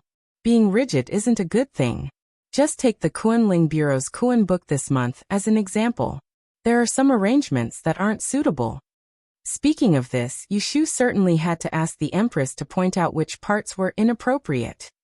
Rui Empress raised her hand and He Shanggong, who was standing at the side, handed over the Kun book that had been copied in August. She flipped through it and said, "The newly promoted Sun Guiran in the palace is one with good fortune. His Majesty also likes her. Ben Gong saw that you arranged for 3 days. You are treated more generously than other people. This is not bad. But there is a problem with the day you chose. One day she is behind Xu Fei, the other day she is behind Zhao Pin. You probably don't know, but these two are both noble. As the day nears, it's hard to avoid jealousy and causing a headache for the Emperor." Yushu thought that Rui Empress would keep her in suspense, but she clearly sided with that Sun Guiran. Her words were simply telling her, Sun Guiran is protected by Ben Gong. Don't make things difficult for her. This subject will remember. As Yushu acknowledged, she thought back to the situation that day at Zhongchui Palace.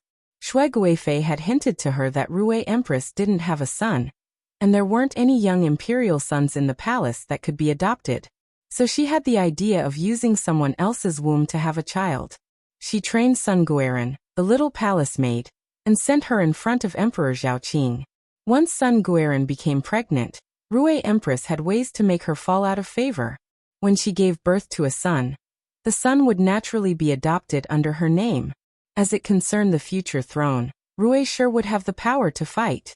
Looking at Rui Empress's actions now, it was true. Rui Empress was slightly surprised at Yushu's tactfulness. She had heard many of this Miao Ling's glorious deeds before. Most of them were against etiquette and shocking to the world. She had originally thought that she was a proud and rebellious woman. She hadn't thought that she would respond with one sentence. She had no way to use the soft knife that she had prepared. After thinking for a while, Rui Empress gave a few more instructions to Yushu. There really wasn't much to say, so she let her go. In the end, she called He Shanggong to see her out. Walking in the corridor outside the side hall, He Shanggong chatted a bit with Yushu with an amiable expression. Female envoy is young and promising. Do you have any brothers in your family? I have a younger brother. Yushu had heard long ago from Shui Guifei that Rue Empress had an old Shanggong by her side. He had a lot of face. It must be this one. Oh, is he at the age to go to school? My younger brother is 13. Which teacher did he take as his teacher? Yushu shook her head. He was sent to a school in the capital to learn how to read. He Shanggong paused in his steps and turned his head to say, Forgive this old servant for speaking bluntly. I've heard of official Yu's past. Your father was a proper scholar, but died early. If he has a son, why doesn't he inherit his father's legacy? The young masters of Enling City, while they all go to school, all of them have a famous teacher. If young Master Yu is a scholar, he will naturally be taught by Darren. But if he is a scholar at this age, he should find a famous teacher. Otherwise, wouldn't it be a waste of his future? Yushu had a thoughtful expression. She really hadn't thought about finding a virtuous and respectable teacher for Yu Xiaoxiu to discipline him. It wasn't that she didn't care about Yu Xiaoxiu's future. At the beginning, she had planned to pass on the time of calamity to her younger brother, so she didn't have the intention of having Yu Xiaoxiu study the 4 books and 5 classics to sit for the imperial examinations. Then, when Yu Xiaoxiu chose to follow He Fangji to study medicine, she gave up even more. He Shanggong looked at her expression and added, I won't hide it from official Yu. The words just now were what Nyang Nyang had told this old servant to ask. If official Yu is interested, Nyang Nyang has a recommendation. Great scholar Chiu of the Taowen school. He has the writings of Han Linzi, and is virtuous.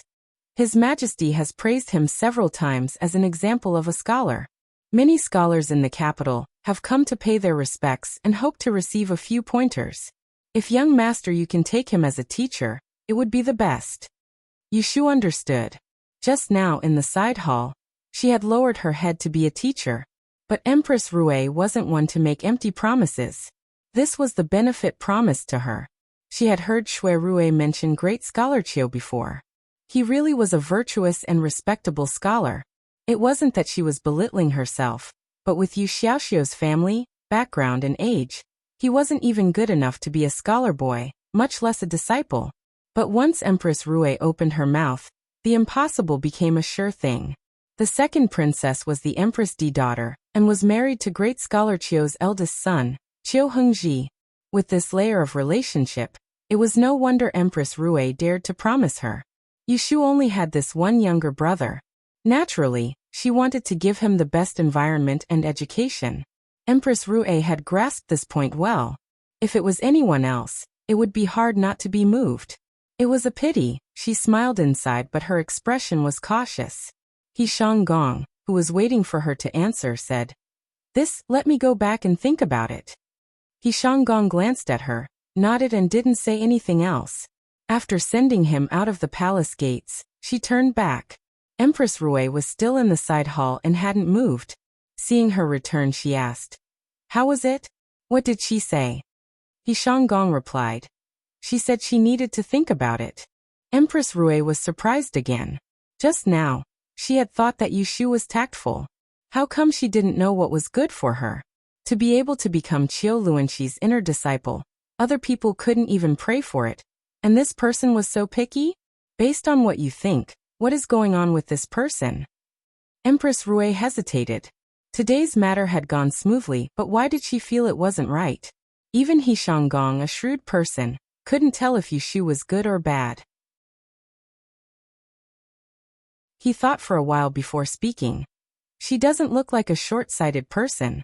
I can't find any mistakes. Maybe she has ulterior motives, and is just pretending to be courteous with you. He Shanggong hesitantly brought up a matter. At the Hibiscus Gentlemen's Banquet in June, Miss Zizhu and Yu Darren were at odds. Miss Zizhu was incited by Xiwen Junju and stirred up trouble with this Yu Darren. Duchess Jing almost threw her out. Adding on the rumors, Yu Darren is someone who hates evil. It's possible that he doesn't have a knot in his heart. The corner of Empress Rue's mouth curled up. She sneered. She dares to go against Ben Gong? Lend her 10 guts.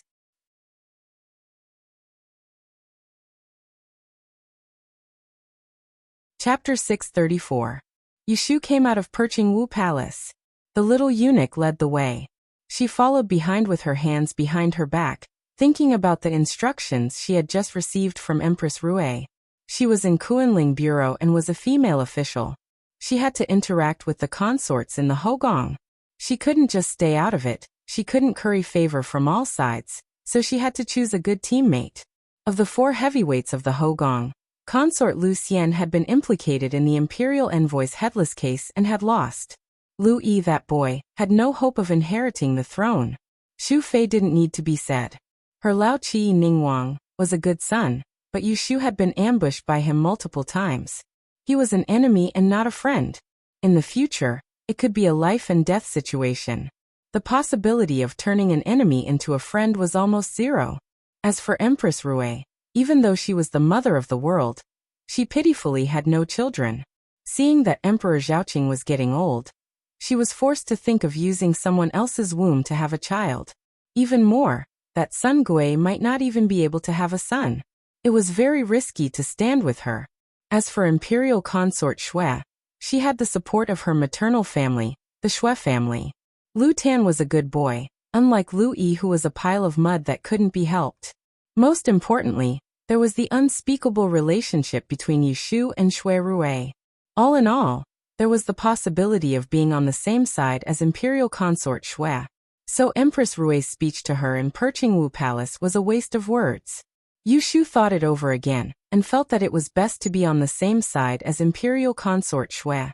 Once she stepped out of the palace gates, she threw Empress Rui's instructions to the back of her mind. She wasn't afraid of threats, she didn't care for rewards. Since Empress Rui hadn't taken advantage of her, why should she listen to her orders? The consorts with status in the Hogong learned that Yushu had been summoned into the palace by Empress Rui on the same day. When Xu Fei heard the news, she immediately sneered. She hadn't seen the Book of Great Earth in August. Seeing the Empress' actions, she must be unhappy. Feng Shui changed with time. Could it be Xue Shi who could influence the intentions of the Kuanling Bureau? She didn't like to join in on the commotion. She just wanted to watch as the 2 of Perching Phoenix Palace and Zhongcui Palace fought. Consort Lu listened to her trusted palace maid and said worriedly, "I don't know what the arrangements are for this month. Even the Empress has been alerted. Could it be that official Yu accepted the Empress's bribe and didn't do a good job?" Concubine Lu, on the other hand, was able to keep her composure. She rested her embroidery on her knees, and the needle and thread in her hands did not tremble at all. She raised her head and said, "What's the hurry? Didn't my family's little grand-aunt enter the palace a few days ago to have her fortune told?"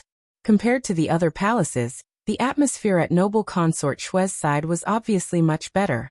Early in the morning on the 2nd day of the new year, Zhongcui Palace had received the green token from the Bureau of Palace Affairs. It was noble consort Xue's turn to serve the emperor tonight. As soon as Yushu stepped into Phoenix Perching Palace, a spy reported to Zhongcui Palace. Noble consort Xue was standing in front of a large bronze mirror with the head of a beast. She was trying on the newly tailored clothes for this season. 2 palace maids knelt by her feet and tidied up the hem. When she heard the report, she smiled at the figure in the mirror with a rosy face, and waved her hand to dismiss them. Granny Tao was slightly worried. "How can Miss Yu remain unmoved if the Empress intervenes? Why don't we send someone to wait in front of the passageway? Later, we'll intercept her and Master can give her a few words." "That's unnecessary." Noble consort Xue turned around and said, "Anything that is tempting must have the power to incite people. It's nothing more than fame and fortune, love and hatred. This Yushu is currently at a time when she has both fame and fortune. She doesn't lack anything, so it's not good for her to be threatened or tempted. Nanny, why do you think she would be used by us?" Granny Tao lowered her head and thought for a while, but couldn't say anything. "Haha, since it's not hatred, then it's friendship. Delong has a good relationship with her, and the 2 of them claim to be siblings. When she was poor, he helped her a lot. She's not an ungrateful person. People have close and distant relationships. Now that she wants to talk about friendship with us, if we try to take advantage of her weakness and use some kind of carrot and stick tactic, wouldn't that make things worse?" Noble consort Shui was very clear about why Yushu would stand on her side and help her do things. Granny Tao revealed a look of shame. As expected, Your Highness is good at reading people and has thought things through. She hesitated again and then asked curiously, what was in the pouch that Your Highness gave Miss Yu the last time she entered the palace? Only she would dare to ask about it in detail. Noble consort Shui stroked the corner of her lips and lightly smiled. Ah, it's just a small gift. It was a small pouch that couldn't hold many pieces of gold and silver. It was just a piece of paper with a few birthdays written on it.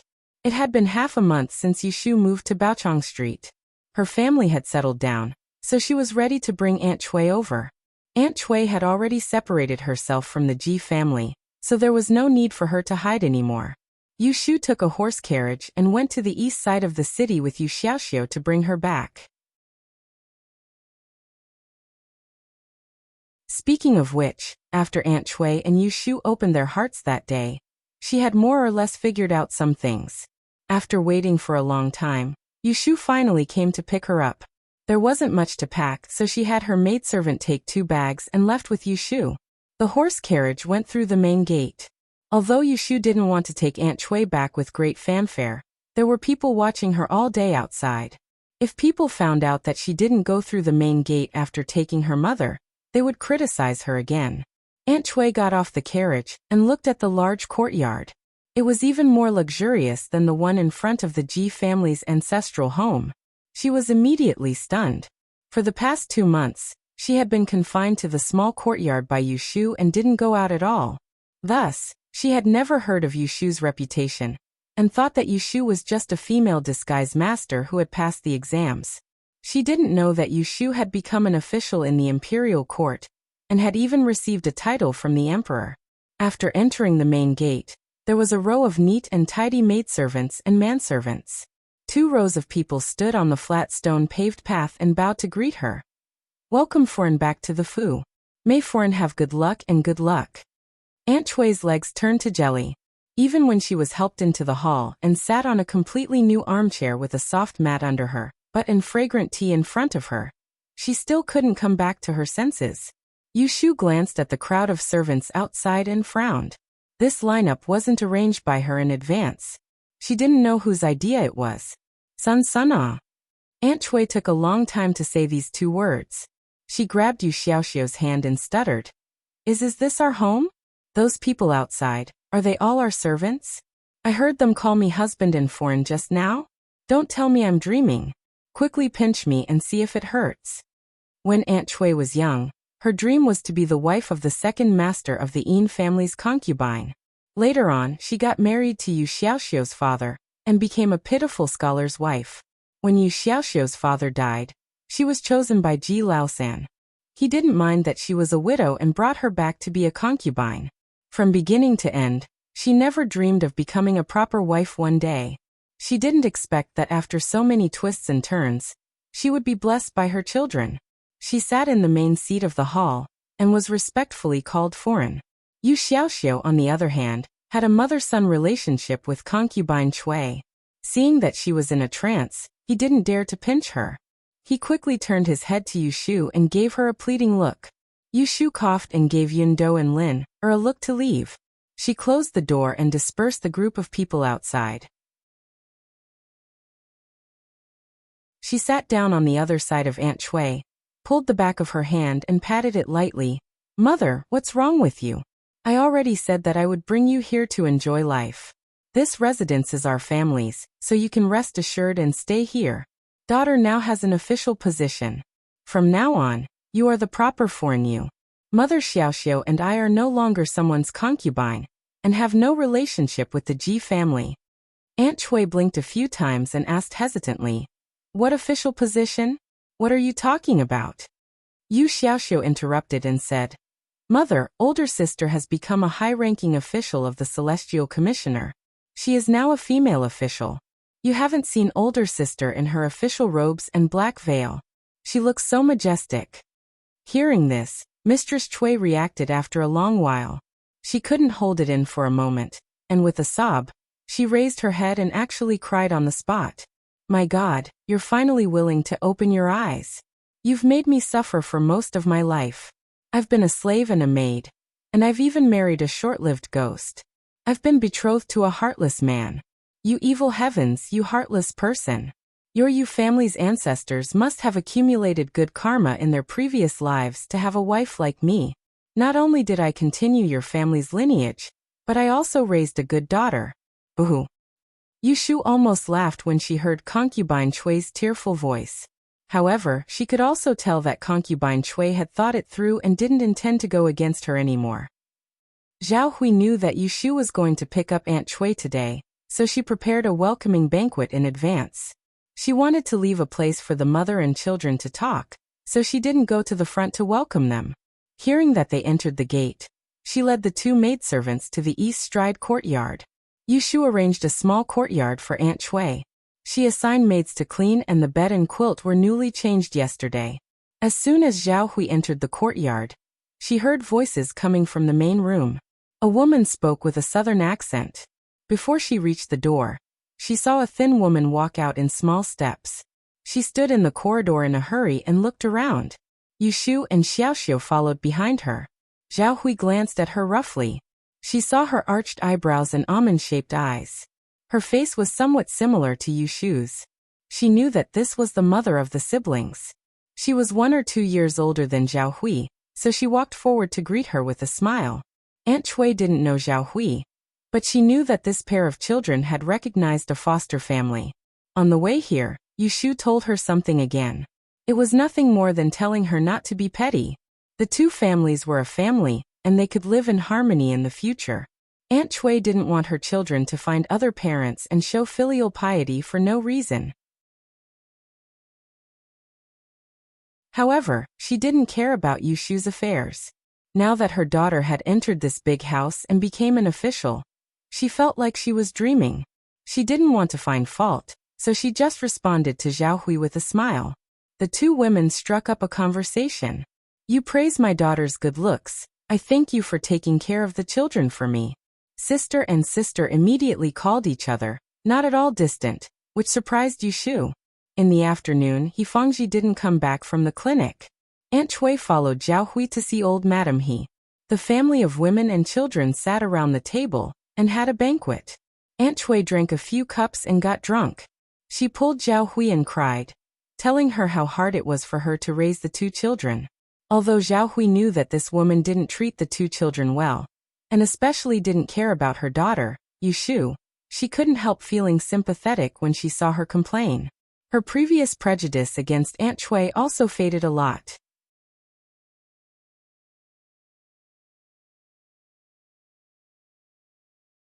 Chapter 635. In just half a month, the luxurious residents on Baochang Street had purchased dozens of people. From the ones who swept the floor in front of the door to the ones who guarded the door, not a single one of them wasn't a sinner that Yushu had carefully selected from the supply house. In total, she had spent nearly 1,000 taels of silver. Even those wealthy officials, eunuchs, and gentry families weren't as extravagant as her, willing to waste money on a few slaves. Xian Lu heard that Yushu's big house had been tidied up. She didn't wait for Yushu to send someone to invite her.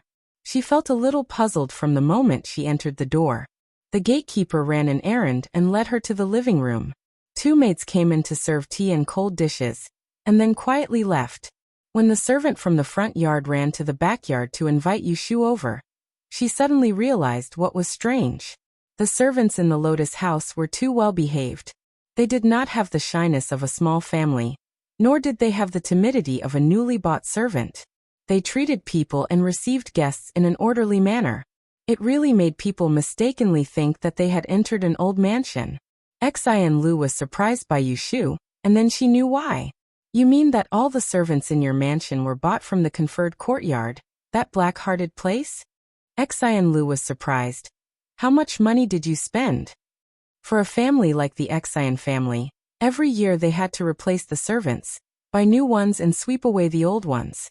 It was always the housemaid who brought people to the mansion to choose for them. They never went to the conferred courtyard to be slaughtered. It was only when her younger brother added a page boy last year that he made a special trip to the conferred courtyard. He spent the price of 4 or 5 pages to buy a boy who could read and write, Yushu calculated the total and roughly told her the number. Who gave you this bad idea? You can't waste money like this, right? If you had told me earlier, I would have asked my mother to find you a few housemaids for officials. If you bought too many maids, they would have given you some rough ones. Xian Lu bitterly lectured Yushu. Every month, she could get money from her parents and grandfather, so she had her own little treasury. Seeing Yushu spending so much money, he was worried for her. It would be wrong to say that Yushu was wasteful. At the end of the day, it was because they had different ideas. Other families usually bought slaves to train them, but she was willing to buy slaves that had been trained well.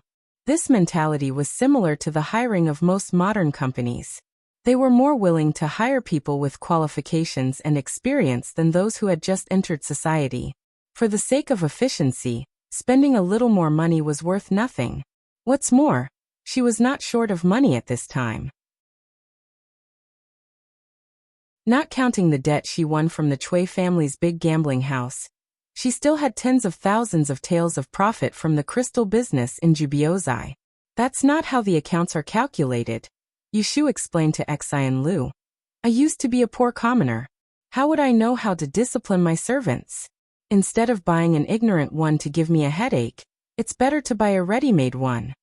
Xian Lu thought that this was reasonable, so he did not complain about her anymore. He continued to ask about her housewarming banquet. Grandfather asked me yesterday, have you picked a good day? Ever since the Water and Land Conference, Yushu had not appeared at Taisher Library. The invitation sent to her residence did not receive a reply. The Celestial Commissioner was not a place where people could be stationed. Many people wanted to see her, but there was no way to do so. Many people came to Xian Lu to ask about her. They were all waiting to see when she would open the door to the banquet. I have chosen the day. It's on the 12th of this month. I'm just afraid that everyone will be too busy since it's close to the Mid-Autumn Festival. If I don't invite them and leave an empty banquet, it will be a joke. Hearing her words, Xian Lu rolled his eyes and said, as long as you invite them, no one will dare to not give you face. Yushu laughed and did not mention it. She planned to put on a big show this time, and put the housewarming banquet and the thank you banquet together. The Ministry of Rights had already stamped the golden seal. Emperor Zhaoqing wanted to use her title to make a fuss, so she should cooperate and publicize it. Next, Yushu proposed to bring Xian Lu to see her large garden. Xian Lu was dragged along by her, thinking that there was nothing much to see. It was nothing more than fake mountains and rivers, red flowers and green trees. However, after passing through a moon gate, there was only green mist in front of them. After a dozen steps, a plum blossom deer raised its horn and took small steps, stepping on the fallen flowers on the ground. It passed in front of them, glanced at them, and continued to stroll, not the least bit afraid of strangers. Xian Lu widened her eyes and walked forward. She saw monkeys squatting on the mountain wall, big-tailed squirrels shuttling between the branches, and a row of exquisite bird cages hanging at the bottom of the corridor. Inside were thrushes, skylarks, and wrens. Everything was there. What attracted her attention the most was a pair of white jade canaries. They had the same white feathers and red eyes, and their cries were melodious. Her grandfather liked to play with birds. She would occasionally hear him recite a few lines from the bird scriptures, so she knew that these canaries were not ordinary rare. Xian Lu had seen her fair share of gardens. She had even been to the Imperial Garden in the Imperial Palace. However, she had never seen someone like Yushu, who made her garden look like a wild mountain garden, and raised a group of intelligent and adorable birds and beasts. This was the first time she had seen such a thing. Because of this, Xian Lu's interest in touring the garden increased. She dragged Yushu, walking here and there, picking flowers and weeds, playing with birds and chasing foxes. She had a lot of fun. Before leaving, Xian Lu hugged a fluffy little rabbit that she had picked up in the grass nest. She was reluctant to let it go, so Yushu simply asked someone to go to the garden and catch another rabbit, making up an even number for her to carry away. In the evening, when Yu Xiaoxiu came back from school, he went straight to his room. There were several independent small courtyards in the mansion, so everyone didn't need to squeeze under the same roof. Yushu had asked for Yu Xiaoxiu's opinion. She gave him a separate courtyard. Aside from Bai Ran, a book attendant, she also assigned a manservant named Chun Er to serve him. There were many benefits to being a sinful slave who came out of the consecrated people's courtyard. The first one was his duty. The sky hadn't darkened yet, and Chun Er was already guarding the grass path at the second gate. When she saw Yu Xiaoxiu coming from afar, she called him second young master, and ran over to take the bag of books from Yu Xiaoxiu's shoulder. Now that the two families had come together, in order to avoid a mess, Yushu and Zhao Hui had discussed it and set up a new rule. They had the servants call her eldest young miss. Yu Xiaoxiu was the second young master. He Xiaochuan was the third young master. Old madam he was the old madam. And Aunt Chui was no longer someone else's concubine. She called her Madam Yu. Second young master came back early today. You didn't go to the medical center? Although Chun Er was 1 year younger than Yu Xiaoxiu, he was like a bamboo pole. He was half a head taller than Yu Xiaoxiu. He held the bag of books with both hands and followed behind Yu Xiaoxiu with his back bent. He looked like a shrimp, which was quite comical. Yu Xiaoxiu wanted to laugh when he saw him, but he didn't tell him to straighten his back and walk. I didn't go. Today, Master gave me a lot of homework to do. A few days ago, many servants were brought into the mansion. On the second day Chun Er came, his sister called him in alone to give him a lesson, making him truly realize that his identity was different from before. His biological sister became a high-ranking official of the Celestial Commissioner, and even the Emperor bestowed her a title. The family lived in a mansion that was even grander than the Ji family's old residence. Dozens of servants obediently called him young master. They lived a life where they could stretch their hands and open their mouths to eat. Although Yu Xiaoxiu hadn't adapted yet, he clearly knew that he was no longer the burden of sleeping on a wooden bed in the servants' room of the Ji family's compound in Yiyang City, eating leftovers. Instead, he had changed from a half-servant to a master. The master and servant followed into the small courtyard.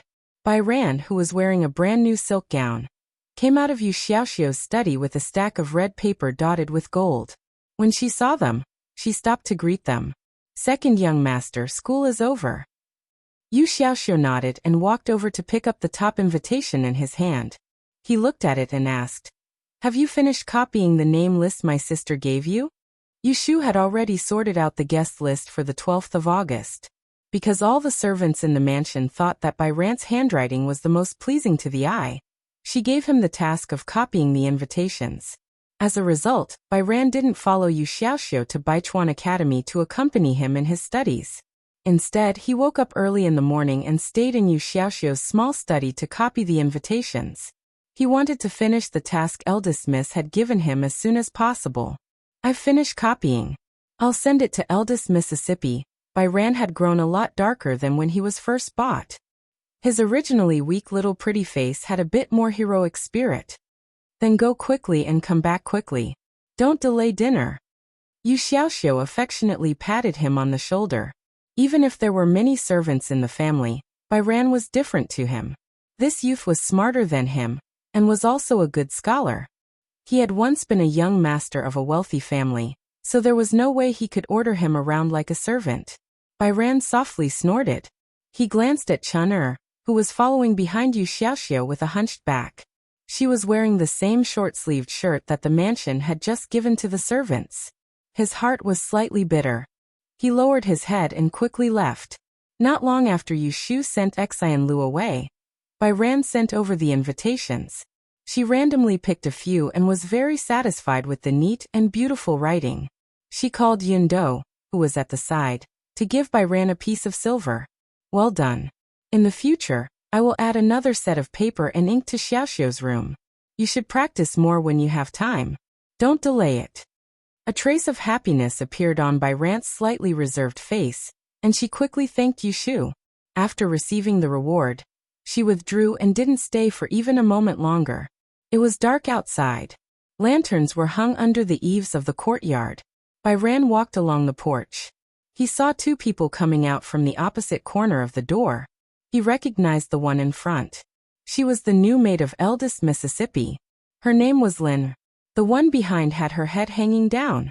He could only see half of her white neck. Byran looked at her and quickly withdrew his gaze. He silently said in his heart, "Don't look at indecent things," and hurriedly went out of the courtyard. Exiner led the recovered Akiko to see Yushu. She didn't pay attention to where Byran went out. Akiko was more sensitive. She was walking when she suddenly stopped. She turned her head and stared at the direction of the empty courtyard. There was some doubt in her eyes. "What's wrong?" Exiner saw her stop and look around. She pulled her and called her back to reality. Akiko quickly shook her head and timidly said, "Nothing." You're tuning in to the Li Mei's Sword of Destiny YouTube channel. We're so grateful for your support, and don't forget to subscribe to join us on this incredible journey through captivating stories. Your generosity through donations truly makes a world of difference, as it's the primary source of revenue that allows me to expand and enhance this channel for you. Thank you from the bottom of my heart for being a part of this adventure.